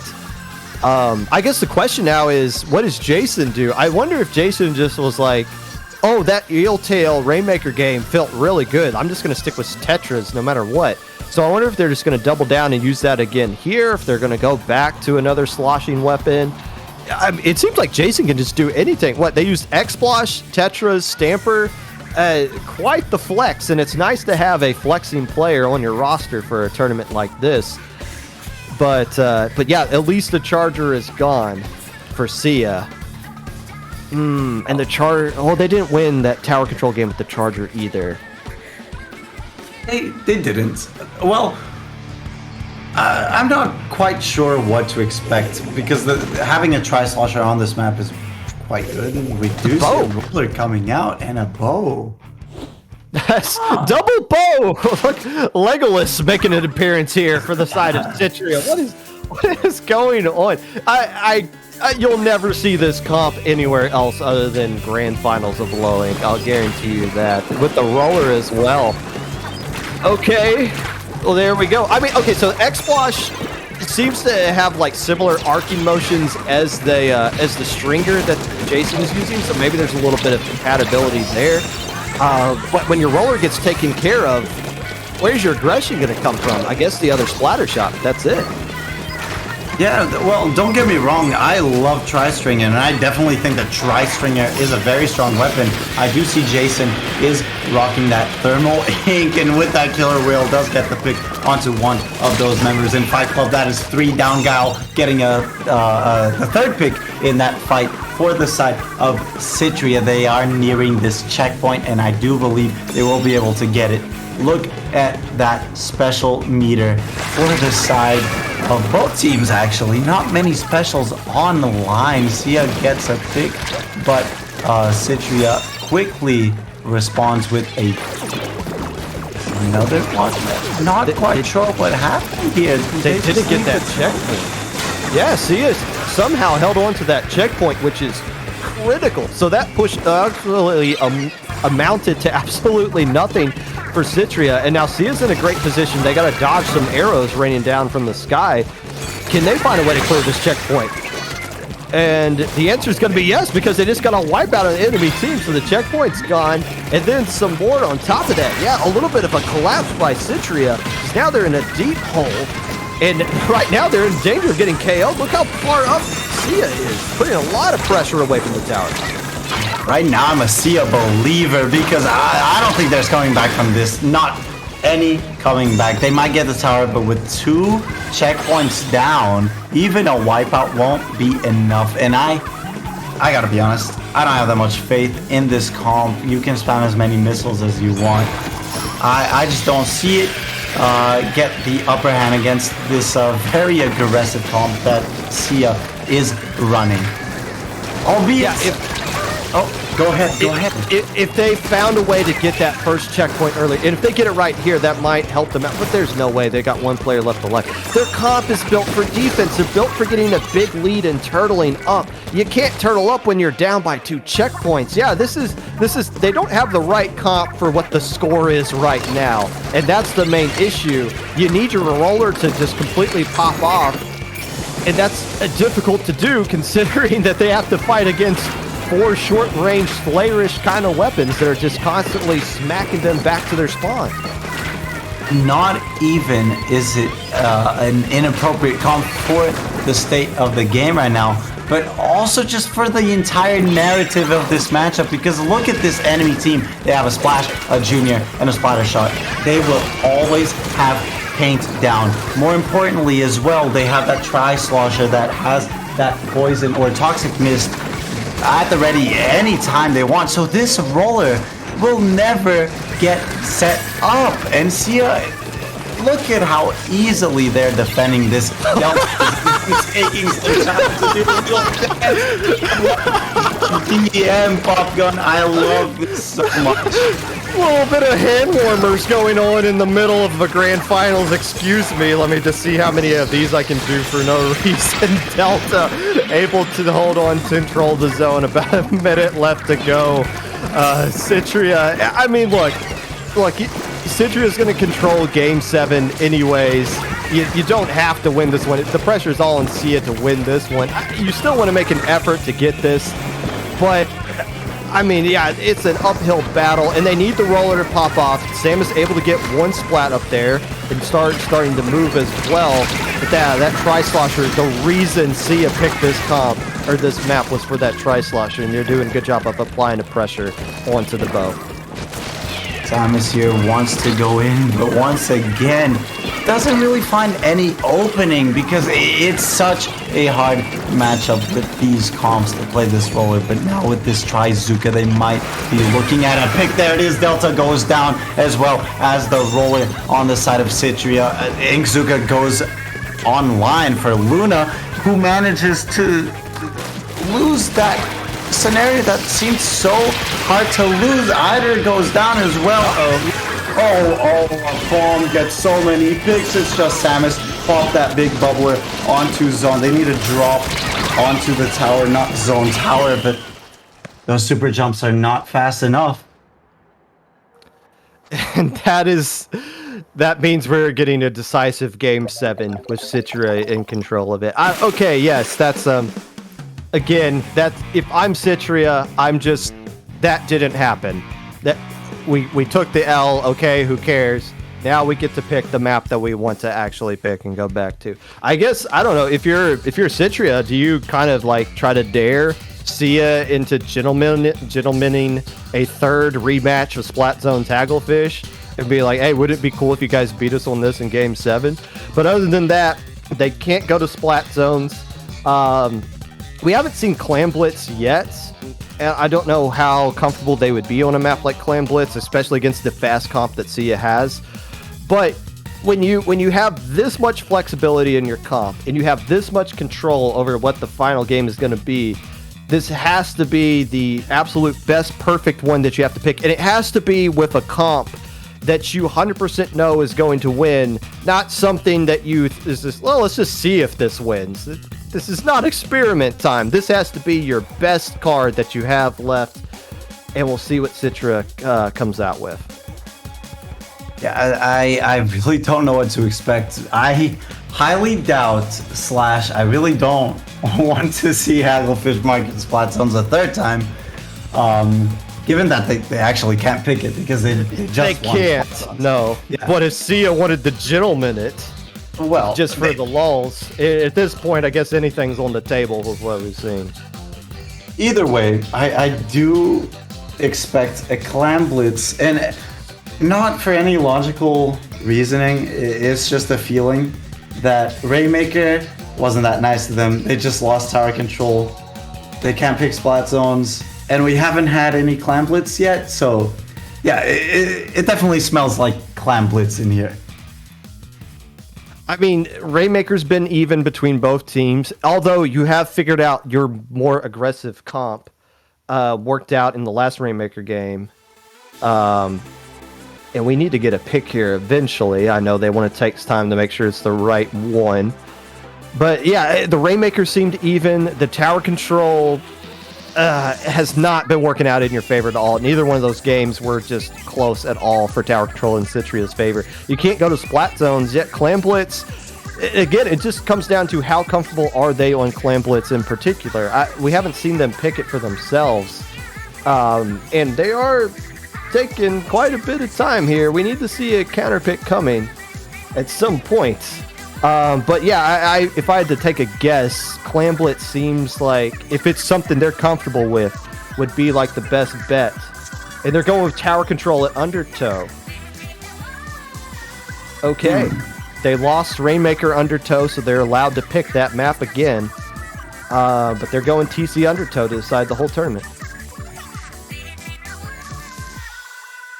That is odd, to say the least, because as you said, they've lost this particular map, and they just lost this particular mode. They've lost this mode twice. They haven't even been competitive. I am not sure what the plan is here. But, maybe same narrative. Maybe I see Cytria headquarters. They have a cauldron. It's been boiling, not for 3 days. It's been boiling for a month. And they're ready to reveal the secret recipe right now. And this is their only chance. This is it, yeah. This is the final game to determine the entire tournament. What a great set this has been. It's, for whatever reason, these grand final sets are always dramatic and exciting. And yeah, for Seaya, they've been so close to this before. To have it slip away again would be heartbreaking for them. But the fact that they've even gotten back to this stage from where they were in September is very impressive. But for Cytria, they know, if they've been paying attention to Loinks, they know how difficult it is if you don't win the tournament. You may never be back here again. You might pop off in another tournament and get banned, which is what you should be trying to do if you want to improve in general. This might be their only chance ever to win this tournament. And the fact that they're picking this one here on a mode that they've been playing horrible on a map they've already lost on in a different mode, makes me think they have some sort of really unique comp.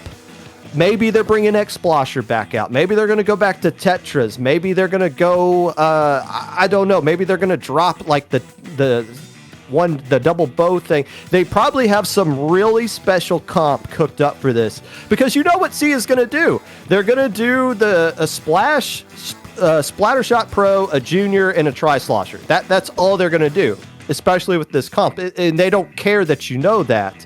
But Cytria has to have, they've got to come up with some sort of comp here that's just completely out of left field, that is just the perfect fit. And if it's not that, this might not be a pretty one to see here in Game 7. Well, we're about to see these comps, Tower Control, Undertow, Spillway, the last game of this low ink and no first series in 2022. And no backline from either team, but we do have the reflux. That means missiles are gonna still come online and haunt Seaya, hopefully for Cytria. 0 Ninja Squid from the side of Cytria, Quad Ninja Squid on the side of Seaya, as we do see the Splat Dualies and the VDS as well making their appearance here. For the first time, I believe we've seen those two weapons come out from Cytria, so that's the change they wanted. More roly-poly action here, but how's that going to work around the tower that's just going to be stagnant and stuck in mid right now, as we see Seaya be the first team to try to take a stab at getting the lead? Yeah, not having a big bubbler in tower control is daring, I'd say, because it is a very, very strong special to at least clear checkpoints, but FifthGen does not care. FifthGen rolls up, gets a pick, jumps up, does some parkour, and now it is full map control for Cytria here. Samus halfway to that Booyah Bomb. They have the Wave Breaker, they pop the missiles, they pop the Wave Breaker, they get the first checkpoint. They are looking to push to the second one. That is 2 down. It is a 2v3 in favor of Cytria right now. So many specials getting popped, but the tower is not stopping, or maybe now it will, with 2 players going down on the offending team. Pop gun. This is quite the start to this game. Yeah, both checkpoints falling for both teams in about 1 minute and 30 seconds. But it just comes down to who can get some splats and who can control the area of the enemy team where their second checkpoint's going to be. Seaya has 2 players going down. There's no way the Tri-Saucer survives that. And more importantly, they keep their Inkjet ready, so they can pop the Inkjet right here to try to shut down this push and dodge these missiles. Instead, the Tri-Saucer's just going to go in and get canceled before an Inkjet can even get popped. That is lead going over to Cytria. Can they find a way to get this checkpoint, though? That's going to be the more important thing than just getting lead right now. Luna flanking around this backside, able to pick off a couple of players in this land jump as well. So a wipeout, leader to the favor of Cytria, but they don't clear the checkpoint. That's the real prize right now. That was one misplay that messed up the entire push. We saw that machine hold that fizzy, and they really wanted to charge it, but at the same time, Luna was flanking. If only that machine was sloshing at that end zap, or not end zap, at that shooter, that would have been a much different story. Now Jason pops that crab tank. The bubbler. It stalls for so long, and then another crab tank to stall even more. That is a push to 36. That is not what you want to see either here. Going in, but choosing to back out. I like that. Wise plays. Now map control in favor of Cytria. Will they hold this back? They're down an entire checkpoint now. That was, again, that's why you didn't really care if you got lead the last time, because now you got to sit on that tower for a little bit, and you don't have a big bubbler to just sit there and camp it out. You're going to have a huge man advantage and map control and control of that upper area where Seaya can just kind of camp out and just arc shots, especially with all the specials they have, the Zuka, the Inkzet, the Crab Tank. All of those things are just so oppressive on the tower when you don't have anything to defend yourselves with. And right now, Sia's got one player left alive with the tower pushing it inside of the map. That is a bit of a delayed wipe, but a minute 20 left to go here. If I am Cytria, I need to start pushing up now, but look at the Toxic Mist instantly trying to slow down anything. Oh, they're nowhere near tower. What are they doing? They just feel overwhelmed, be it by those toxic mists that this Tri-Slosher keeps on putting down on the right side of the map, which is where this opposing team needs to push, but now the tower is moving ever so fast. Only this big bubbler's halting it on this left side. Delta tries to scout over the tower. Vimo pops the crab tank. They can't really do anything. Only 45 seconds left on the clock. Tri-Slosher goes down. And the splatter shot goes down. Only Delta running around this tower. So much death right now. It seems to be the theme, but either with this flank cleans up house. And that is yet another successful defense for Seaya. Only 20 seconds left on the clock. Pop gun. This seems like it's going to Seaya right now. Unless Cytria can find a way to pull a rabbit out of their hat, this tournament is going to end right now. They're trying to build up some specials, but they got to find a way to break through all this purple ink and the bubbler that's on the tower. Inkjet as well. One more player going down. There it goes. Seaya has won low ink. And that is not second place. History did not repeat itself today. September is over. Wake me up when September ends, and believe you me, Seaya is fully awake right now as they win low ink. And that's it. That's it. That was their only chance, like you said, Pop Gun, and they took it. What a great comeback from Seaya. To finish second place 2 months ago, to lose some of the players on your roster, to reestablish yourselves, to go through this tournament, and to face adversity in that grand finals, to survive your own counterpick, which since they win, we can now go back and say that counterpick of Splatzone's Hagglefish was horrible. Despite that, they still found a way to win the tournament. Hats off to Cytria, though. I like that they put up a really good fight in that last game. And whatever comps that they chose to go with that particular map, it's beyond my understanding, but it worked out for them up until the point. The real difference was just they didn't have a bubbler to kind of sit on that second checkpoint, whereas Seaya did. But my goodness, if you are somebody who does analysts of sets, if you're like a top level player, you're looking for content, go back and analyze this entire set. There's so much bizarre things going on, so many weird counter picks, so many random squid rolls for no reason in mid. Like this is a really good case study of somebody just go and look at and figure out what is going on with that. But man, what a fantastic set. Dura, welcome to what low ink is usually like. Thank you. Thanks so much.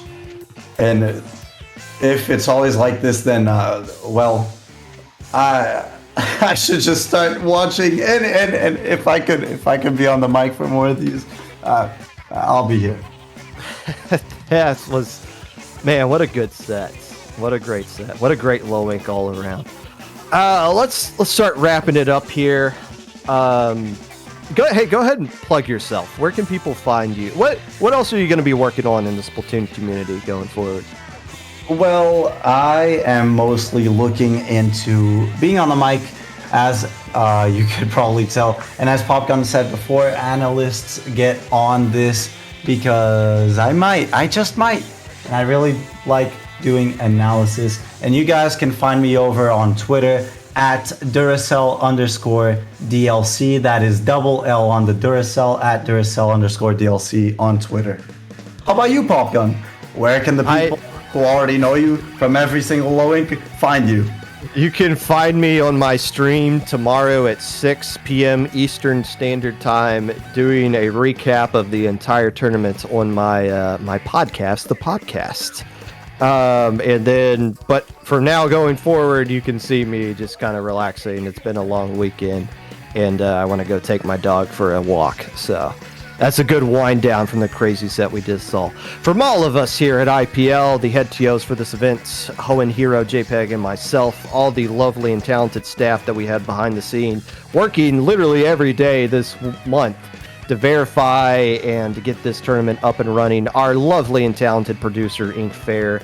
We thank you guys for watching. We will see you back next month with the final low ink of the year after the chill season updates. Maybe we'll see the Snipe Rider make an appearance in the grand finals of low ink. But until then, congratulations once again to Seaya for winning Game 7 over Cytria and closing out low ink November 2022.